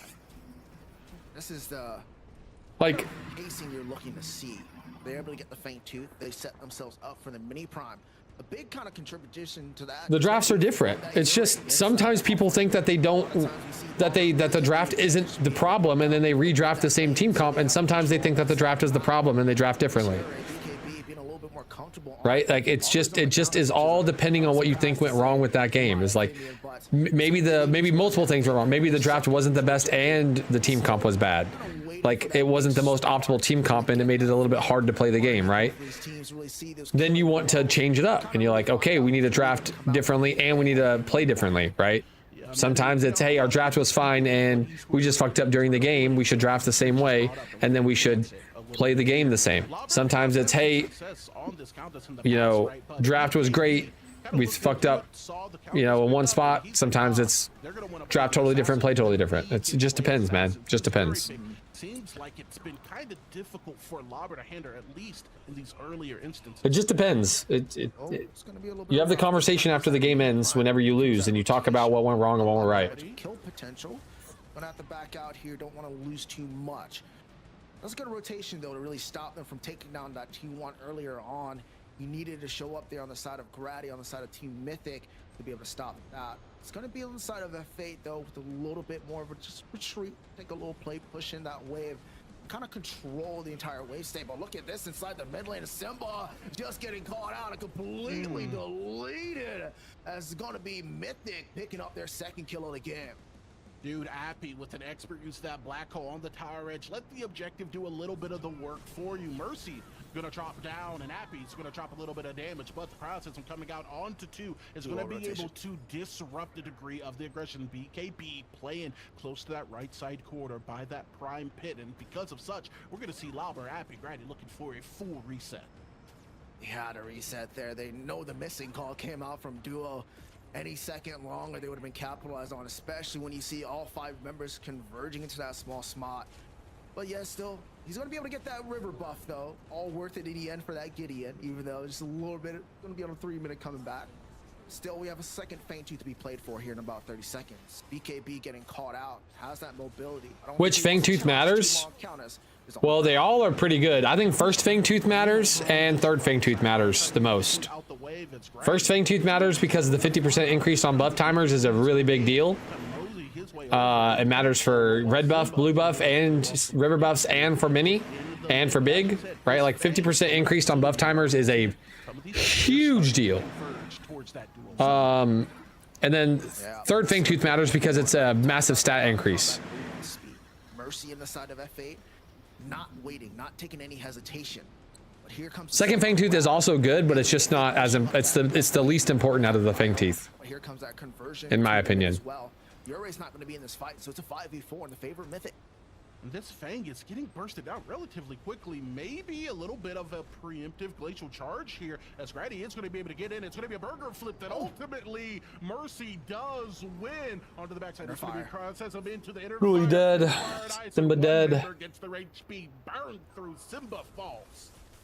He's going to go down. Cure picks up a kill there, which is good for that Sparrow. any amount of goal. I just get it. Just wondering, crazy good discussion. I understand where you're coming from. It's just, it's all dependent, man. It's like sometimes when you're playing those basketball games, sometimes they don't change anything up. Sometimes they do the same thing the next time, they just play better. Sometimes they change things up because you need to change things up. It literally is all dependent on what you thought went wrong with the game. Just like anything, right? Just like football, you go into half, like you might be down 21 points going into halftime, and then you come out and you make adjustments to your offense and adjustments to your defense because they're picking you apart in order to compensate for your flaws, right? And then the second half, maybe you score 28 and they don't score anything, right? Like when you're playing anything competitive, you have to make adjustments to what you see is going wrong with the game, right? You have to make adjustments. And if you can pinpoint what you think is going wrong and you can make the correct, decisions, then that's what you do. But if you can't see what's actually going wrong, then yeah, it's just, it sucks. So sometimes people think that the draft is perfectly fine and they just played wrong. Sometimes they think that everything's going wrong. It just depends. It's all dependent. It's going to be a big resource down, especially considering the mini primes up next. Tension and I should be on the right side of the map. BKB does not have that soul storm, but the feast is up. Walber might be able to make a play if BKB gets a little bit too aggressive. You see the rotation already. Both teams are looking to capitalize on a neutral objective. Going to be the side of Mythic though that really needs to get. Happy doing this HP build on Gideon is so frustrating. He's so hard to kill. Tara though needs to be careful as well. It's going to be a controlling this mid, controlling this off lane. Who's going to get prio into going after that mini prime. Yeah, and being able to push that under, it's just going to be great for getting some of that tower damage through, being able to take that first step towards the objective. That being said, he's so hard to kill. It's going to be an immediate play here. We're going to see a reset coming out of Appy as Grady's going to be corralling around the back. Blast Flower will be available, but why use it? You're an intergalactic cosmic wizard who can tear fabric with that torn space to get your team in and out. As Simba is going to cycle through Toasty. That's going to force the blink out as the support for Mythic is going to be looking to reset. Maguli going to be looking at Turtle Toe Memory. They're going to get a second chance at life, but how long is it going to last? He's dead again. I wonder what augment Maguli went. That's one of the 9 lives down. Hell yeah. Oh, Maguli! Maguli! Peek on that gameplay. Criticism does hit on the Gideon, though. Has to use torn space, and Murky CC's looking for blood. Just not going to get it, and here comes that reverse fight. Glacial Charge going to be able to not only split up the engagement, but the pathing here for Gradients. He's going to have to watch as Ice Queen hits a little bit of a slide out of that enemy side jungler. Reset for the jungler here as F8 is going to close the difference in that kill differential. 3-4, ladies and gentlemen, 14 minutes in.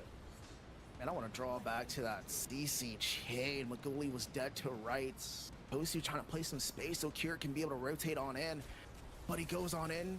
Maguli picks up the kill, the interfire is popped, but man, Stasis ball into an Eon Strike. You try to cleanse it, but it's just not enough, and just enough to trade that damage. Maguli with a little bit of style points, being able to dash through. Oh man, this dual lane's playing absolutely perfect right now. But attention, ladies and gentlemen, back towards this mini prime. All eyes are set, not a lot of vision down, just trying to get that control. Mercy, Grady, having a little bit of a stare-in contest as they're going to be looking at each other. BKB only has eyes for the Cyan, but what can we say? He's a loyal solo laner. Highland Hurl is going to come out, not going to be able to steal it, however, as both of these teams are going to slowly be migrating their way towards this objective. We're going to see them start linking up in that right side red jungle. The big thing is they're missing their ADCs. Both ADCs here on the opposite side of the map. Third Fangtooth, though, is up. So no team's going to really push towards that mini prime. All eyes has to be on this third Fangtooth. On the side of F8, they need that 3 Fangtooth Monty. And on the side of Mythic, they need to stop it. But F8 here seems to be having the kind of wave. But Kira's going to be in trouble. No neural Holy! The solo Dolo and Toasty has to just run away, but it cannot. It's going to be Maguli about to pick up two. He's going to be able to get the double. Ultimately, he does lose life, but Mercy has now started the rotation. On the backside, it's going to be a black hole coming out of Gideon. Happy is going to get shut down as the damage is not going to be nearly enough. Peak there to assist the assailment of the opposition, as now Grady is going to be forced to play a little bit closer to the T1. The team fight, much like me, it's going to slow it down. Maguli! Make their way to the Fangtooth pit. just my absolute word of perfection there. The dash reset, being able to capitalize, and now giving them the advantage on their third Fang Tooth. Mythic cannot contest. That's the third Fang Tooth, ladies and gentlemen, towards F8 as they're looking to sweep this game number 1. Dude, they are absolutely cooking here. Appy's gonna fall. The only question, who gets the kill? The answer gonna be Simba. Now they're going to be pushing into this mid lane, and these small interactions and plays are just giving them so much value. This all started with Maguli being able to lock down the kill. They used the power of the agency given to them to then play for that right, force a back, get an objective, force down mid. It's like dominoes getting knocked down, and Mythic, they're struggling to stand up against it. I want to know what augment he went. That foundation of this F8 team just seems to be finding the damage, and here comes Simba into a knockup, and just the amount of raw damage. My goodness, chill out a little bit there, Simba. They're going to be able to push out into this T1. Should be able to get this. There's not too much contention on damage, and nobody else on the side of the map. Looks like Mythic and Grady are trying to trade at least an objective for these T1s going down. 100%. Grady, Lobber, looking to just something on the map, right? We've been seeing a compounding series of growth coming out of this flow state squad here as they've been able to get kills, get objectives, and get structures as well. With all of these T1s now having had fallen, you got to get what you can from Mythic, right? You got gold on map. You can't just step over it. You got to pick it up, take the time, reset, and maybe start playing for this mid to late game that Mythic is known for. But it seems like it is just going to be a hard-fought match through and through for this team. Hard. It's going to be rough, bro. I mean, this is going to be, like you said, not Mount Everest just quite yet. This one's going to be a tall hill to really be climbing out of. On the side of Mythic, though, they do have a little bit of room here to potentially kind of draw back. They can get Lawber to kind of push that back line towards the Kira, shut her down with that feast. A lot of damage missing out on the side of Fate. They're able to knock down that giant. Might be their way back into this game. Oh, 100%. And if they are able to find their way back out, Mythic is not in any way a stranger to a comeback tale. As we have said before, not only on the desk, but, you know, in our cast from time to time, we've seen Mythic, with all love in our hearts, throw away their early game in order to try to get a couple picks that don't work out. That hasn't changed the foundation they've been able to set in the past. Oh, that wall.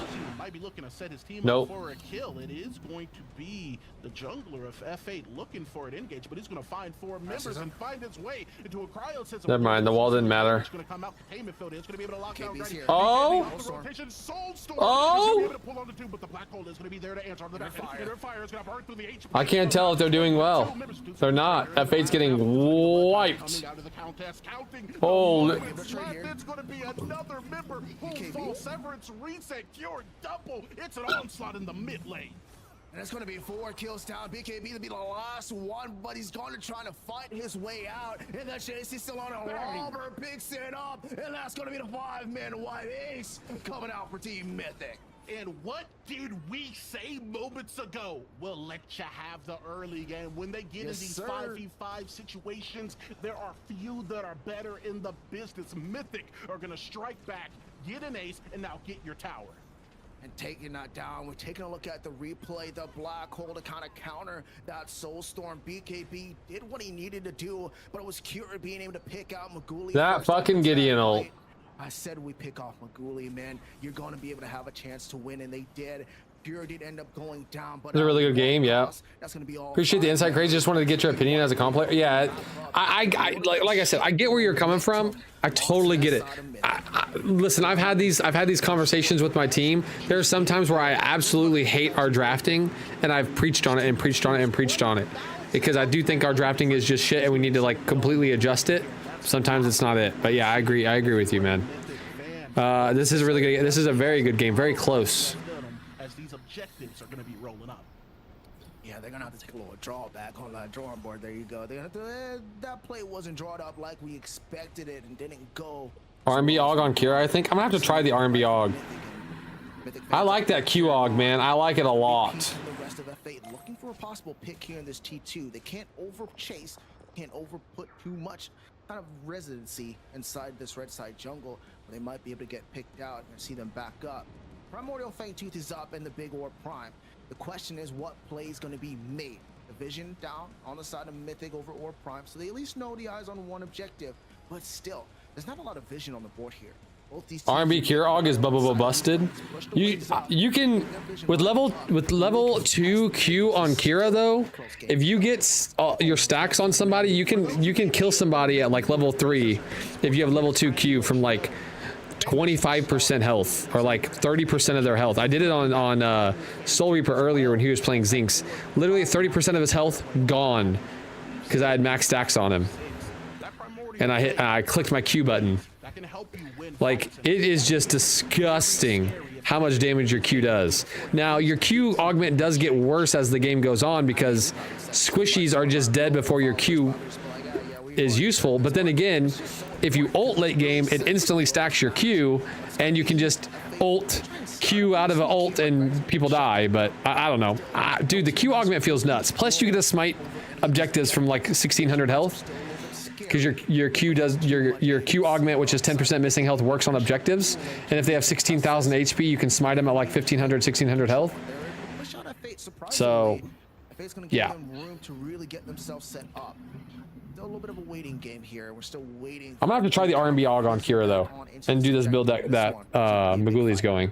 And this is kind of where the dynamic of the team composition really starts to come into play. Being able to take control of the pit, that's easy.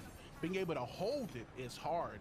If you're able to maintain it, get a couple picks, then you'll get guaranteed its contents, those big objectives. The Q aug is good late game too though, because against tanks, 10% missing health. Like anybody with HP, you're getting max stacks on them, Simplex, right? It's just squishies you don't get max stacks on, but you kill them instantly anyway, right? Like you're gonna kill squishies instantly no matter what, so it doesn't matter. But tanks, your Q aug instantly kills tanks, missing health.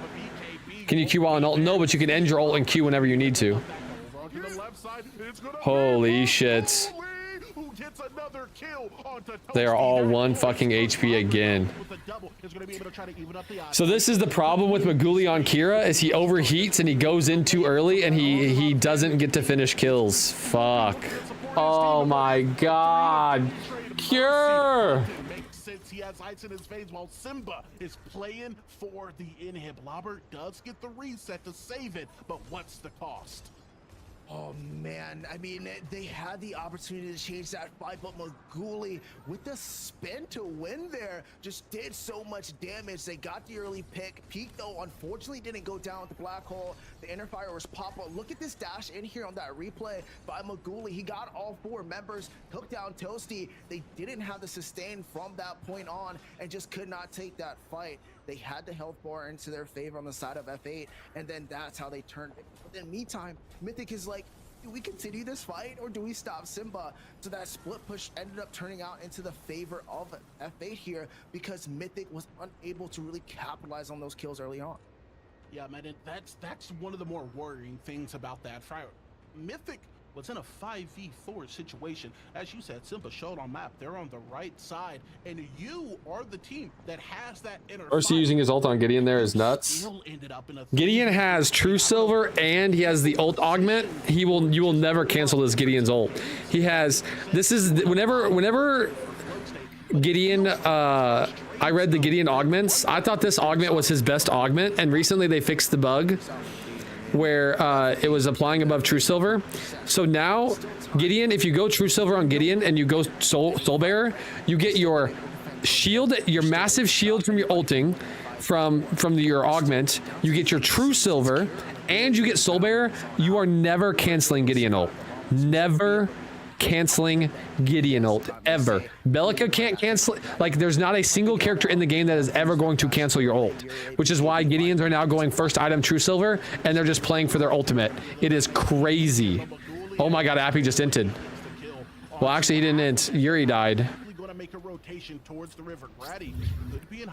Even Rick, nothing will cancel his. You can't break the shield. The only way you can break the shield's like 1500 health. It's disgusting. Holy shit, Maguli! Oh my god, Maguli. That's gonna be Oh my God. Mercy is going to be able to blink in on the charge. He's going to be looking for the sweep, but they will be able to survive. That doesn't stop the bloodlust, though, that is radiating off this team. Flow State tie up the kills. Oh man, Peak is playing out of his absolute mind right now. The CC after CC. Maguli's able to also just kind of get the vision there. Countess walked over a ward, and here comes the spin to win, to be able to get that damage through without really dropping down to that fog wall. And that's going to be the big play that they made. One thing to be able to stop Maguli on Kira is not going to be able there to be help them. That's going to be big with that primordial feint tooth pickup. Dude, I apologize. I sincerely do, but you're getting the Dalmatian treatment. I'm going to put you on the spot here. You've been losing these team fights already, and now this squad in Flow State already has a lead, and they've extended it with that primordial blaze buff on the side of Mythic. What do you do in order to kind of shore up the difference of what we've seen in some of these team fights? You have to take down Kira. We talked about how much damage Maguli is doing. We've seen him do it in the preliminaries, getting into the stage of the finals. He was doing it on Revenant, but now he's doing it on this Kira. They have to stop that DPS. There's a reason why you have a Countess, ladies and gentlemen. Mythic, use it. Get towards that back line, lock down Maguli, burst him down, then turn your fight towards the rest of the damage dealers. Simba should be your next prior target and focusing throughout that fight. Everybody else is just causing commotion, trying to get the CC lockdown. You guys just need to find a way to get to that back line, create some commotion, and split this F18 fight. Ladies and gentlemen, you heard it here first. You want to be able to win this game, all you have to do is kill God. Maguli going to be playing with Mercy near the Pride Pit. Lobber is going to be looking to shore up the space over onto the left side. Grady looks for a way to get out, and he's going to find it. You can see in the mentality of how this squad is taking space. F8 isn't even playing for objectives right now. They're playing for this fight, and with 4 members at about half HP, if they take it, they're going to win it. Appy now going to be stuck in the containment fist. His options are going to be limited. Torn space will be available to him, and he is more than happy to use it, as F8 is going to make a play for the Prime. And they did use the Yon Blaster, but a big thing is they're able to push out the side of Mythic. Just a huge amount of damage, especially considering the Primordial Blaze, but they can't back. They're going to come into this fight a little bit low on HP. They might be able to make a play, but the convergence happening, aka HP. Brady going to be shoring up over to the right side. He's just going to walk into the waiting arms of a Glacial Charge, and BKB is going to be Aura Prime now being brought to about 3K, 2K. This looks like it's going to be an easy enough grab. It's going to be a Soulstorm that comes out, though. Appy over the top, and is going to be looking to get a little something back. Interfire is going to be able to burn through not 1 but 2 members HP. Oh my, GG. It's the kill onto Appy, and listen, ladies and gentlemen, you have the instructions, the manual. Kill God instead. You get 4-man wipe, and F8 is rolling. How do you survive that, Maguli? I tell you what, with the dash reset, and looks like Lawver's trying to save this fight, but the EO blast. Oh my God. That's 5 members down, and him is going to be in trouble, and the Death Timers are saying this is game. I've been waiting to say this all day. That's a peekaboo. It's a jump scare coming out of the support, as Decker is going to be able to lock down the solo laner. And this squad in F8 is going to be able to hand Mythic their first steal of the day. That fucking duo lane is disgusting. Holy shit. That fucking duo lane just hard carried that shit. This F8 team, they played well. People were questioning if Maguli can even still compete with these top teams with Revenant. Holy fuck! Out just in case, and he still was able to perform on that Kira. There's a brief moment within that game where Mythic had control of this game, at least to a degree. We saw them lose a couple of objectives, but they were 1-4. They looked like they were rolling, and then Maguli said, "Hey, red means stop," and he kept that. Holy! I gotta go piss. The entirety of the rest of the game. You have to find a way to deal with this AD carry, no matter what characters he's on. A fantastic game 1 coming out of both of these teams. That's going to be it for us for now, as we send it back to the desk for the post-game breakdown. Game 1 Flow State, you love to see it. I think that there was a definite top card in this matchup, but by no means was it a 9-1 or something insane. And Flow State, so ever so technically, I guess we'll call it, an upset for game number 1. But Lance, we were watching this backstage. You were going nuts, man. This was a fun one to watch. It was so much fun. It's part of why I love Predecessor Esports so much. I was saying it to you guys while we were doing this, like, this stuff just gets me so excited. I got goosebumps on my arms watching that last kill where Peak catches Lava at the end of it. That seals that game, that locks the core down, locks game 1 in. The first defeat we've seen Mythic have today. We got a series on our hands here, guys. That's all I want to say. Not wrong at all. I mean, yo, we were talking we were all talking about Mercy, we were talking about junglers, but the duo lane and specifically the support. I love when a support winds up coming through and making noise. So, you know, Mars, this was Peak's game, was it not? I would have to agree with you 100% on that, F-Dot. So many times we see Peak come in and just make these clutch plays from downtown with the stasis balls, stunning key priority targets, and really allowing Maguli to just push through that game. You guys saw the early 1v1, actually it was more of a 2v1, where Maguli is fighting up against the Zinks, takes him down. Here comes Cure with the inner fire. And he probably gets that kill onto Maguli if Peak isn't there with that. I'm gonna be honest. Down, gets the kill. That was a fast piss. And that's not the only That, I mean, sometimes you just gotta push that shit out, man. You gotta push that shit out quick. around that bank that just completely broke open the whole fight for his team, and frankly, without I'm gonna be honest. I understand that Maguli played well, but if we're saying that, sorry, not Peak. I mean Peak. If we're saying that Peak is getting MVP over Maguli that game, that's crazy to me. Listen. Peak and Maguli hard carried that game. I will not lie to you. But there's no fucking chance I am putting Peak over Maguli that game. Maguli popped the fuck off that game. Maguli literally 2v1, or sorry, 1v2'd to get them third Fang Tooth. So, I think that it's a combination of things. First of all, just a little bit longer range out of the Decker, a little bit more of a hard stop with that containment fence that comes out of the Decker as well, compared to just the slow and the ricochet stun. But don't you play safe then? Like, you know he's got all the tools. He does have the tools, but how safe can you play? Because you still have to be able to stay. Maguli 100% MVP. Oh, I washed hands. I washed hands. Well, listen, I actually didn't wash hands. I sat down to pee, which I know. Oh my God, a man that sits down to pee. If you sit down to pee, you don't gotta wash your hands. Look, pull down pants, sit down, piss, stand up, pull pants up. Done. We're gonna get that buff, that permanent stack to our damages, to our resistances. We're already ahead. And then it just allows you to be able to stat check them. Maguli is a stat checking person. He carried. Nah, Maguli carried that game, man. Maguli made so many fucking plays.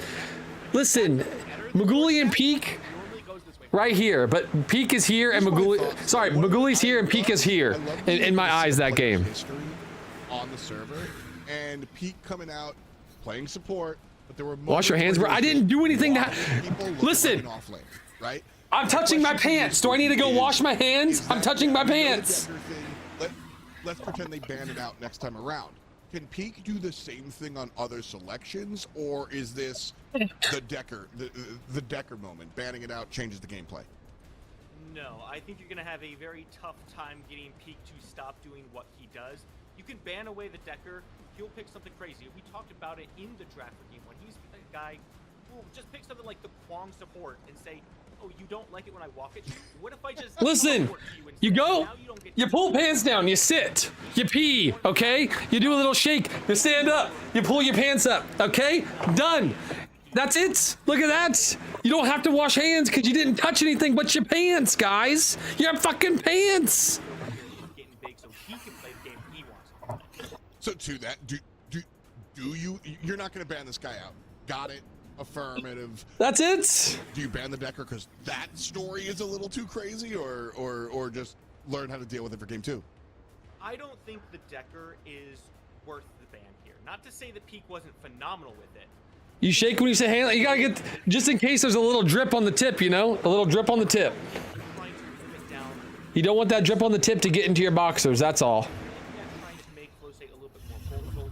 Maybe take out some of those mid pools. Make them play something a little bit riskier. A lot of what they had going for them is Bellica is simply a very safe pick. Simple, yeah. You touch the doorknob and those are dirty? The door stayed open. There's nobody in my house.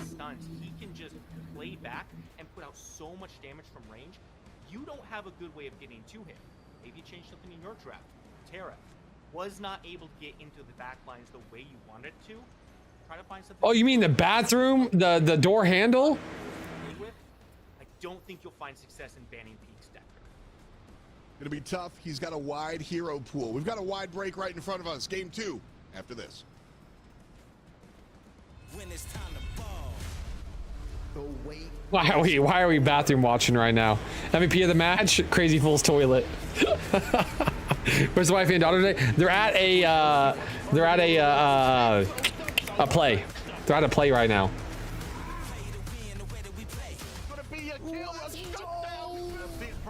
The MVP of the match to me is definitely Maguli, but Peak is right there. The duo lane is the MVP of that match. Like, let's be honest, the duo lane was the MVP of the match.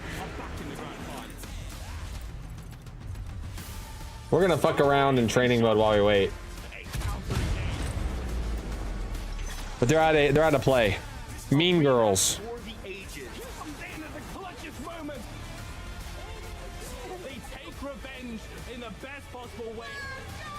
You're an R&B? Okay. Yeah, I'll try that. We'll go 2 item Kira R&B level 9.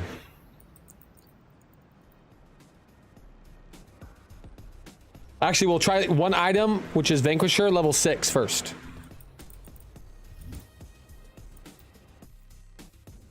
Do you think they'll ever? I think you should ban Decker against Peak or Pickett, Serena. Whenever we were in the tournament, Serena, and I did my review of their team, I said do not give Peak Decker, because I think Peak's Decker is here, and I think his Mourn is here, his Aurora is here. Okay, like if you look at his characters, his Decker is up fucking here, in my opinion. Like it's better than all of his other characters by a mile. His Mourn is still good, but his Mourn is like significantly worse than his Decker, in my opinion. His Mourn gets a lot of assists because you ult on Mourn, and yeah, you get assists from ult and all that stuff. But his Decker is fucking up here and makes way more of an impact. So in my opinion, you ban his Decker. My team got fucking pissed at me for recommending that though. They got fucking pissed, dude. Pissed. And I was like, you guys are crazy. You guys are, listen.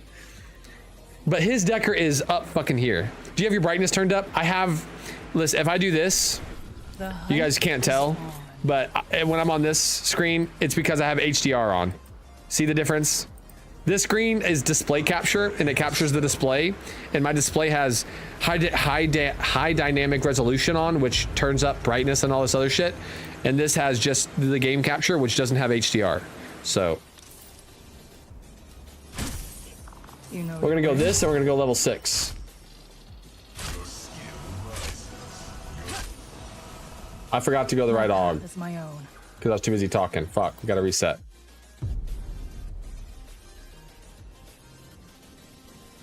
Range? Does it stand for range? I forgot what it stands for, but I thought it was resolution.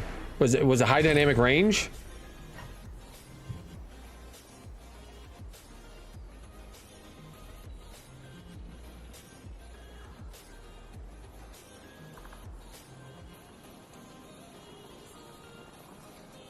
I don't understand why Hawk fell out of meta. The stats are insane. I think for this build, I still build Lightning Hawk on Kira, and I just went 21-5 in a match building Lightning Hawk. Almighty. But for this build, it's because of the cooldown. I'll show you why in a sec. I assume I assume he goes Techno Rat as well. I gotta focus. Hold on. I assume he does this. He goes this, and then he goes this, and then he goes this.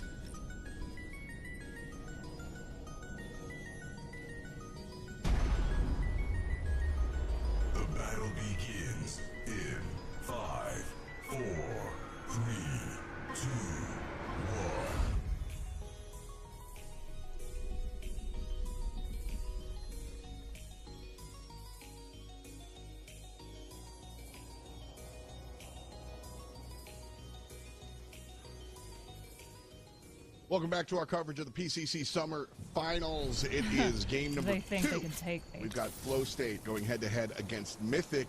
And so this. 1, 2, 3, 4, 5. Okay. Boom, boom. Boom, boom. Okay, and then you go. Whether or not they are going to ban this Decker if they're going to target it, I think that we might see very similar bans because they all were very targeted. Who they Okay, that's a lot. And then your second item is Ash. And then it's like this. BKB did kind of have a decent performance. It didn't stop Lobber from getting the ball. Unfortunately, the rest of Mythic Every 2 autos. along with Lobber. So we might see a similar progression here. Mythic on that first pick. We're going to start by banning the Zarth. They might look at this with the first one. If this is a Wukong ban here in the next 2 for Flow State, I am Every 2 autos. incredibly disappointed with it. I will say that Flow State did the correct thing whenever they banned. Flow State did the correct thing when they banned. Fucking. What percentage of the victory was? They banned Wukong and they banned it again. Yep. Flow State bans Wukong again. Easy cop out answer. I'm gonna say an even 20%. Yawn. They banned Wukong again. Smart. It had a few different things going for it, right? It's probably a little bit more than that because in the early game you saw him controlling the lane pretty. Yes, Ban Decker. Thank you, Mythic. Thank you, Mythic. Thank you. He tried to. His health bar was a little too low to do anything.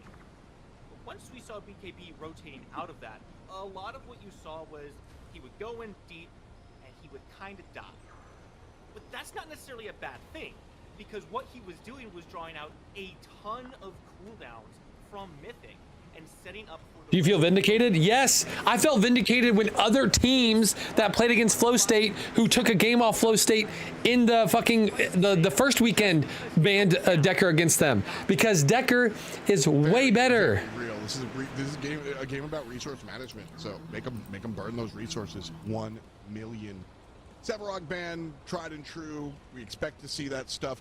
We talked about this possible Decker ban before the break, Lance, and y'all definitely agreed that we really shouldn't see it. It's kind of hard to ban this guy out. If he doesn't do it on the Decker, he's going to do it on a different thing.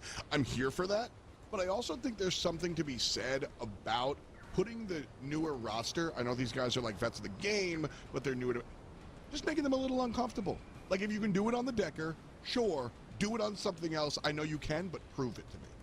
Right, and we might see the proof within these first 2 picks. The Revenant is up. That also leaves both Richter and Mourn up for Peak if he wants to pick them. Peak kind of revolutionized. Okay, actually, they're going to go with the Countess and the Yuri. So I'm going to put a full stop, a pause to that. BKB has been a very proficient. You guys can see the Countess pick, right? Yeah. I have not seen Mercy on the Yuri yet. Not really, actually. You can play it because that dude is a solo queue grinder, and there's no way he hasn't got several Countess Yuri. onto it at this point. Will save BKB on Yuri again. Wait. In this next rotation here Wait. from Mythic, because I know Toasty can play it as well. Wait. The biggest thing for me here is seeing the double assassin. Wait. Right? Like when we look at that off lane, we talk a lot about the matchup between. I mean, it's not even assassin versus. It's just Countess versus the rest, right? And so now that it's Countess mid. Kind of Yeah, it's Countess mid. An assassin versus traditional tanky off lane matchup. Mars, how are you feeling going into that off lane? Is that a part of this thought process for the draft? Told you. There is a lot of flexibility in where this Yuri goes right now. I think we are pretty much going to see this Countess in that off lane. I told you guys Kira would be a prio pick. I said it. Kira's going to be a prio pick because both teams want that pick right now. Both teams want Kira pick. Both teams want a Kira prio pick. I fucking knew it. Let's fucking go, baby. It's not super common, it's not super popular, but it is. Fucking called it. God damn, I'm so smart at drafting. Why doesn't my team just let me draft? Holy. Just let me draft. Talking about being so safe. What's the best way to kind of remove some of that safety? Get a better diver and make sure you. Kira does feel good right now. Bro, you're absolutely fucking popped off with it, and then Maguli absolutely pops off with it. I think Kira might be the best ADC, and those 2 ADC players are the only ones who saw it happening. She felt really good, and then she didn't feel like the best, and then they nerfed Sparrow and they nerfed Rev, and I think she became the best again. 100%. That is Simba on this Countess. BKB is going to stick to this Yuri. I think Sparrow's not the best ADC anymore. I don't think you're supposed to pick Sparrow anymore. They did a decent job job of hiding this first, unless you had these teams scouted. Like Sparrow can be picked. Obviously, she can do well, but I don't think she's the best anymore. And neither is Rev. Like you, of course, you can pick Rev, but I don't think you like should. Nerf Sparrow. Yeah, they nerfed Sparrow in the last patch. I don't know where these guys are going. TB best ADC. TB is very good too. I do think so. My big question. Kira feels disgusting. I just went 21-5 and I don't play Kira. My least played ADC and I went 21-5 with her. I played her twice. The other time I didn't do very good, but the other game I went 21-5. I don't even play her. It probably will be a Sparrow this game. I do think Drongo is very underrated as an ADC right now, though. I think he's so underrated. Holy Maguli, please pick Drongo and vindicate me. Please. Please pop off with Drongo. Please vindicate me. At least pick it. Vindication. Please. Please. Please. It's actually so good this game. Holy fuck, it's so good this game. Drongo is so nuts this game. It's good against literally 4 of their picks. It's so good against 4 of their picks. Fuck. Crunch pick isn't good right now. No, Crunch is good right now. It's also Grady on Crunch, and he's a very good Crunch player. Really interested to see what they do with them. I like the Howie pick here, specifically because of how actively we're going to be walking around the map, right? You're going to look for those early engagements, you're going to look for those early ganks, and you're going to find a couple of landmines, and you're going to write home about it. It's not going to be fun. So I really like this. This is where I love MOBAs, right? This is the answer to that question. But Lance, Flow State has really solidified themselves as an early game team. I don't really think that we saw the early game team in game 1. We just saw good old-fashioned predecessor. Here in game 2, Twin Blast locked in last. Is this that early game comp that we're kind of like used to? Are we going to see that like Flow State that we're used to seeing here? I don't think so. I think this is also a team that needs to get like an item or 2 under their belt. Just like with the composition that they've got built. Countess is trying to burst 100-0 to somebody. Yeah, she's got a lot of assistance with her passive, but she's going to need an item or 2. It's also, if she is in this mid lane against Appy Picker on this howitzer, Howie, fantastic at zoning melee heroes. Going to be hard to just walk up directly to it. Yeah, you've got the Shadow Slip to be able to instantly pop to him, but then Appy just puts the boop down right at his feet, hits it, puts the landmine on top of you, pokes you with the R2000, and there's 3/4 of your health bar. So it's going to be interesting to see how they play it, and I still really want to know where these are all going. The more I look at it, I do think this is peak on the Aurora here. Kind of surprised to not see the Mourn or see the Richter out of him, but I know as a former offlaner, he can definitely play Aurora. I think this game's going to be spicy. Also, just want to point out the comfort pick of the Crunch onto Grady here on the side of Mythic. That is a signature, probably most played hero out of Grady. This one should be electric. All right, well, misleading on some comfort picks, just going back to what they're good at. Is it good enough? I don't know. Game 2, let's find out.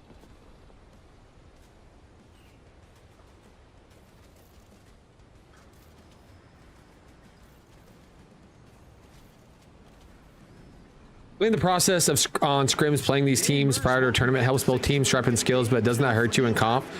I mean, you don't have a choice, right, Serena? It's either you scrim and you try to get better as a team, or you don't play at all, right? Because you're gonna like.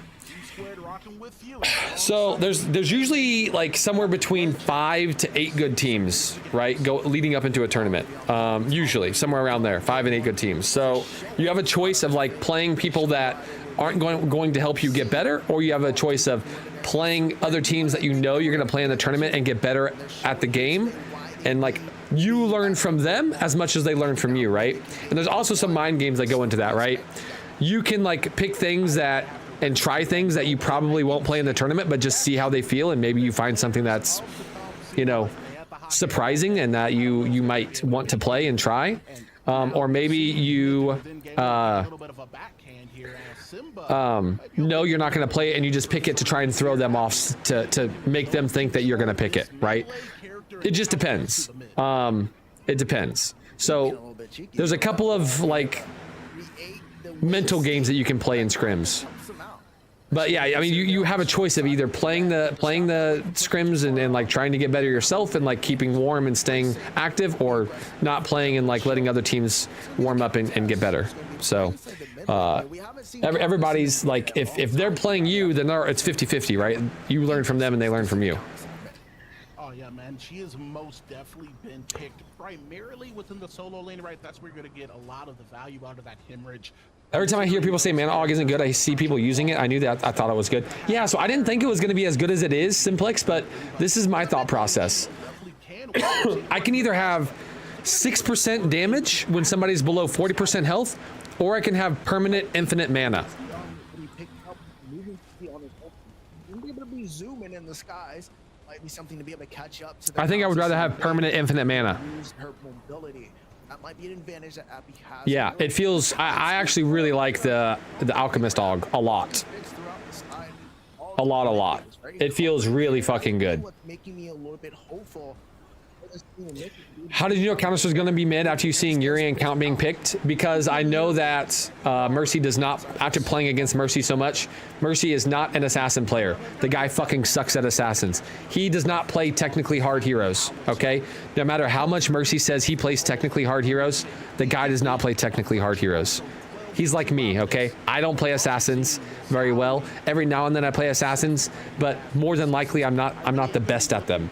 Like Kalaris and stuff. Like I can play those characters and do decently well in ranked games, but when it comes to comp, probably not my cup of tea. So seeing the Yuri being picked and seeing the Countess being picked and just knowing that that's not going to be a Mercy pick. We know that Simba can play Countess because I play against him a lot in ranked matches and stuff. He plays Countess mid, and playing against BKB and scrims, he plays Yuri offlane every single time. It never goes jungle. That's how I knew. Kira being picked up, and we saw how that sounded in game one when he's able to pick up that quadra kill. Insane play by him. Oh, Toasty got.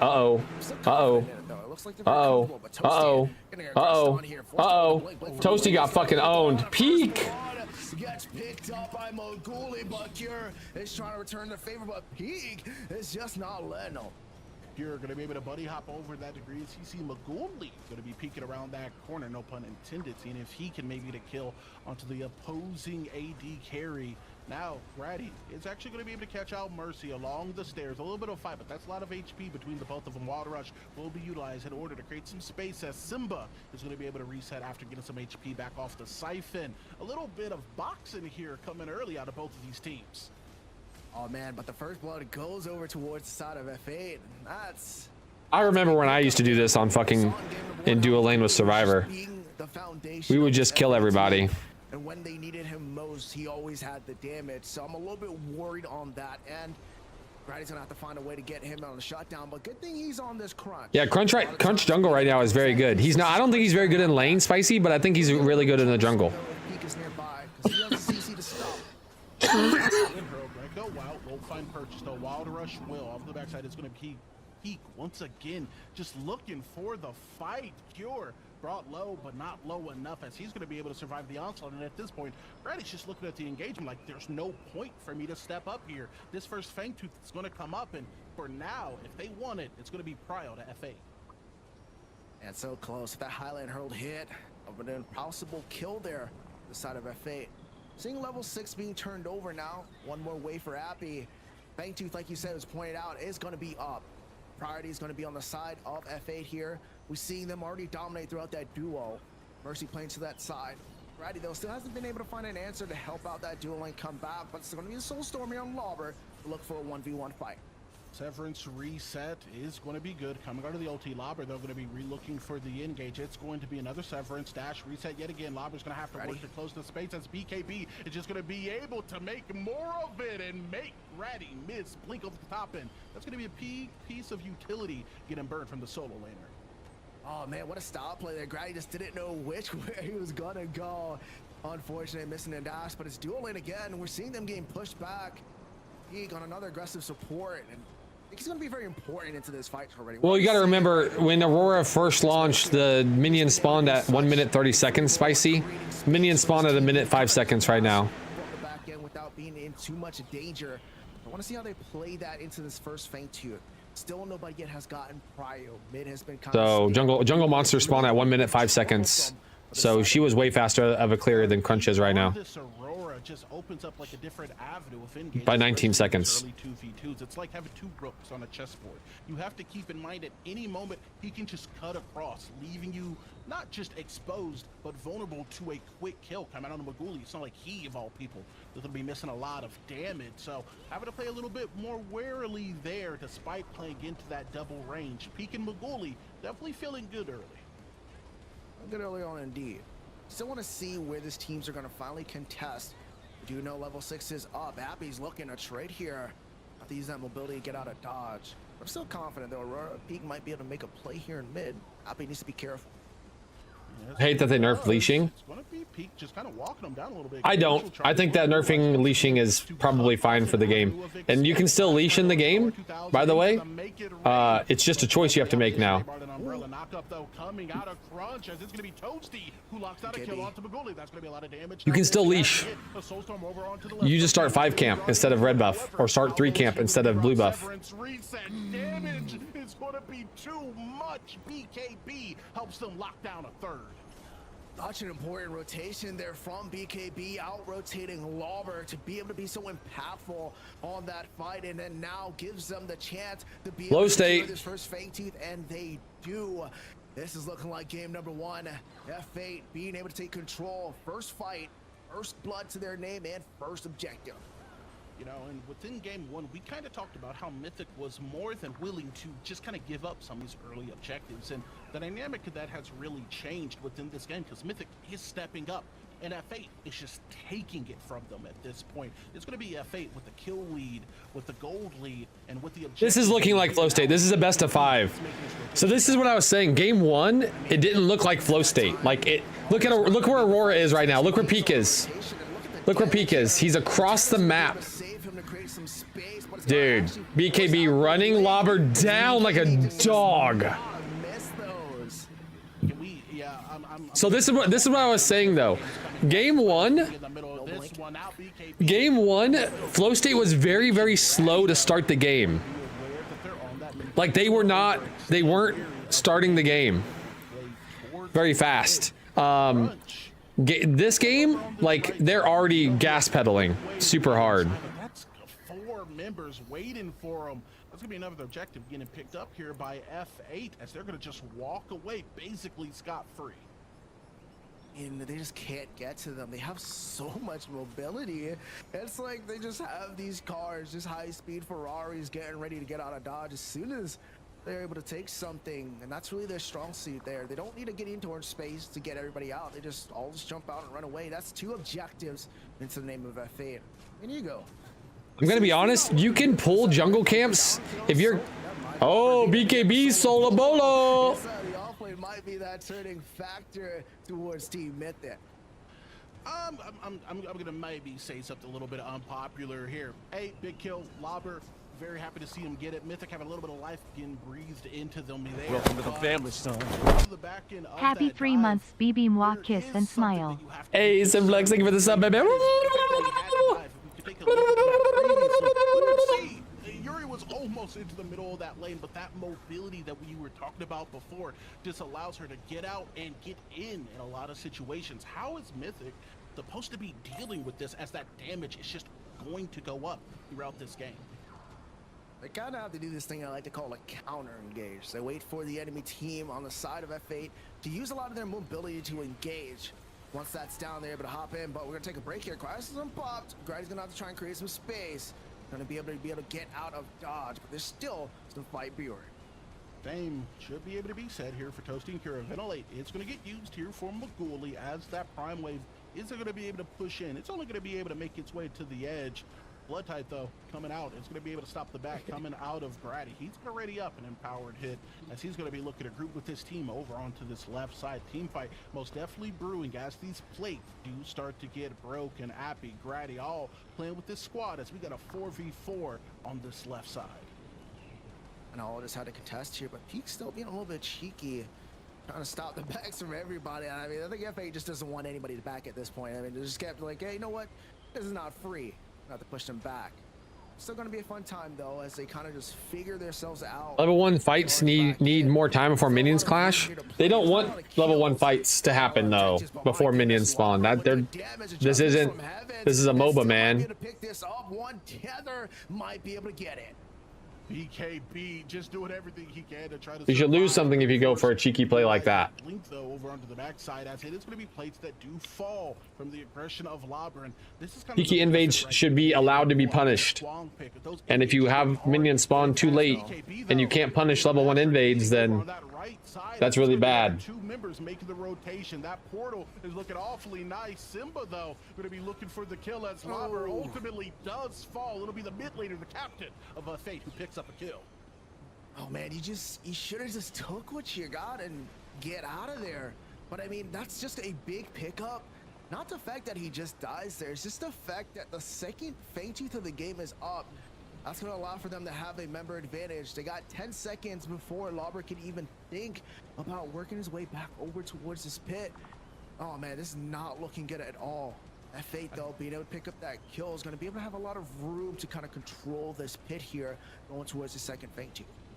I think we might just be watching a little bit of a replay of game 1, right? We've seen F8 get, a kill lead. Mythic at around this point with the last one was able to reclaim it, but off of their kills, they're getting crucial engagements on some of these engagements by taking the space and I'm gonna say blatantly killing off anyone who tries to step into it. We are gonna have Kwang Lobber now back up, so if this is gonna be an engage, you're gonna have to deal with everyone on it. But Cure not gonna be present, gives them all the knowledge they need to be able to just play into this second Fang. Second Fang is going to be huge for the out of combat movement speed. It's already down to 2k HP. Nobody knows the HP on this. They're not going to be able to steal it, but they might be able to get some amazing frags. Soulstorm into the crisis, Mourn to the back, and it's going to be an engage that comes off of one. Maguli will be the one who picks up that kill. Grady just looking for a way out before he gets scrapped. It's going to be a 1-for-1 though, at least for the moment. Pure going to be looking for a kill. That's Happy. Going to be looking for a way out. It's going to be a frag over to the left side. Toasty going to be left for his load. So Map Brother got hooked as Maguli picks up yet another kill. Kill lead extended to 4. Objective lead extended to 3 for Flow State. I gotta clip something real quick. They're able to make a play there, but the Soulstorm is just so impactful towards what F8 is trying to do, and using that unstoppable force just to be able to play around. They just have everything that to go against what Mythic is trying to do at this point. I mean, they're just playing it so well. A lot of times they're just so late to these objectives, they can't really do anything. Mythic, they need to find a way in. They need to stop letting F8 get these prios. They can't get picked off into the off lane. They can't get picked off before these big objectives. They have to get grouped up together and get that first initiation. There's a meme on the internet of like Willem Dafoe looking up in horror at something in the sky, and I feel that's like what Mythic is going through every time they consolidate. They're like, we're ready for a fight, and then BKB just dashes above them and starts channeling the Soulstorm. They're just like, what? Why? What do we do to play into this? And the answer is just don't group up, I guess, within this instance. BKB off the engage is, as Spooky said on the desk, setting his team up for success in this game too. And just absolute great performance coming out of F8. Like we talked about, knowing everybody why they're the #1 seed, even the doubters, throughout this entire time, leading up to the finals here. But Mythic not out of it just quite yet. Still trying to find a pick. BKB might be it. Soulstorm pops, but this might be the pick that they need here. That's going to be BKB down, and now they could potentially look for more over to the left, and it is going to be an engage coming out of Grady, but onto the back end of it, it is going to be Mercy. Prioritize is going to be good enough to force a blink out of the jungler, as now Peak is going to be playing with this team. Lobber hovering over to the right side alongside Appy, but what fight do they take here, if any, at this point? It looks like they're going to take the kill, and Mythic is not going to be able to catch F8. That's just going to take off. Looking to take down this T1, they do. They're going to be a little bit pressed up here. Grady's coming back and doesn't have blink though. But look at this, make it rain. It's going to be able to do some solid damage, but the terrain is going to be there to mitigate any kill potential it would have. They fall off the edge. Mythic they don't let you sit back and chill. That is true. Flow State is just doing so well, F6, at getting more value out of every pick. And just kind of like small plays, right? I mean, there's getting the small wins here and there, being able to pick up a win. They did get picked here from BKB, and just Mythic was unable to do anything about it. As soon as they used a lot of resources on BKB, they turned the fight. Eek shows up, and he's just been playing phenomenal. He locks down Grady, forcing down the blink, and he's gonna have to play through here. Once again, they're looking for another fight, but gotta pick me twice in a row before this mini prime. It's so funny, right? Like with the mobility built into this character, you see Grady's name just zips across, and then you see BKB's zips in the other direction. Like if this character doesn't want to be caught, you're gonna struggle a lot to catch her, right? And as such, BKB is gonna be able to play aggressive, but also simultaneously safe into any of these groupings we're seeing. And that's really the big thing about Yuri, right? Just being able to just outmaneuver anybody trying to contest. But contention is going to be towards this mini prime. Looks like F8 is going to be the one to start once again. We've seen this story, but maybe Mythic could find a way in. Grady going to be grouping with Kuro over to the left side. It is going to be a little bit of Boreal Soulstorm coming over to the top. It's going to be locked down on 2-2, but it's going to be in a eradication of Lobber. Jesus, man. As he's turning people to ghost. Ladies and gentlemen, it's an RGS ace in game 2. Moguli getting down 3. They just walk in and there's just nowhere to go. Grady starts to get in, but the Soulstorm pulls them in, and there you see the Boreal sweep coming out of nowhere. This is what I'm talking about, man. This dude, their mental is gone. Their mental gone. There's no mental left on Mythic right now. They lost one game and their mental is fried, man. They don't know what to do, man. This dual lane is disgusting. This dual lane from F8 is fucking disgusting. Has put his team in a situation once again to be able to lock down this third Fang Tooth, getting that plus 8% to their armor, to their power, and now all power to them for the next team fight. Grady's just continuously going into his back end, but it's just not going to be a place where you want to be. No flash, going to be burnt down, but look at the damage, Ego. It's going to be make it rain. Coming over the top end, Lobber's going to be looking for more alongside his mid laner, though. Grady, Sally won't be there for the engage. It's going to be the Tesla with hands who gets scrapped. We could have a 3v4 situation here, possibly within the mid, with this Terra making a rotation back. Cure Appy going to wisen up, play back. Soulstorm will come out, but not get any value. It's going to be a Severance into a blink, into an engage, coming out of Symbol. Over to the right side, it's going to be a Glacial Charge dropping down onto the fight. It's going to be Peak, who's going to be able to help his team burn through the HP of Appy. Tony Stark in the fursuit. It's an animal cemetery, not for one, but for two, as it's going to be Cure who falls. BKB, Peak are going to back. Oh man, BKB just putting on an absolute show right now. I mean, a little bit of a questionable play why you re-engaged there, but he was able to force out the aggression out of Mythic. They fell for the trap. They re-engaged, forced to blink out, and that was just not what you want to do. And they're able to re-engage that fight, pick up some more kills, and get the advantage once again, Ego. I mean, Mythic is just not playing their game right now, and it's F8 just setting the tempo over and over again. 100%. At this point, you know, if I was wearing the striped shirt, if I was a ref, I'm not. Guys, I'm a Ludum tier within this game. I say this with a large grain, a brick of salt, if you will. Brother, put your hands up. You guys got to start doing something to, if not win these fights, defend against it. As you said, that re-engage looked nice. But what fight have you taken so far within the game that has been as such? You got to lock down one of these objectives, lock down some of these towers, pick up the gold on map, and maybe, just maybe, Mythic can turn the tide of what's been a devastating game 2. No, we talked a little bit about Maguli just, you know, he's being the god mode of this game, but I mean, I think it just comes down to Peak, man.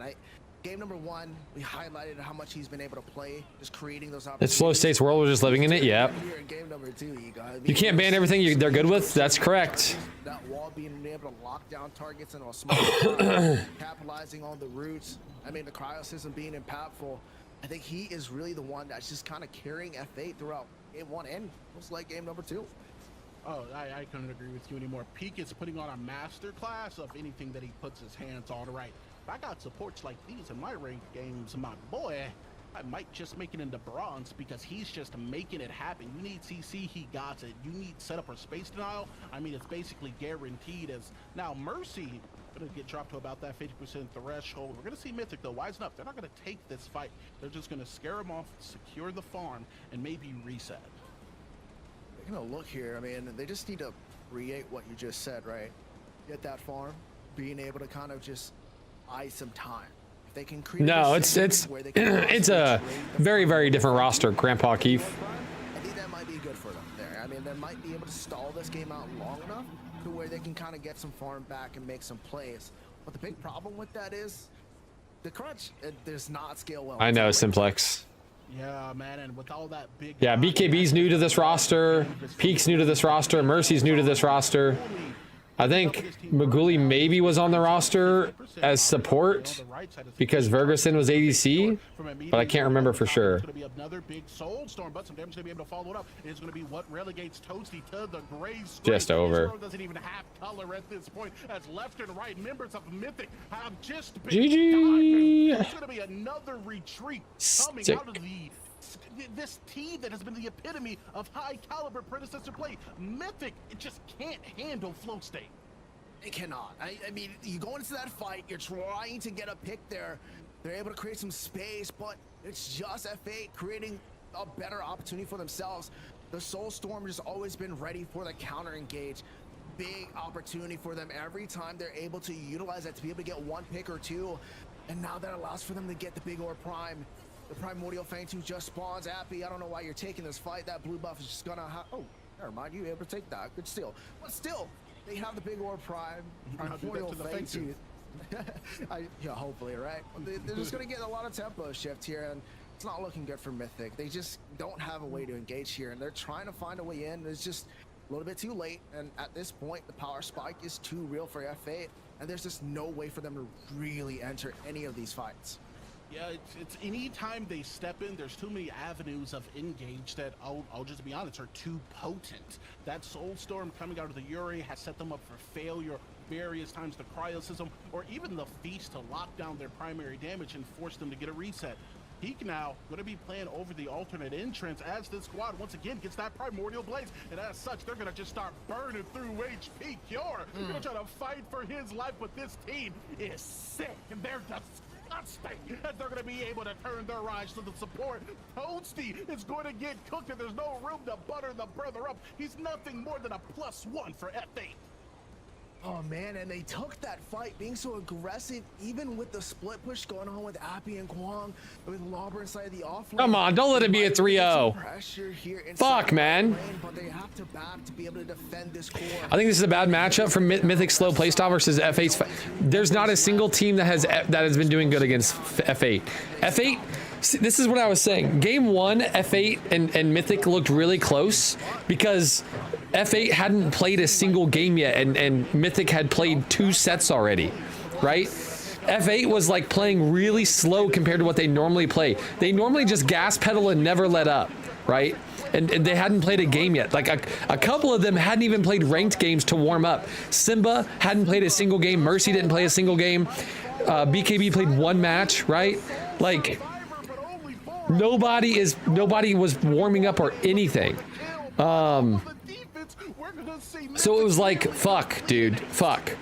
And then they finally like started to wake up, and then they just won the game, right? And then this game, they're absolutely dominating, doing their gas pedal, never letting up, just hold W, hold W, hold W, right?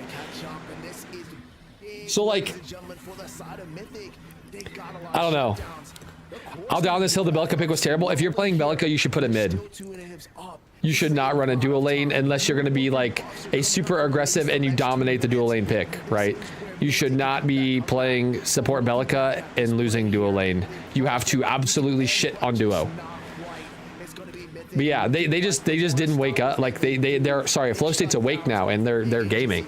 No, but there isn't a single comp team that has been doing like insanely well against Flow State consistently, because they do pressure creates pressure better than anybody else right now. And like trying to explain to other teams and try to explain to even my own teammates, like the game is literally just rotate. It's literally just this. And then like you collapse and then you back up and then you like it's literally just this. Everybody is rotating every lane, and that's what Flow State does. They just rotate everywhere. Pressure creates pressure. Have to worry about that left lane. I mean, the core is just so Long time no see, Crazy. I'm glad to see revival for comp. I don't think the game was ever dead. What's up, Manic? Thank you, I appreciate it, my man. The game's been growing since, like, growing steadily, like heavily since 1.4. Game hasn't been dead at all. But I appreciate the sub, man. Hold on. Calm scene ZZZ before 1.4. I mean, we had a $10,000, literally like 2 months before 1.4, we had a $10,000 PCC. So since 1.4, it's been growing steadily. 1.0, it grew a little bit, but it wasn't growing steadily. 1.4, it's been growing really steadily. Left lane's gonna be constantly pushed by the Yuri. 1.0, it grew a little bit, and then it like held, and then like 1.1 and 1.2, 1.3, it like kind of like held, but 1.4, it like shot up, and then it's like 1.5 and 1.6, it's been shooting up and growing pretty like consistently. Missing, or maybe a potential engagement tool to tote this fight. Definitely going to be looking like a 5v4 where that core is going to be exposed.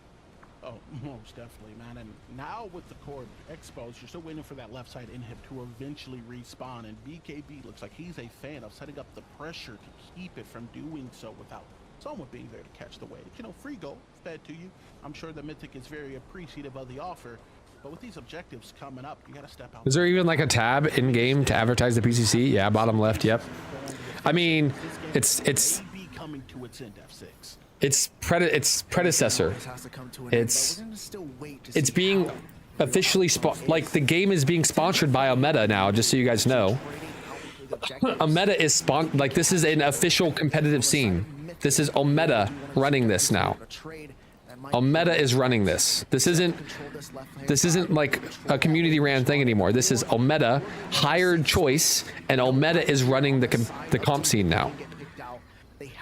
This is a sponsored by the company who makes the game competitive scene. It's called the predecessor championship circuit, not prime championship circuit. Kieran Toasty are going to be on the back end. Lobber now taken out of this fight. Soulstorm is going to be able to BKB just insta killed 2 people. BKB puts Lobber on a Jesus. He's not going to be the only one. There's going to be 3 members gone in the blink of an eye. That one got eviscerated. That one got evaporated. And now they're looking for the core. Simba, Maguli, BKB. It's going to be F8 who are going to be looking to take Mythic to game point. Oh man, just complete annihilation. One slip up. I said nobody can get picked, but 4 members just got caught out in an instant. Grady fighting away. Nobody to stop this core from going down. And ladies and gentlemen, that's game number 2. Going over towards the side of F8 with an absolute dominant showcase. Holy shit! 2-0, 2-0 right now from Flow State. All right, let's go test some more stuff.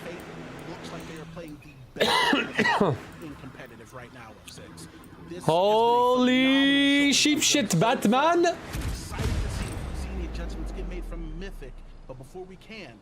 Only 10 days for the map? What do you mean only 10 days for the map?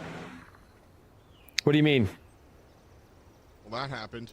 Giant Legacy? fist fight on the field. So PCC done? No, it's best of 5, so they have to win one more game. Watching this one was very different from watching the first one. Lance, game number 1, we saw some back and forth. We saw. You think all the ADCs? No, I think most ADCs do Veracity. We saw no such thing. And you only do that with Kira if you're doing the one augment. Kind of what we saw out of Flow State during our summer prelims that we had 3 weeks ago. Veracity's the heal, right? Yeah. Kind of rolled everybody. TB might do Veracity as well. The first game of the series was close, like you alluded to there, F-Dot. This game was very typical to the fashion of Flow State. They got ahead in their duo lane early. Peak and Maguli were able to just facilitate, find those early spots, move their advantages around the map. Mercy where he needs to be, when he needs to be there. Event day, page for Mercy really coming out to play today. But I take my hat off for a real balls. Come on. The way he has performed in these first 2 games has just been. Isn't the Mercy Aug on the Kira the only one you should go? I like the Q Aug personally, but I haven't tried the Mercy Aug in a match yet. Ban the Decker. He's gonna do it to you anyway on a different character. Well, we banned the Decker Mars, and he did it to us on a different character. Let me show you why I like the Mercy Aug. Hold on. This is what Peak does. You can't stop him, and it's very similar to the whole team. Really, you can try to ban their picks away. But it's not about what you ban so much as what you pick for yourself. You can try to limit the tools. You showed us already? No, I haven't showed you guys And you're not going to clean them out. yet. This was, quite frankly, a The Zinx kill. style than we've seen Prepare yourself. just in the draft, picking these double assassins and just kind of running across the map, bringing so much early game damage, to make sure that the game was swinging in the favor they wanted to. And a lot of times we've seen Mythic take some bit rough early games, but they're a team that doesn't typically care about that. They can usually come back to the mid games, come back to the late games, Watch this. 5-on-5, and feel pretty good because that's what they're strong at. He was only like 10% health. Pushing that lead so But still, that by the time those group ups started to it's a lot of damage. How much damage was that? gas in the tank to get through those fights. Yeah, we usually see like honestly, 160? MOBAs are pretty simple. Sorry, folks. And like we really see this kind of classic matchup often. We see an early game focused team and then a late Plus game 15? team that can fight from behind but are Oh, I better kinda like than that your one. team fights. That's kind of quintessential MOBA matchup. And that's largely what we see here with Flow State. They pick their mobile assassins and they just run it down. The key to this approach, and Lance, back me up here, the key to this approach is making sure you close before it gets too late. No 24-hour clubs here. If you start with that early game focus, you have those assassins running around, as long as it doesn't go too late, you can take it home, but if it does get to that point, Mythic's comp is going to wind up beating you. Very important that we were able to see this amount of like violence essentially in that mid game to make sure that we make it to the late game, but not the late game, and that's why F8 winds up winning. Exactly, and then closing. Hold on, guys. I gotta look for something. 30-minute mark really seals that for them. I don't know if they necessarily get outscaled in this composition that they had for game 2. But in general, what you're saying is very true, and it plays to the style of Mythic and the way that they've done it. We've seen this team, if you've been paying attention to PCCs and you've been watching esports in predecessor since the beginning of it, this Mythic team, formerly known as D-Lab, very, very good at base defenses. They will lose 3 inhibs. They will ace you on their own core. They'll stall out 7 more minutes. They'll hit those crucial item spikes. I gotta help somebody with something real quick, guys. Give me 1 sec. We weren't able to see them capitalize on that spot. We thought I thought we were going to see it during that very first base defense where they killed everybody but BKB. Like, oh, this is classic Mythic in the finals. They're going to get here. Unfortunately, it's starting to look like we're going to start seeing the other classic thing we see for Mythic in the finals, which is get second place. Oh, no. We got best of 5. We've got more time to go. We've got more games to kind of look at here. Ultimately, this is like a large hill to climb out from underneath, Mars. I mean, we've seen 2 different approaches now. I think game number 1 was kind of more traditional MOBA, back and forth. Game number 2 was more Flow States style. Now game number 3 in front of us, you know, Mythic, they've got to shake something up. What do? I mean, I think it's time for a little bit of a switch up from what they're doing right now. They can't play passively in the early game. They can't say, oh, well, we're going to just go ahead and wait for the late game. We'll give up a few objectives. Let them take the first couple of fangs. No problem. It's time to start playing for an earlier game. You have to be more proactive. An allied tower is under not attack. allow them to control the map. Because what they've shown you today is that they have the capabilities to lock you out of the game. If you give up the early, they're gonna take more than that. Gonna push it for everything it's worth. Switch things up a little bit. We've seen Grady have a lot of aggression in the earlier matches today. Bring that back out. Get Lobber active. Use that jungle off-lane tenacity, that synergy we've seen, and make some plays. Take away from Flow State and give to yourself, because that's what's going to get you ahead. Well, one thing that we didn't address here was Yuri, and Mythic didn't address it on the server either. They've got 1 more game to do so. We'll see if they're able to do it after this.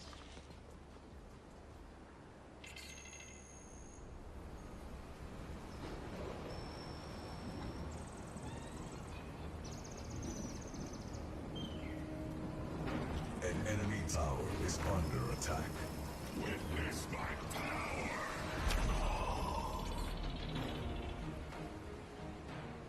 Can you taste it on the way? Welcome to the family, son.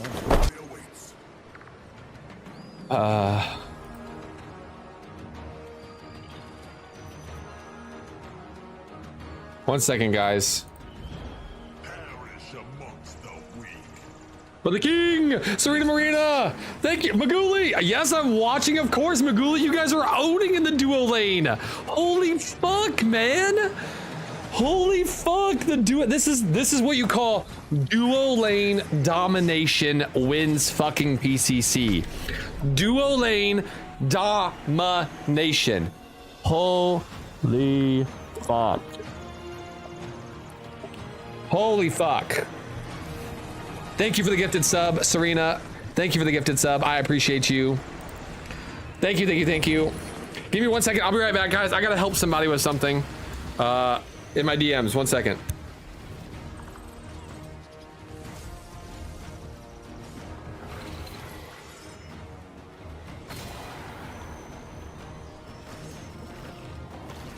An allied tower is under attack.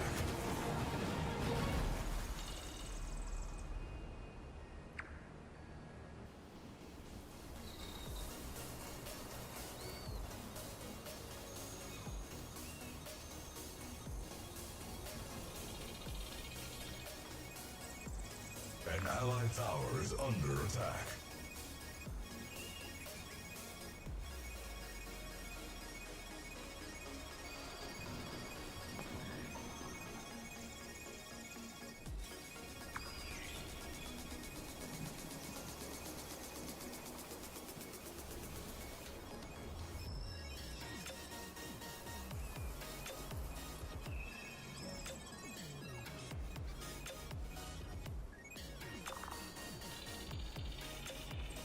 For the king, Maguli, for the king! Holy, I'm working on something. Give me a second, guys.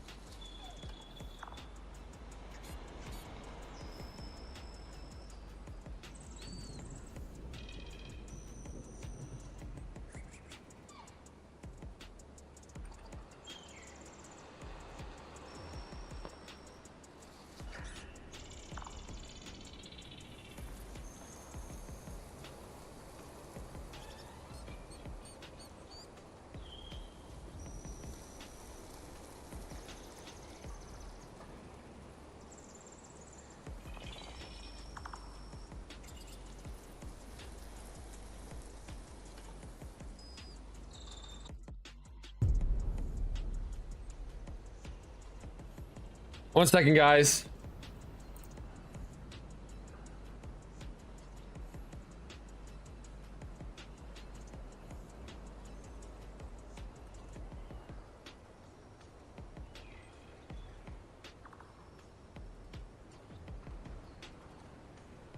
Tournament point for Flow State. Win one, and it's all done. Mythic, they got a couple of chances, but they're all out of losses. Tough one, tough position to be in.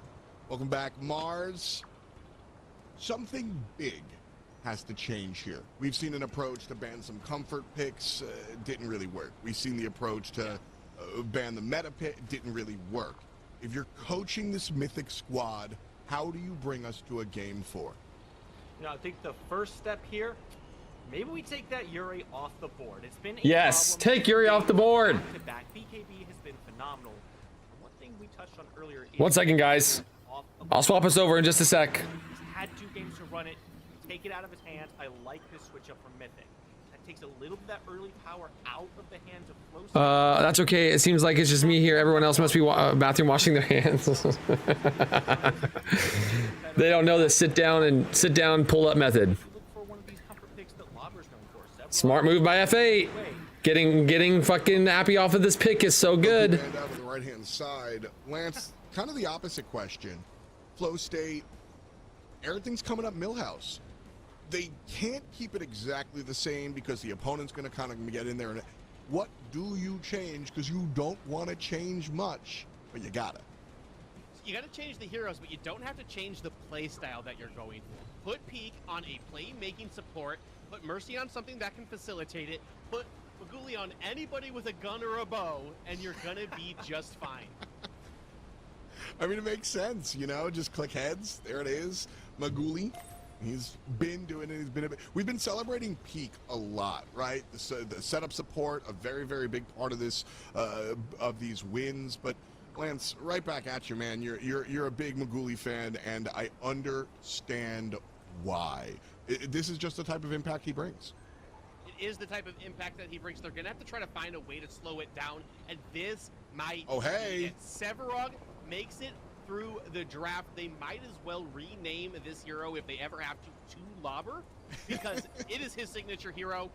He will be at max dex very quickly. He plays this hero perfect. He's going to be able to use that Colossal Blow to separate the important parts of the team fight for Flow State. If he can get into the back and they're not already low enough to get killed by the Colossal Blow, they'll at least have to reposition with that. That can change a team fight. I think that's an excellent first pickup for Mythic here, with it being unbanned for the first time this series. Uh-oh. Yeah. So, game number 1, we see the Decker come out. We see some, like, highlight reel. Oh my God. Said Decker gets banned out. You get beat up by Aurora anyway. So here, Mars, the Aurora ban comes out, and just Decker on the other side. Decker, Aurora, either way you're getting beat. So I mean, the fact that you're banning the Yuri means that you know you're going to deal with one of these. The assumption is that the Decker is the lesser of the 2 evils. Yeah, I'm not sure I 100% agree with that either. Granted, the Aurora does have a little bit more utility in the Glacial Charge, being able to wall off so many objectives. There's no way I would have banned Aurora over the Decker. A big part of how Maguli and Peak kind of controlled that dual lane was splitting up their opposition in that lane. But the fact of the matter is, now you're against the Decker and the Bellica once again reunited. So much long-range CC comes through. I'm actually surprised by the first 2 picks from Flow State, because I was thinking they kind of left the Sevarog open because they were thinking of picking the Countess and counter-picking it and trying to keep it under control that way.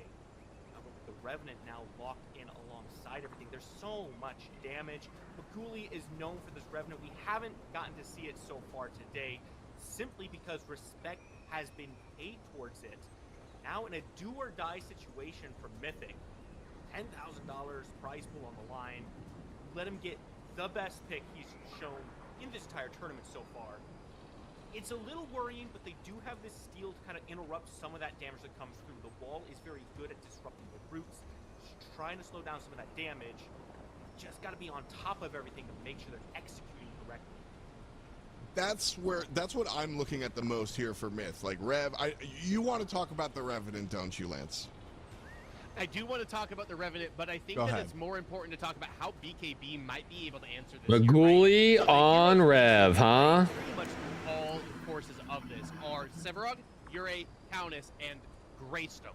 I think Greystone not the best option here for them. They're gonna pick that Squang up here first, which I assume will go to BKB.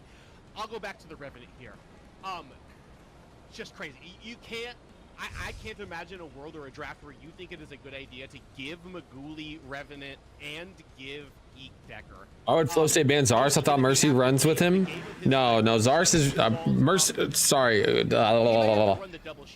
flow state ban Zars because Grady's good with him. Grady's very good with him. That are coming out of it here. Mythic gonna round their comp. Real question here. So y'all don't have P dribble left after shaking. I figured you'd use toilet paper to wipe the little bit left. I don't know of any guy that wipes toilet paper. The only thing that you might do is you might, like, you know, strain your PP a little bit, you know, Serena, strain your PP a little bit, but that's it. I don't know of anybody who takes toilet paper to wipe off their simply because the tip of their penis. State 1, game number 2 is definitely the one that's more etched in our brains. Game number 1, and by ours I mean Mythic and us and the view, like everybody, right? Game number 1 was a nice little matchup. Game number 2 we got stomped. So take it off of your good home. Yeah. Mythic went like full crowd control. There's so much. What am I listening to? Sometimes you gotta like maybe if you're like really worried about it, you can like grab the shaft and like, you know. Is the red light enough to deal with the Seraph and the Rev and all of and like squeeze out what you need to, but that's it. This feels like red versus blue. This feels like, you know, grab the main vein and like really pull it out. Very important to control the timing from Mythic here. If you want to stop Really like a toothpaste roll, you know? Squeeze that last little bit out if you really need to, if you're really that worried about it, but when she comes out of that, that's your best time to hit her. Otherwise, you're probably swinging at him. Shield slam, maybe a little bit where you want it to, I think. Between Decker studying fuck. Seraph Mercy. The Nether Realm and not even be affected by the shield slam. There's so many ways to disengage, avoid the CC.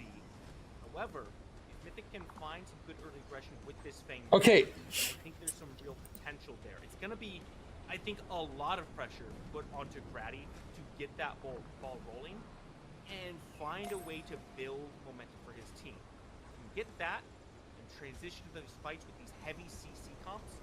We're looking good around the pit fights. It's just a matter of getting there in a good position, which Flow State has shown they are very good at depriving one. it's an execution heavy draft, Lance. Like this really just Mythic. Sorry to make it very banal, but it really is. If they can execute, can they press their buttons at the right time, they can win.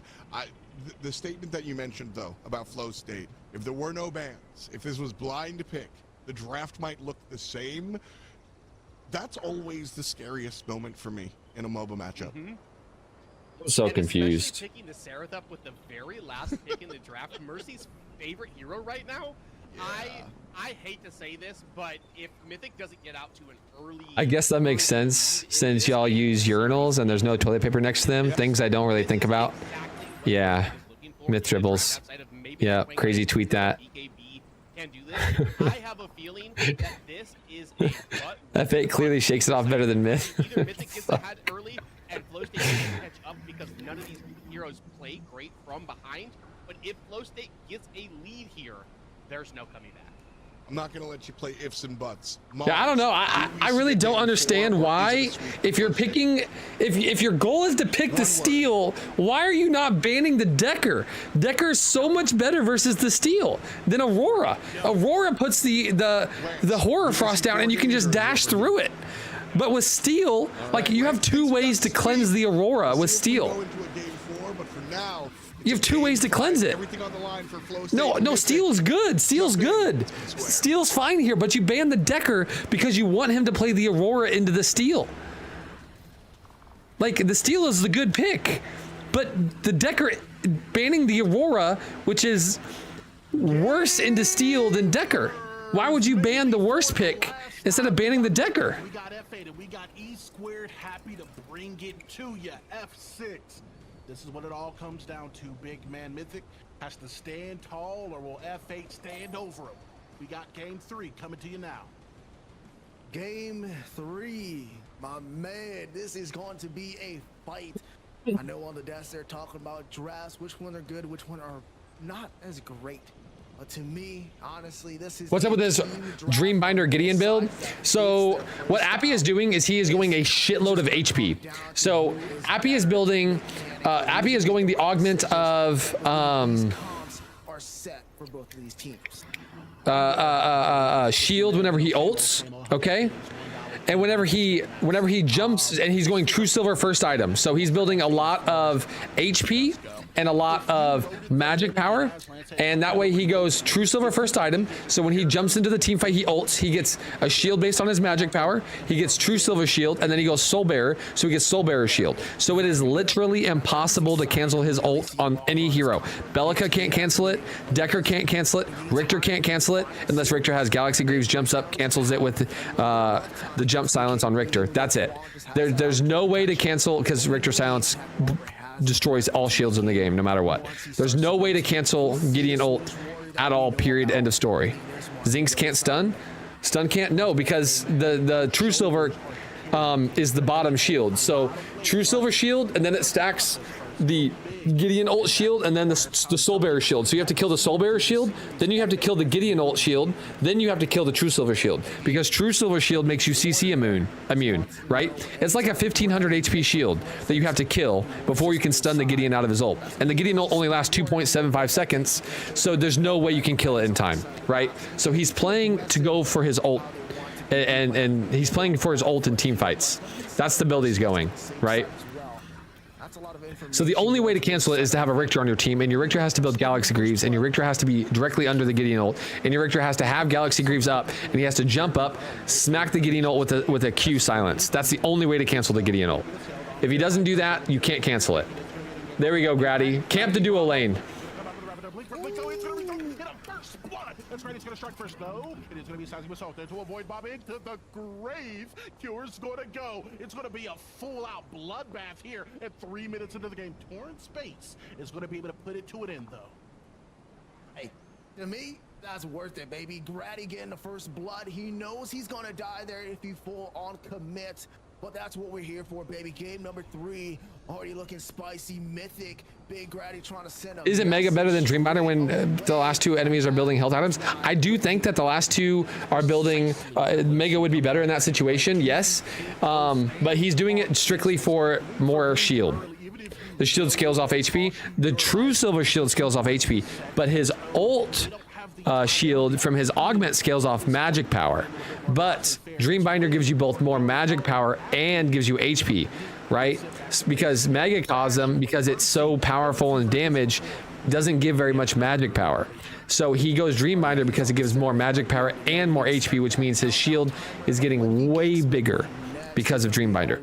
But I think you're playing way too much into your shield when you do this, right? Like, I think if you're going to do this build, you still go like a more normal build, because he does still need to kill tankier people in that situation.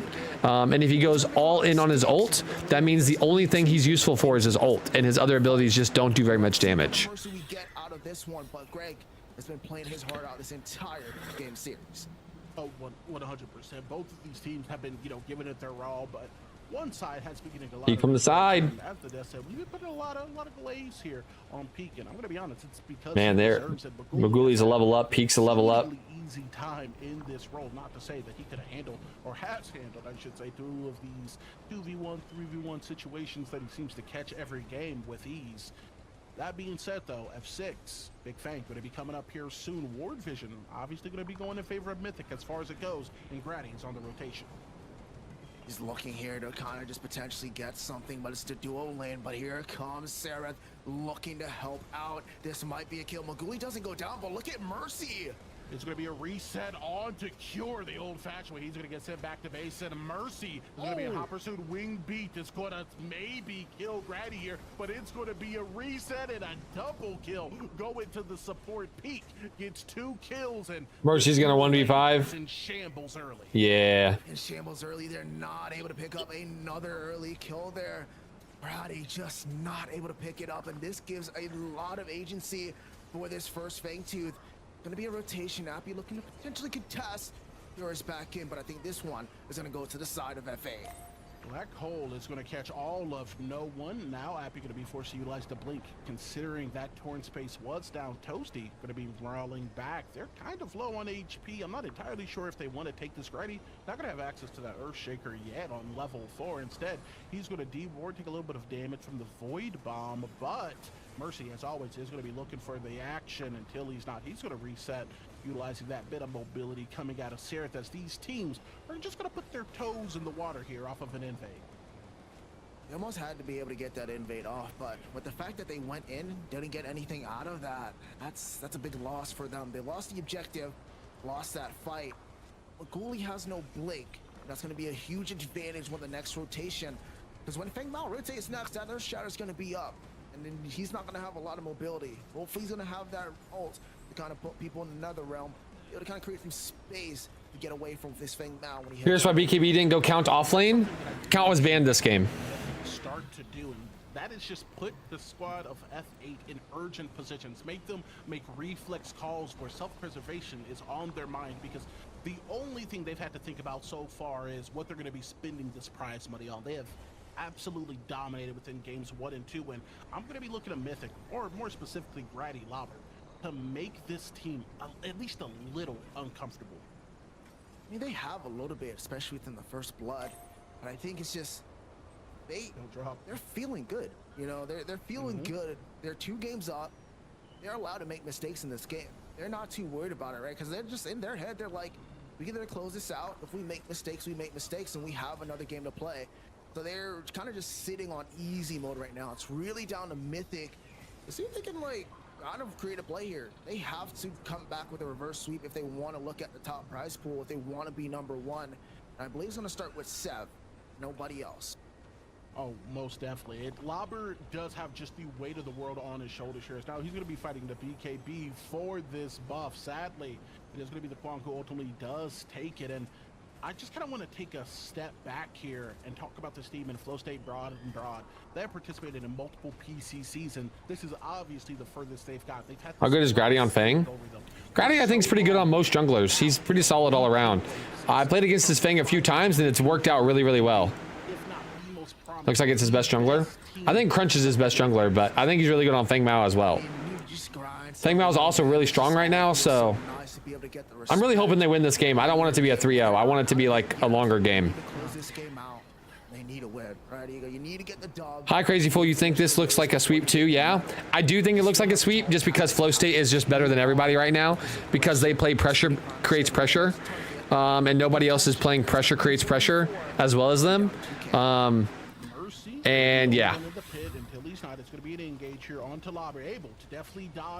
I've been thinking about how Mythic swept here. No, yeah, I didn't. I thought Flow State might lose game 1 because they came in totally like cold. But after they won game 1, I was like, yeah, this might be a full sweep. Flow State is just like. Flow State is just a different breed right now. Pressure creates pressure, creates pressure, creates pressure. And they do it better than everybody. They just pressure creates pressure, man. Fuck. Right now got a double there. A big move into his passive. He now has the second. They just move on the map, man. They just do the game of support roams mid roams, you know, off lane or duo, jungle rooms duo, support's moving again, support might go off lane moves mid. Like they just move like this on the map. They're chess pieces that go everywhere. They just go everywhere all the time. Look at that. Bellica just backed from off lane right now, right? Like they just move. They move everywhere.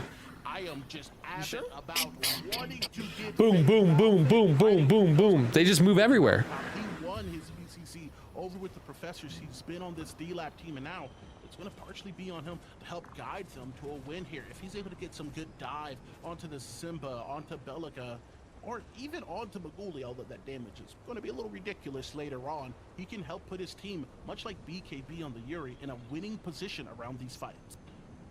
100%. He's going to definitely be that factor. Still want to see kind of how they play into the second Fang Tooth. They haven't been able to really secure a lot of these Fang Tooths going to the game. I don't think they've been able to get one yet before the 3 Fang Tooth Monty on the side of F8. This might be a contestant here. It's still going to be started up on the side of F8. Yeah, you guys have been doing a great job today, man. This cast has been awesome. You sap XP in every lane that you go to, Zay. Legend, you sap XP in every lane. If you roam mid, you take a wave in mid, then you go back duo and you take a wave in duo, and you go back off lane, you take a wave in off. You just sap XP everywhere. You don't take the minions, but you sap the XP. You're sharing XP everywhere you go. Put some respect on his name. Mythic's not done yet. Maximus there, being able to steal the Fang Tooth, still getting the double kill. And I'm gonna say it again. Here you go. Watch out for him. Watch out for the man. As we look at the instant replay, they zone out Maguli. Great job on Toasty, forcing the blink. The Earth Shatter pops down on Mercy, and here comes right over the wall, Grady with some style, baby, being able to put himself onto that board. That is another kill going towards that man Fang Mao. Dude, being a jungler, it's 60% getting objectives, it's 20% ganks, but that last 20% aura farming, brother, and he is smooth the way he's slipping in and out of some of these engagements, able to lock down the kills and put his team into the position, not losing all now. Don't, you know, get it too mistaken here. F8 still has that kill lead. It's only by a threshold of 1. Obviously, that could be turned from a solo bolo, a small skirmish. This is really anyone's game, but this is the most life we have seen get breathed into this jungler for Mythic.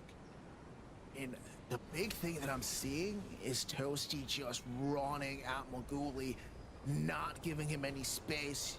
Best person to do that is going to be the steal. You want a free cast? Nah, not today, buddy. I got a shield bash, I got a shield slap, and a bull rush to keep you on down. And they've been able, on the side of Mythic, to translate that damage towards everybody else, while Maguli has to fight for his life. Yeah, and up to this point, we've been hearing from these competitive players about how good enchanters are. But they're a little bit less good when the Maguli's on the other team. You just need a thick slab of beef to make him spend his damage on, and to maybe prevent a degree of it. It is going to be an ulti that does come down out of the steal. That's a lot of damage being put out on the Toasty. His peak is going to be able to lock down another kill. Black Hole does come up order then. Cure utilizing the ventilate over to the right side. It's going to be able to get some members low, but the question is, can he get them dead? Grady most definitely can. That's going to be a double kill that goes in his favor, as the team fight is going to be split into 2 for 2 in the pit. Timbo gets a big shutdown there. They're going to look to keep fighting this objective. Not really a lot of contention here from the side of F8, but they're still close on by. Maguli's still healthy, but here's come Cure and Appy. They don't have the HP to really kind of battle this one out. And Seraph is going to be up before Fang Mao, so they have the ability to get the hunt. Oh, man, dude. It's so just devastating, right? I mean, somebody get Maguli a Scooby snack. Brother is a dog. The moment he sniffed out somebody looking to maybe contest, he turned around. What objective? My only objective is you, and you're looking like a Stop ball and steal is actually so annoying to go against. That's why I said that he should be going, you shouldn't be banning the Decker. You should be banning, or sorry, you shouldn't be banning Aurora, you should be banning the Decker. Because if you ban the Decker and you play against an Aurora, you can just dash through the Horror Frost. Or you can dash whenever you get ulted by Aurora, you can just dash and cancel the Aurora ult. Waiting for the Soul Chalice and the Solaris to kind of be built out, where he really starts to become impactful in those fights. It's going to be a Mercy, and here comes Karate potentially to be able to stop that engage going off. Still waiting for Cure to get online. Can you dash through Cage? No, you can't. But TB is also just as strong, as long as he's able to kind of get a little bit of peel, kind of get a little bit of space. Mid one and T1 inside of the mid lane. He's going to go down for the side of Mythic. Open this map up a lot more for F8. Yeah, and if this map is open, there's going to be... I think he's doing it because he doesn't want to build Rec, but I don't even think you need Rec for Aurora. I don't even like Rec for Aurora. Going to be able to maintain a level lead here, as Lobber's going to be looking to get some XP, get some gold, and more importantly for the character in particular, Sevarog, he's going to be looking to get some stacks put on him. Falconer's health though into the Void Bomb. Oh my god. Oh my! Solo Bolo! Dolo is going to lock down the kill. Just nowhere to go. The Neuro Disruptor just pops out to silence him from Evil, being able to use that torn space and getting in that last set of auto attacks to be able to secure that kill. Great play there by the big man Simba. Number 1 in the rank, if y'all didn't know. He may be able to play himself, and that's going to create a lot of opportunity here for the third Fang Tooth of the match. It's going to be an engagement here off of Grady. A blink is going to come out, but it's just going to be a blink for blink. Earthshatter does come. Well, that's why that solo happened. I mean, he could have just ulted Simba. kill for the jungler, but onto the But other then you side wouldn't have had ult for the Fang this is Tooth. a much more important objective. That's going to be the Fang Tooth that easily goes to F8. I mean, I believe that was the last stat that Feng Mao needed to create a full passive there where he gets the 5 kills. And if so, he's going to be in a world of pain for the side of F8 and nothing that they can do. But it's going to be Simba with the big knock-up here, but Toasty with the peel. This Bellica build is so disgusting, man. I think this Bellica in my eyes is probably the best mid laner in the game because of this build. This build is so disgusting. I'm going to keep going with I'm the one that started it. I don't care what anyone says. Make that play and potentially have that into effect. I have to go back and look though, but I'm pretty sure I was the first one who did it. Unfamiliar with a lot of the time when we Consistently. to these different angles, showing their just presence on different parts of the map, something seems to be missing, and a lot of the time that's their HP bar. It's been because everybody was building the fucking. Everybody was saying how good the stupid veteran AUG was, the extra XP AUG, and I was like, no, do the prophecy with that AUG. For Mythic to be able to get some of these. What's the build? You go the augment, which makes you do 10% extra damage on your basic attacks as Bellica, and then you go prophecy with Typhoon, and then I went Wraith Leggings. I mean, there's different versions of it, but I went Wraith Leggings, Overseer, and Oblivion Crown. Right now, and I think this is where Aubrey's going to start to be effective. Man's got shoulder pads like this is the 70s of football. But yeah, there's different versions. You can go like a whole bunch of different things. But essentially, it's just the prophecy with the augment, and then you can go whatever after. Mythic kind of evolved. I think him with the combination of the Feng Mao are going to start to do some world of hurt. The next fight, though, is going to be around the mini prime, and that's where we're really going to, you know, kind of get our kind of answer of, is this where they're going to turn it around? Who's going to help with that?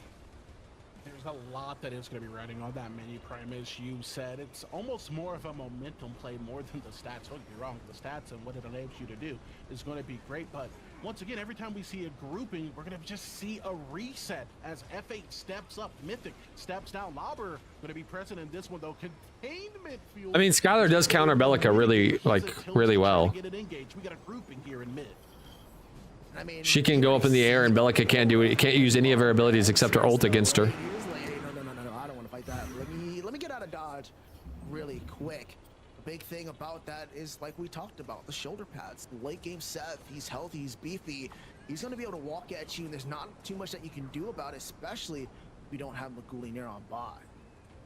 100%. Maguli, he's been anywhere but a fight, right? He's trying to scale himself into the late game, get that damage down, so that fourth shot is the last thing a lot of these players are going to see. Grady going to find himself in a 1v3 situation. Grouping over onto the left side. No objective up as far as Fangs go. So Grady's just going to be looking to clear the 3, and also, much like his carry and Maguli, make his way quicker to this late game. Make it way a little bit quicker, a little bit on the fast-paced kind of things. And I think right now, it's been getting a lot of form. Been awfully quiet for this AD carry. Might potentially be able to get this T1 on the next wave push, but it's the mini prime that is. Love picking Rick into Skylar, picking her out of the air. To make a call, but nobody's moving there quite yet, so we might be able to miss out on the second mini prime. And now we're gonna see Toasty playing to peek a little bit of support on support violence here before Appy makes his presence known. Is going to be able to discourage Peak just enough to reset. Grady, though, going to have to utilize that spell shield to mitigate some of that damage coming out of Simba. As now with this grouping coming, we're going to see a fight more than likely around this river. And it's nobody can really get it quite yet. Both teams are present, so nobody can really force this objective on down. More of a kind of stall moment. They're just kind of pushing everybody back. F8 just doesn't want anybody to be able to get that mini prime. Let the big orb prime spawn and create a different type of pacing into the game. Because now, ladies and gentlemen, we're in a late game stage. This is where the big objectives have spawned. This is where everything starts to become a little bit more impactful. Every pick becomes a lot more detrimental. Every late rotation starts to become a big problem when these objectives are on the board. How do you play against this? You get the vision down. You look to get your own picks. And if you do that correctly, you're the one in charge, and you might be able to possibly get one of these big objectives with Cure. You're the one getting capitalized on.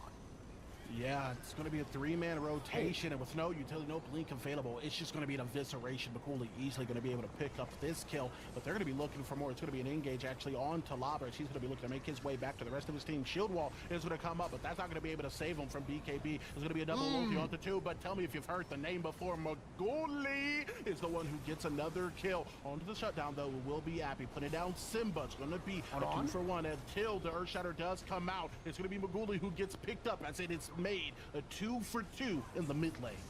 Appy getting that solo. There's a big shutdown towards this F8 team. They look like they're winning that fight. McGrady went back in, Earthshatter up to be able to get something down. Like I said before, the Sevarog is tanky. Until Maguli shows up on that Revenant, you saw that 4th shot just come out of nowhere and just be like, yeah, you're no longer a tank. You're just there. You're fodder. With the Primordial Fangtooth being taken up, this might be a risky call. Be good here to back on up, especially when you don't have Lawber inside the game. They might have a little bit of room here to kind of get themselves to set up for this Primordial. As you called it, right, we could see Grady also coming to the conclusion that this is a little bit of a risky call. He goes in, gives the Fang a little bit of a tickle, and then he kind of thinks better of it, getting a reset there out of the pit. And now Plango to clear these right side camps. Here's some of the Bell build. Able to get some gold. Wraith Leggings, Overseer, Oblivion Crown. Yeah, I mean that's essentially it. I mean it's kind of whatever you want to build. It's Prophecy, Wraith. I mean sometimes you go Tainted Scepter after Prophecy if you need. Sometimes you'll go Megacosm. It's Prophecy first item with Typhoon, and then after that it's whatever you need in the game. I like going Wraith Leggings, and I like going Overseer. And then after that it's sometimes you need Caustica, sometimes you need Megacosm, it's whatever you want after that. Serena, but Prophecy is the first item you build, and then after that it's situational on what you want to build. Most of the times that Primordial Fangtooth that these teams are looking for, especially on the side of F8, to be able to get that 3 Fangtooth Monty, 8% extra HP, damage, armor, be able to go yourself down into these fights. Mythic trying to get a little cheeky there. Previously had that wave set, but Kwong is able to catch it before making his rotation to this left side Fang. We could see both of these teams looking to show a little bit of extra attention to that Primordial Fang. Yeah, the Orb Prime is nice, but let's be honest, man, this is in a predecessor. We like to fight over here, and that Primordial Blades is conducive to nothing, if not that. Oh man, I mean, both these teams are setting these waves, just patiently waiting for their time to shine, trying to get a pick.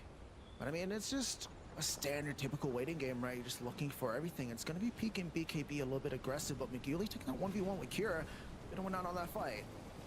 He most definitely does not want that fight. Now, Appy gonna have to use that torn space as Lobber's gonna be looking for the fight over onto the right side. We are gonna see the crest does get triggered off to that backside. Simba gonna be looking to play into the left side as now it's gonna be the Eviscer. Big Appy ult, but it's not gonna matter at all. Still up. It has to be a big play coming out of Mythic as now they're gonna be looking to play for Ghoulie onto the backside. Cure is gonna manage to survive, taking BKB all the way out. 2-for-1 trade going in favor of F8. They do get the jungler there, which is huge for the side of F8. They're going to have the potential to pick here, but the HP on Mercy is not looking too good. This is the Primordial Fangtooth, ladies and gentlemen, we're talking about. If he takes any amount of that burn, his HP is going to go down pretty low, but it's going to be Peak that sets it up. They still have an opportunity to contest. Happy playing over onto the side until he simply isn't. McGooley able to get an easy kill here, as it's going to be the Primordial Blaze that goes over to F8. A little bit of a rumble in the pit, but at this point, game's over. If Lobber dies, it's who gets the kill. The answer going to be Mercy. That's 4 members down from Mythic. Oh man, just not able to steal it. Appy getting a little bit too over pressed, and McGooley just one taps him as soon as it goes around that corner. Was able to take him out of the fight. If they had him, they would have potentially been able to burst down, get some picks before that HP. But with that Primordial Fangtooth, there you go. I mean, this is all that F8 needed to contest or Prime. This is crazy. It's gonna be a rough one for this side of Team Mythic to try and fight their way. What is they broke down VP points earned by different things in a match, like deaths take away VP, kills and assists add VP damage to. No, they can't do that. It's going to be the side of F8, especially with that third Fangtooth. Just because you die doesn't mean it's a bad thing. Kind of discouraging in a way to say that this is oddly maybe a better. And just because you don't have a ton of kills and assists doesn't mean you provided a lot to a team fight. There's a lot of times when a Richter starts a team fight, but he doesn't get a lot of kills and assists because he hooks one person in, ults that person dies, Richter dies, but he provided a lot in that team fight, but he just didn't get a lot of kills. He tanked all of their damage and killed a guy before they got to get their ult off and a whole bunch of shit off, right? But he didn't get a lot of assists. He just died after he hooked somebody in and killed them. But they dogpiled him and killed him, right? He doesn't get assists for that. He just dies.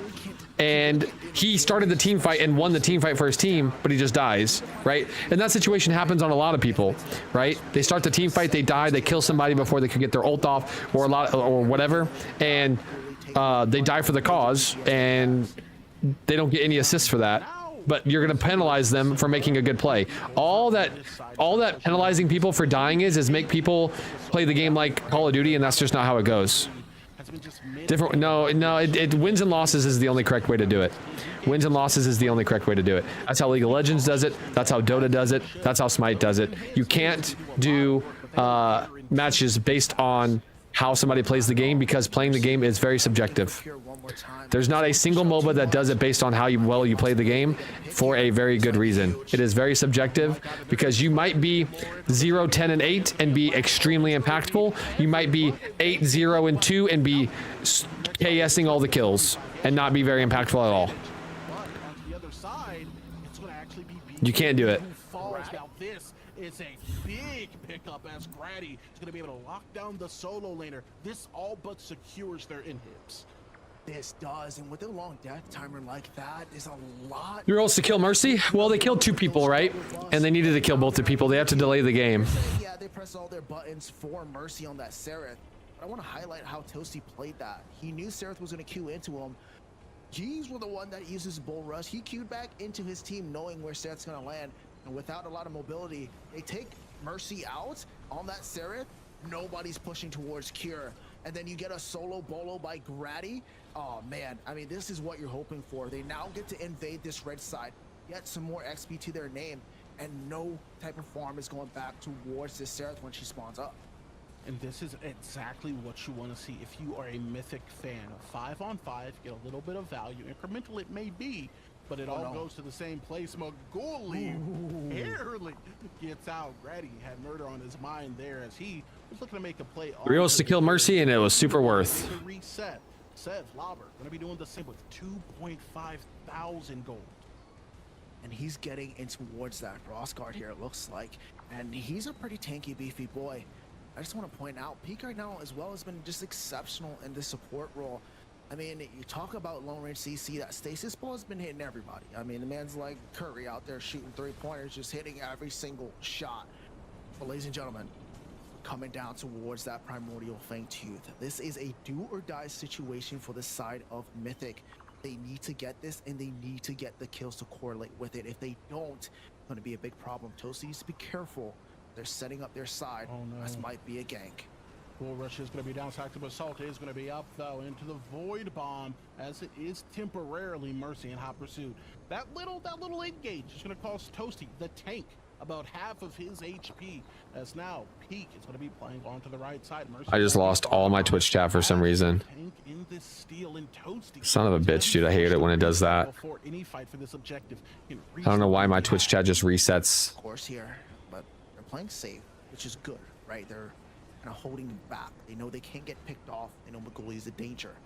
Toasty also needs to utilize his wards here to kind of clear some vision, because he's sitting earlier in the game where Soul was Zinc. Soul got 19k damage to heroes. Any advice on getting that much damage? Soul also died a billion times and didn't do that much healing, if I remember correctly.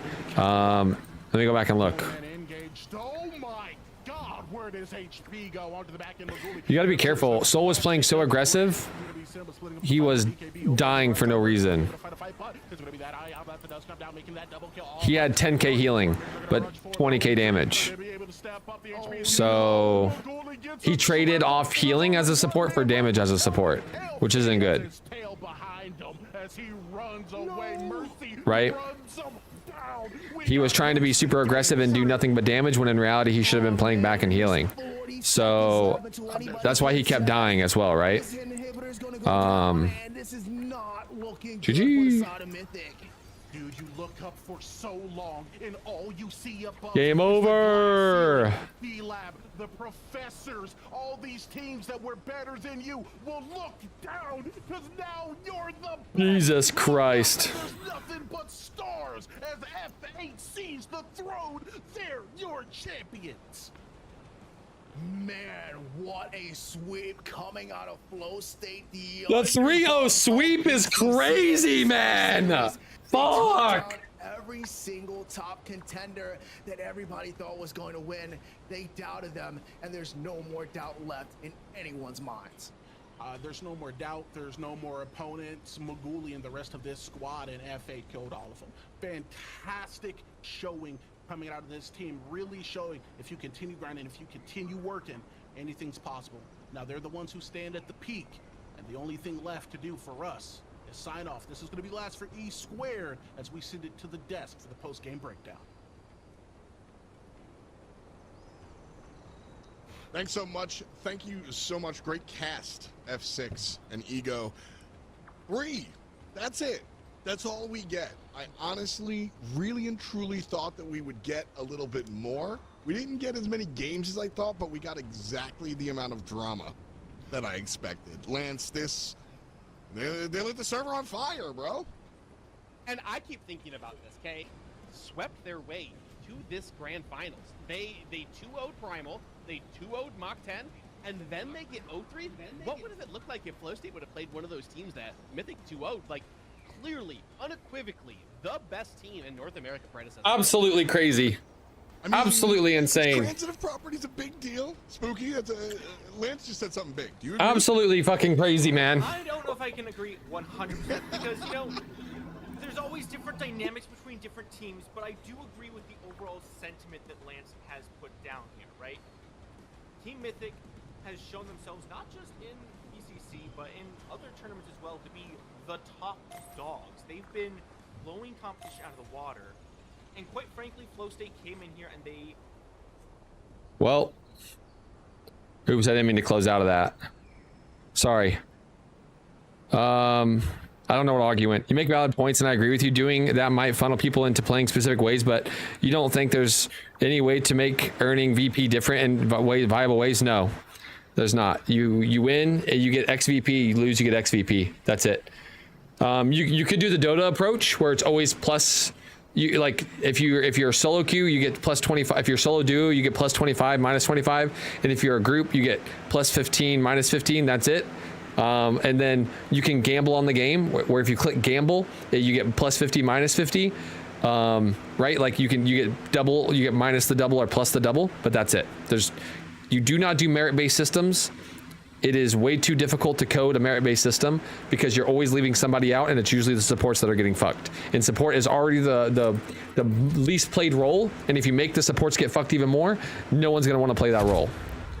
My biggest gripe right now is that people are scared to fight like the point that they run but still die, and if they had turned and fought with me, yeah, I agree with you. People do that all the time. GG here, by the way. Yep, professors. Yeah, I mean, everybody got ran over. Everybody likes to point at the professors. We're just a known team. Flow State sweep is wild. Flow State sweep is wild. I want to be peak when I grow up. Me too, man.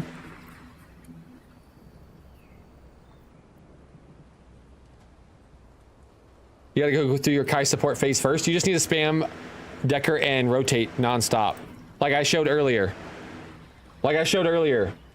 I've been doing nothing but rotations on Decker support. Literally nothing but spamming rotates on Decker support. Let's look at it. When I played Decker support in ranked. Decker, ranked. Wasn't doing spam rotates on Decker support. Spamming rotates on Decker support.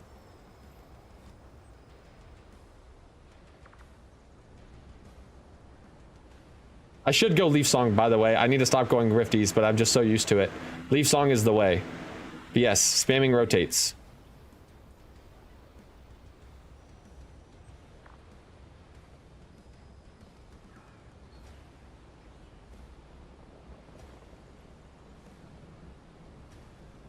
Who's MVP? In my opinion, Maguli would be MVP. Maguli or Peak, if either one of them get MVP, it's fine by me. But in my opinion, Maguli is MVP. He single-handedly carried game 2 in my opinion. Or was it game 1? I can't remember, but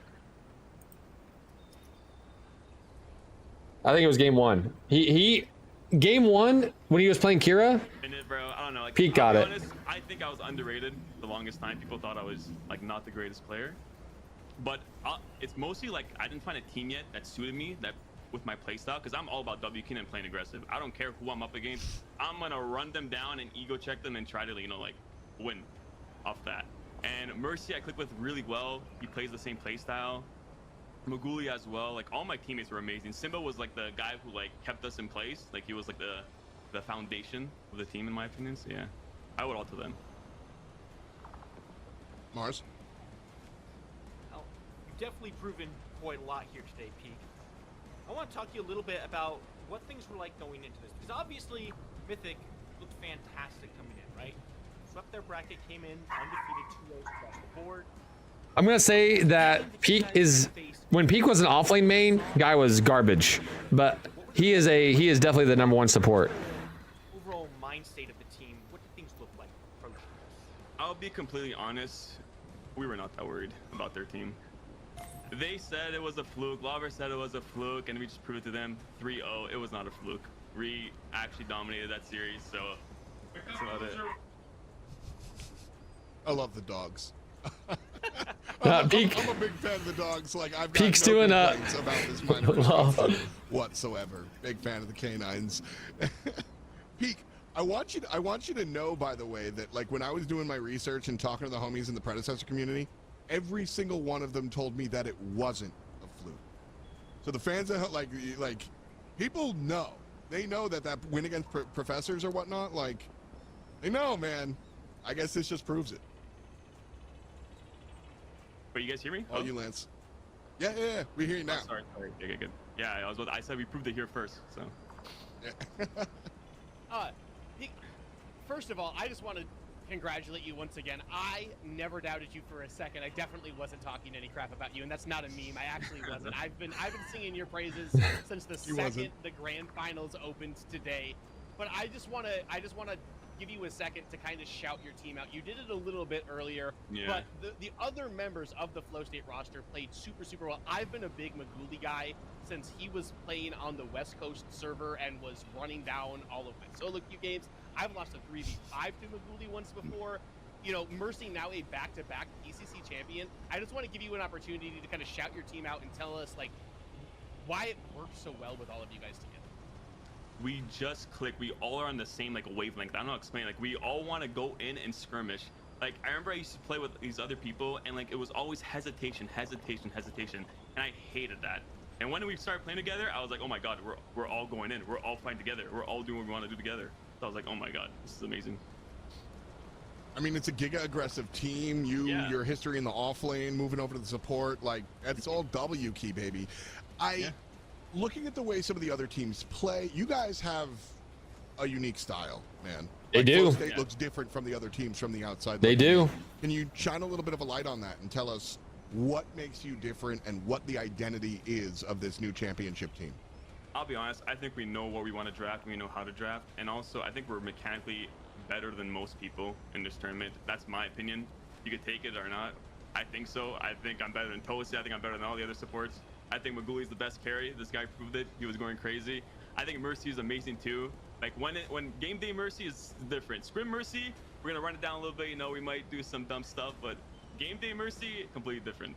So business time, lock in, man. It certainly worked out. You guys looked fantastic. You looked fantastic. Love to see that great setup support play. So cheers to you, my man. Anyway, I was gonna say, all you. Yeah. Even BKB. BKB was the one that was always on our asses about like getting scrims, doing draft mocks, and like he was the one that actually helped us do this. If it wasn't for him, I'll be honest, I don't think our drafts would be as good as they were. Like he made it work so well with us. We played our comfort picks, heroes that we thought we were good at, and we kept rotating between them because we knew we could carry on them. So not just about the brawn, but about the brains as well. So go ahead, Lance. I got something I want to squeeze in here before we let you go here, Pete. This is the 11th PCC, but this is the very first one, a meta-sanctioned official one. You have now cemented yourself in the history of Predecessor forever. All of the ones before this were grassroots. You, Peak, my friend, are the MVP of the very first Ometa sanctioned and official Predecessor esport event. How does that feel, and has it sunk in yet? Holy. Honestly, it feels great. I'm super stoked to see what happens. I hope we go to land. We'll see what happens, but yeah, I'm happy with my whole team. Like, I would not change anybody. Like, Mercy keeps getting dropped, picked up, but honestly, Mercy is incredible. You're crazy to drop that guy. That guy's insane. I fucking love him. So yeah. I love to see the love for the team for sure. Finally, somebody recognizes Mercy's worth, bro. Finally. Anybody else that you want to give a nod to before we let you go? Senpai, bro. Senpai was there with us when Maguli wasn't able to scrim all those times. You know, I'm busy. Sorry about that. I have like 9 brothers, so they're all just walking in on me here and there. So yeah. What was I saying again? I forgot. I was looking at the floor, kind of just give out your thank yous and high fives. Yeah, so yeah, Senpai, like I said, Senpai, he was honestly there for us for scrims. He was always there helping us out, helping us like, Holy! Through, like, how we want to draft as well, and like helping us like give hints to like things that we might forget during game day. I also want to shout out Oba was there too for a couple of scrims. He helped us out too. I like Oba. Oba's a gamer. Who else?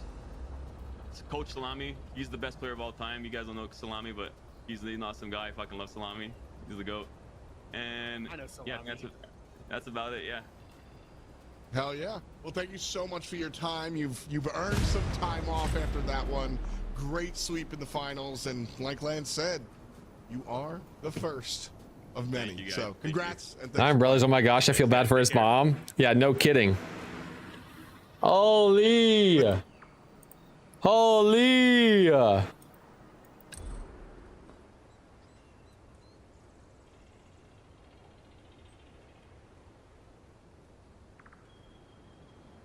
deserve quote credit? Oh, I got you. Hold on. You're right. Hold on. Serena Marina.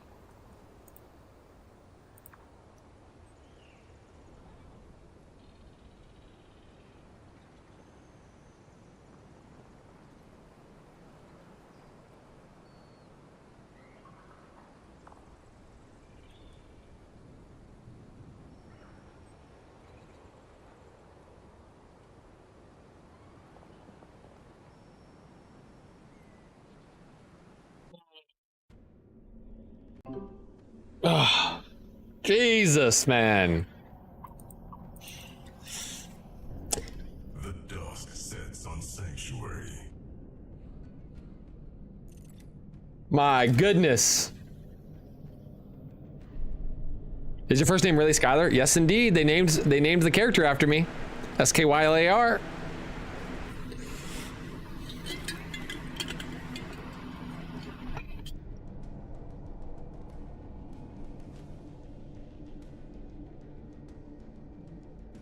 Support role assigned.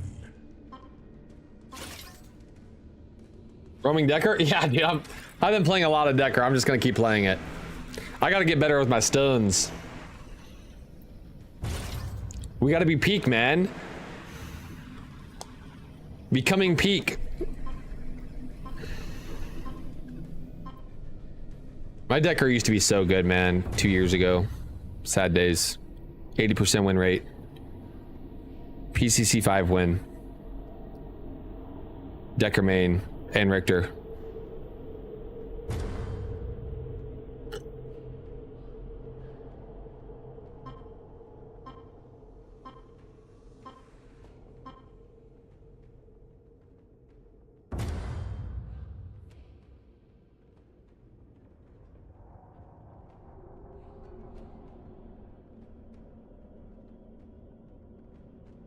Name is Skylar, but I play Decker. True. They didn't actually name Skylar after me, by the way. I was kidding about that, but I always joke about it because they spelt it the same way. Normally, people spell Skylar S-K-Y-L-E-R, but they spelt Skylar S-K-Y-L-A-R, which is how I spell my name.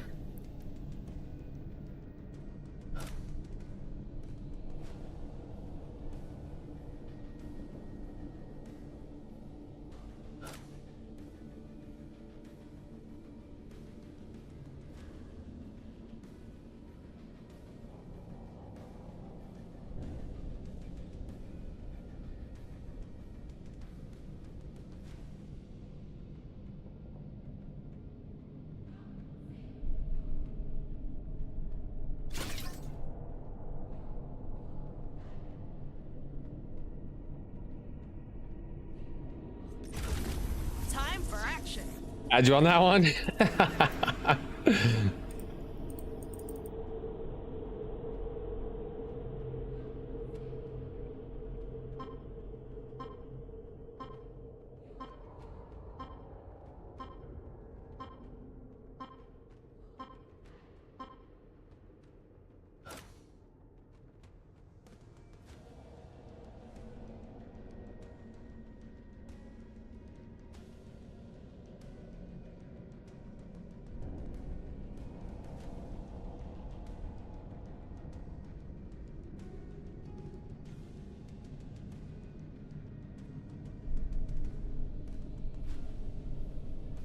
I'm fucking hungry. Jesus. Like starving. Water's not doing it for me.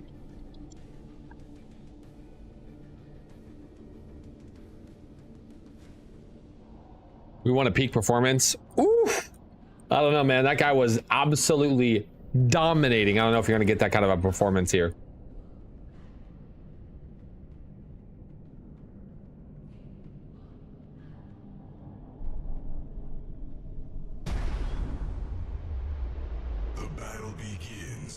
I wanted to see if any of Flow State comes to visit. I don't know if they will, but Alright, let's do this.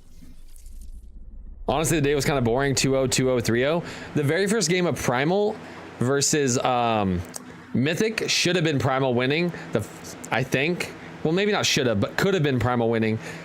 And then Mythic versus Mach 10. Mach 10 could have won if Feng Mao didn't DC. So it could have been 2-2-1s, but Time to crush dreams.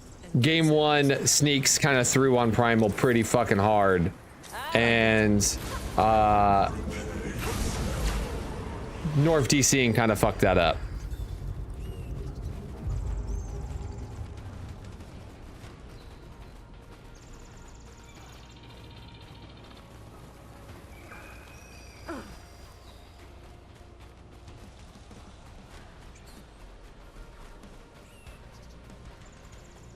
We got Maguli and Lance kind of starstruck. Lance used to be a big fan of the professors, but we've been choking for so long now. You kind of can't keep a fan base if you keep choking for so long. Try his build. Oh, I've been running his build for a while. Raul, I've been running his build for a while.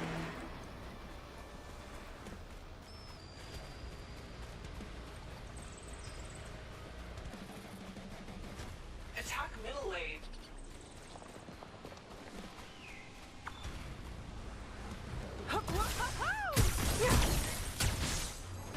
This ain't right.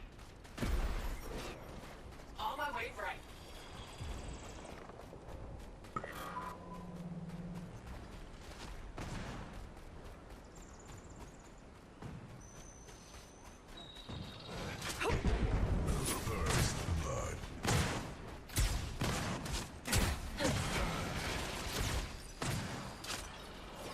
No Howie Flash. Yeah, no Howie Blink.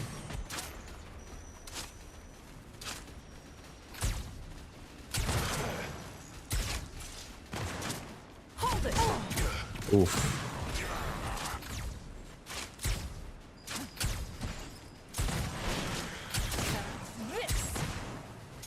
An allied tower is under attack. If you come here, I can bait him. Of course. Damn. Blink on Boris. Blink on Boris. Nice. Blink on Boris. No blink on Boris. Use them all abilities.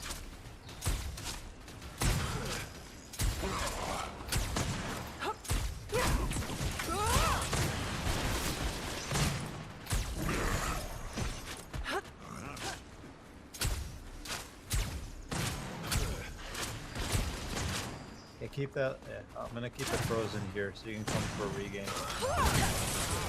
Hold it.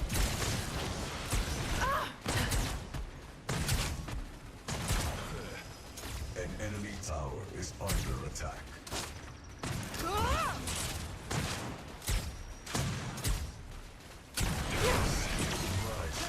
Progress.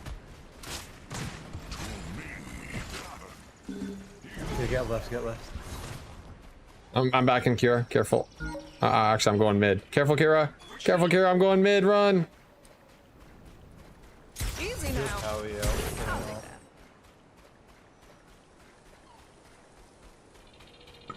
Nice living. I'm here for Howie. There he is.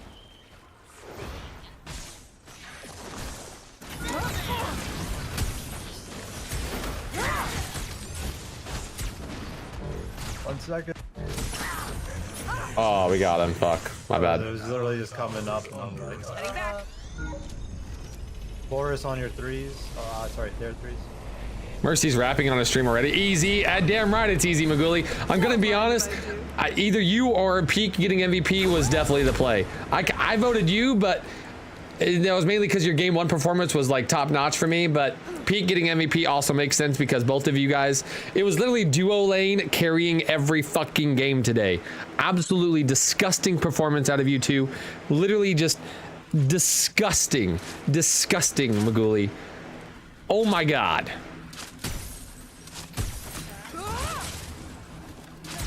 Holy fuck.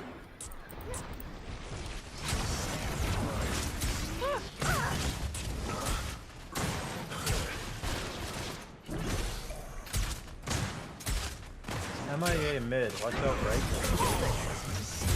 Group synergy. Oh, well. Oh, got one. Yeah, I got one. Going anywhere. Easy now. they're in the lane. Ah!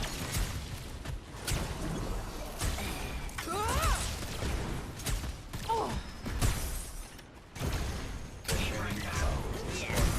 Dead river.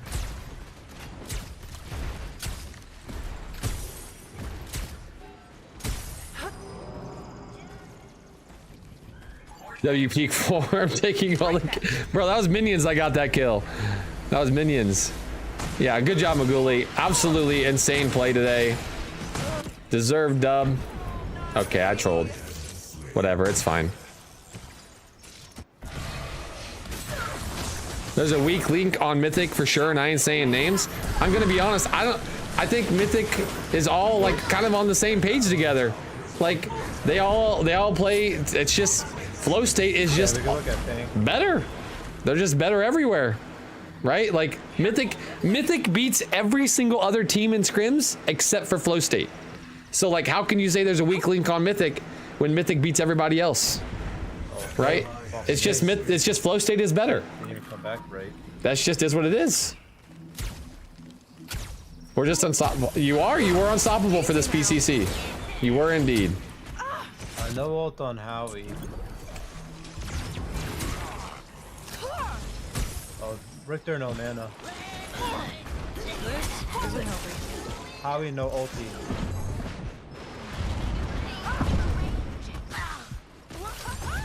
The fuck you talking about? That man just ulted me.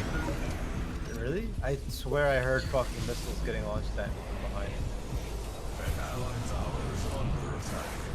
Oh yes. Please go perform at land now. I don't think there's been a single team that's won 2 times in a row, so we'll see. Bursted down. I swear I heard missiles. Mythic got 1 weak link though and 4 absolute demons. I don't think they do. I think it's just they beat everybody and then there's the flow state just beat them.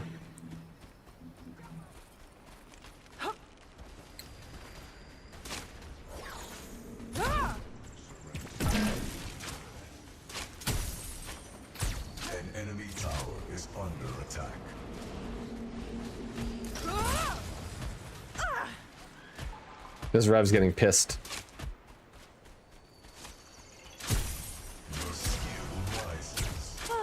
Evolution.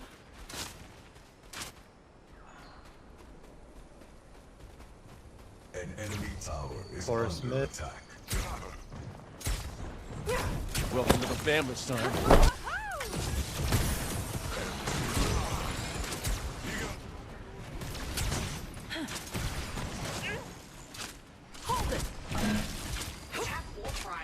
Oh my god! Ah! Project! I should be roaming, by the way. I shouldn't even be here in this lane. I'm leaving Kira. Careful. We just fought like 3 people, so. Oh, never mind. Careful, Kira. I'm here. I'm here.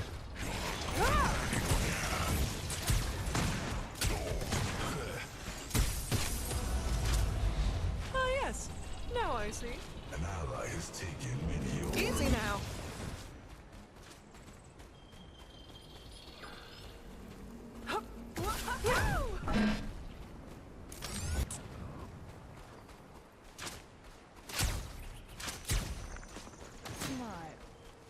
Come on, mid again to kill the Howie? No, it was a fuck ton of madness that just happened during that entire engagement.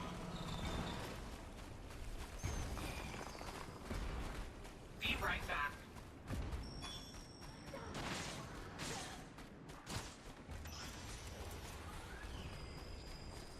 Howie. Hold it.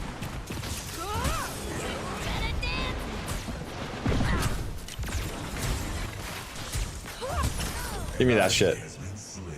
Richter going back right, he was mid. Mine.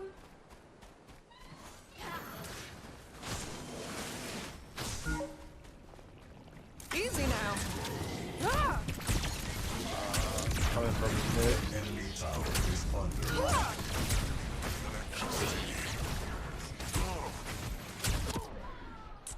Got him! Of course. Stay back.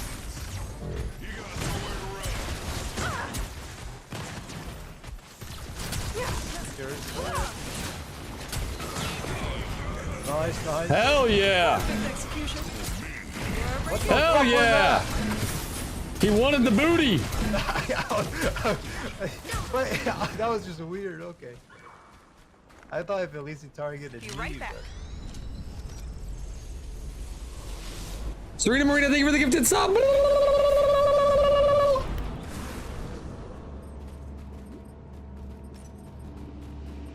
I like it. Tower is under attack. I want, so went from getting peak banned to the old day. I only got peak.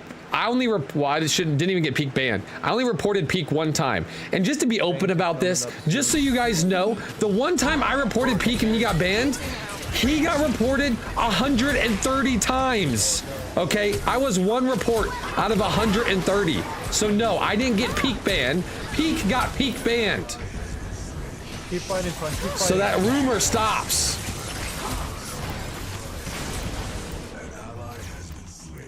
And he got banned 4 other times, by the way. And I only reported him once. Yes, science. Hold it. Easy now. Not enough energy. I don't have any mana. Why don't I have mana pots? Perfect execution.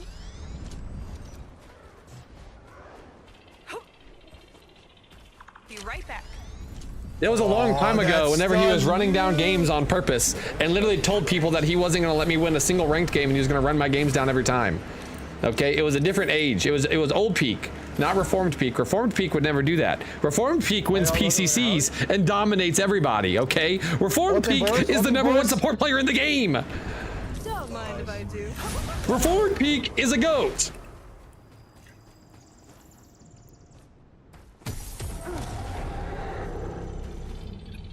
Let's go, Wahoo! Let's go! This is wild. This feels like I'm actually playing TDM or some shit, bro. This is not. Let's fucking go, Wahoo! Let's fucking go!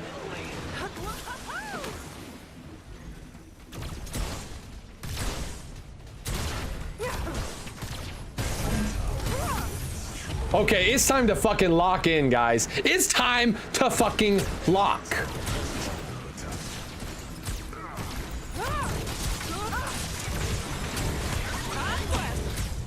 We got ramp here. We're getting wrapped around. I think we're.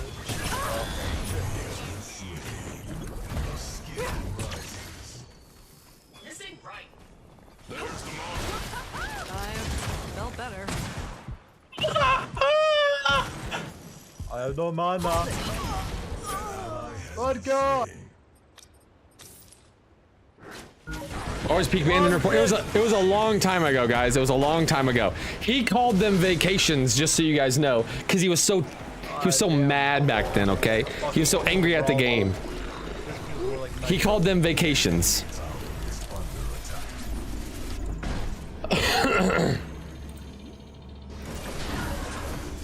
Really?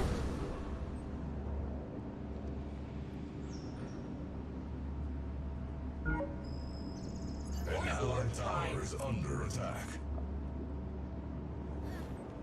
Plenty of whip room.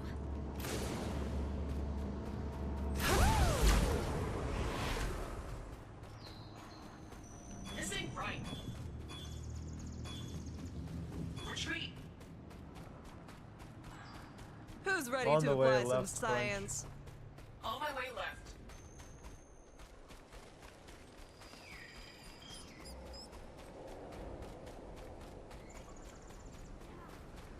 An enemy tower is under attack.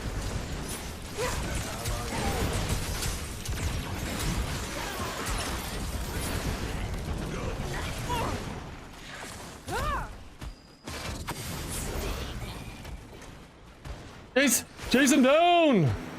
Oh,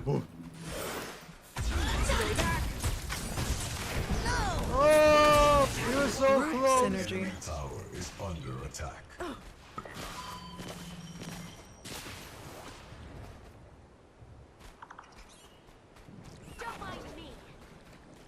Geeks follow alert is fucking hilarious. Good. Everybody should go follow that man right now.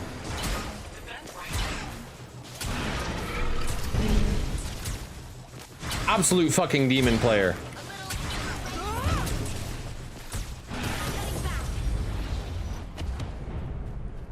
An ally has taken mini ore. We're about to go on our Chimera support fucking arc, man.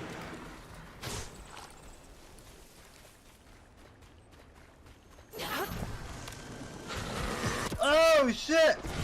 Oh!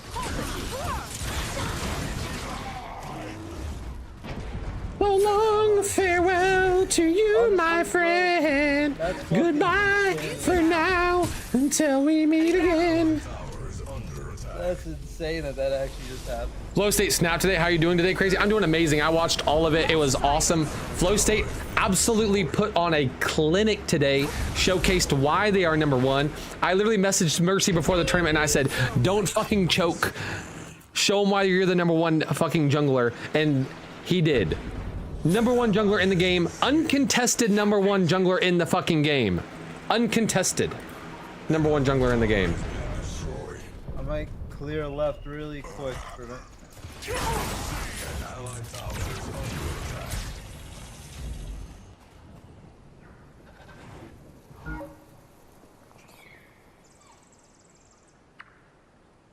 Might do a TP.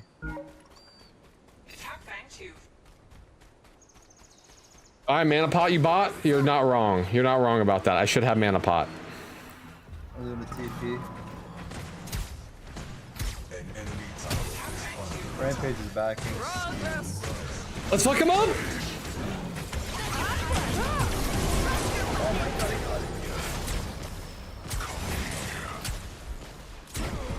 I'm coming.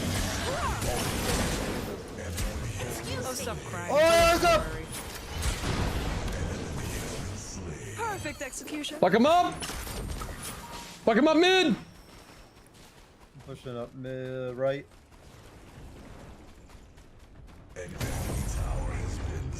Red buffs up! Wait, there's a Howie here! Easy now. I stole the 2 camp!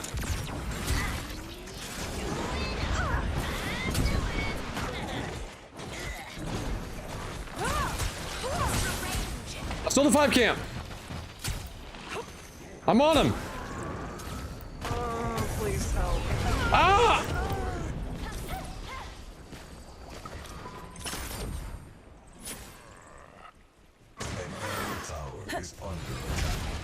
How do you think how do you think they match versus the best of EU? If EU can stop them from doing their thing, they'll be fine, but Flow State kind of forces their thing. In the current meta, I think Flow State probably would have beat EU, but on lane it could be a totally different meta. We don't know. Suck the shit out of Crazy Fool's toes. I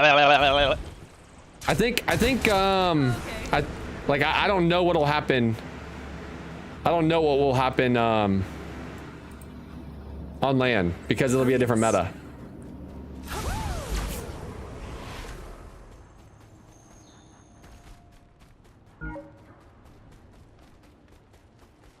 Against NA teams, I think the only NA team that they might struggle against is literally just Flow State because they're the only team that plays super fast right now.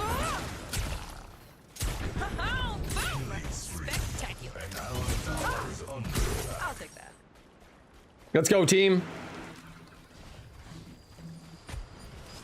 Mach 10 also plays fast. They don't play that fast.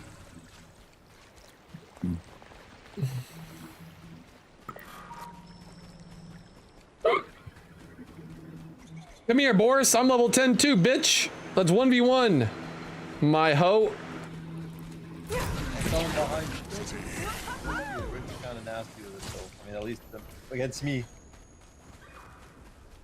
Hold on, let me get level 11.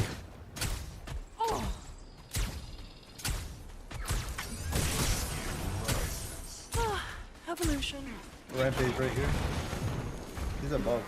Rampage is above. Hold it. God damn it. Bye, Faye. So long, farewell to you, my friend. Goodbye for now, till we meet again.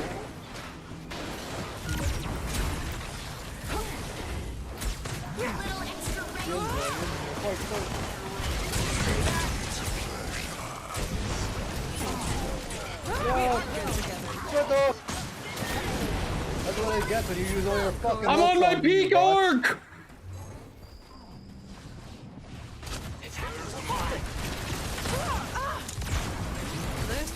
Ah, I missed everything. I'll be up and we can try. Be right back.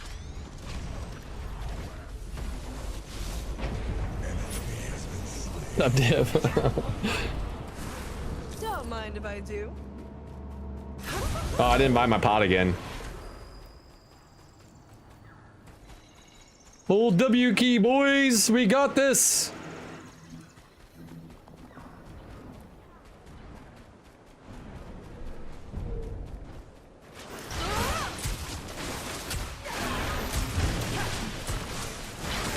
Who's ready to apply some science?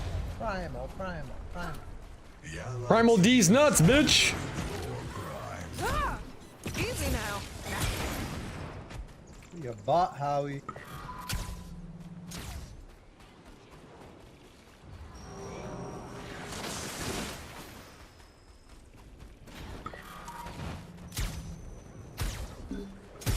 I need a man the low key. Thank you. Oh damn. Oh. Oh, I'm alive! Oh my god!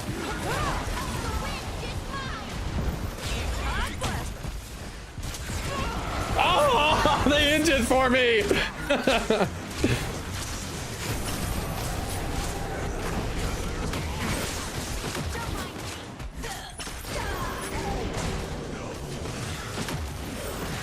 You just stasis this rev ult, bro. What the fuck? I don't know if I canceled it. Where was this Decker a couple weeks ago? I've been spamming a lot of Decker. And I'm gonna be honest with you, it's still very hit or miss. I played a Decker game earlier today that was exactly like the Decker a couple of weeks ago. I missed literally every ability.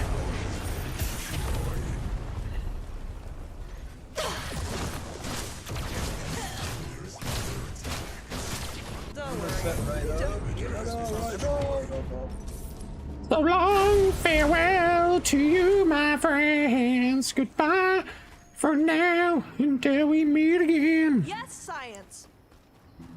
Why is the total sub 0? Oh, much mana. Oh, I don't know. It must have broke.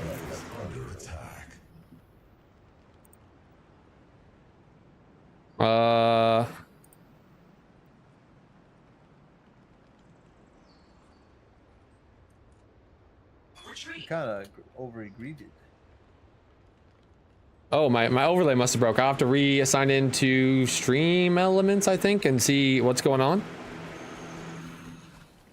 It's definitely not 0. Unless Twitch hates me. Like,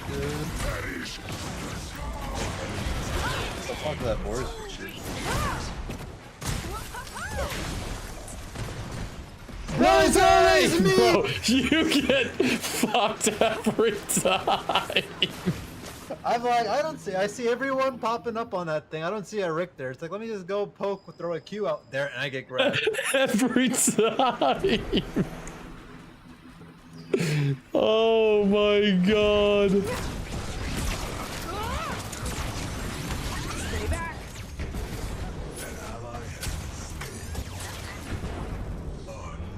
Get him, Kira! Oh, the ultimate! Oh, yeah, turn to this there. Oh shit.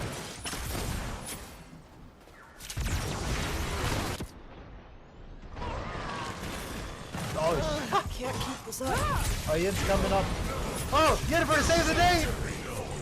Oh, Perfect damn. execution. Oh shit, there's a rampage! The boss arrived! Oh! The bear got me. Oh my god, she's got the affinity gauntlet. Beg your pardon. Quadra kill. Damn right, you better get a quadra with the affinity gauntlet. Holy.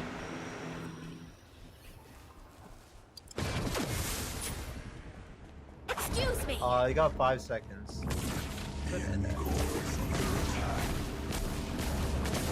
Literally every buff in the game. Take that back. Drop your weapon. That was a little late.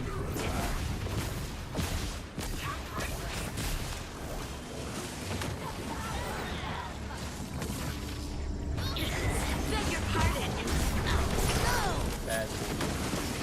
Holy. Oh, this is actually tight. Oh no. Really? No, run! Don't mind if Hey guys, I bought the pot. Hold it. What are you gonna do, Reverend? You chasing me? Oh, can't make it over that wall. Retreat.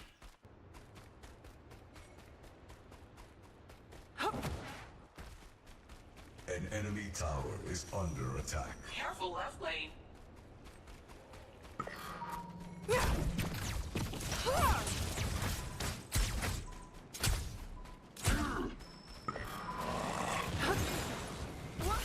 Hold it.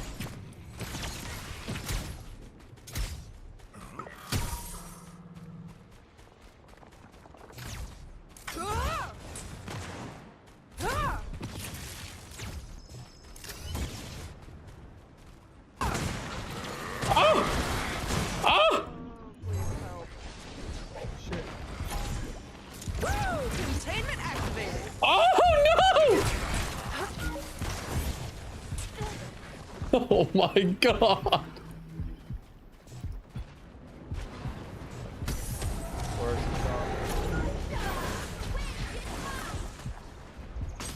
Hold it. Enemy has been slain. Attack or prime. That's crazy they ran this way. What the fuck? He wanted to die, bro. He ran up the stairs. Easy now. What are the last 2 items? Probably Spellbreaker and Peak should have pulled out Wukong, I agree. Probably Spellbreaker and like Time Warp or something.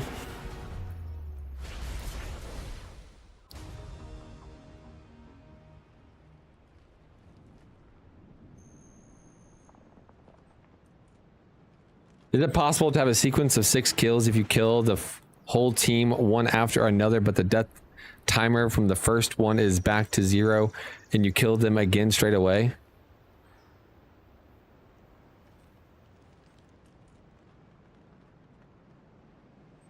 Probably. I would imagine there is definitely a way to do that. Time for action.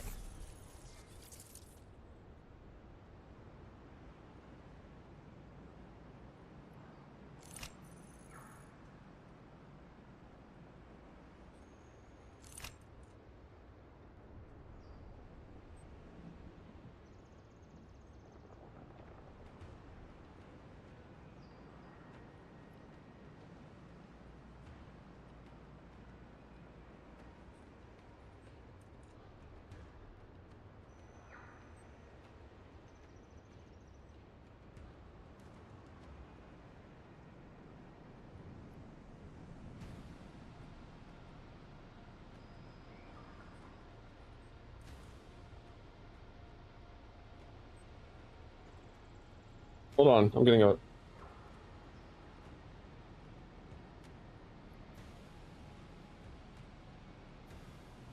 What do you max first on Decker? Well, if you go the Q augment, you max Q for sure. Look at my damage, baby. Look at my damage.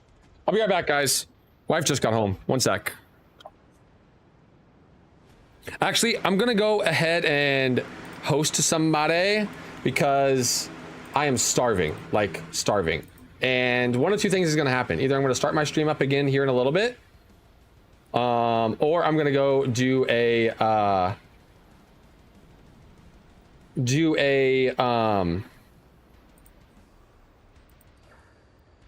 go to a fireworks show tonight. One of the two things is gonna happen.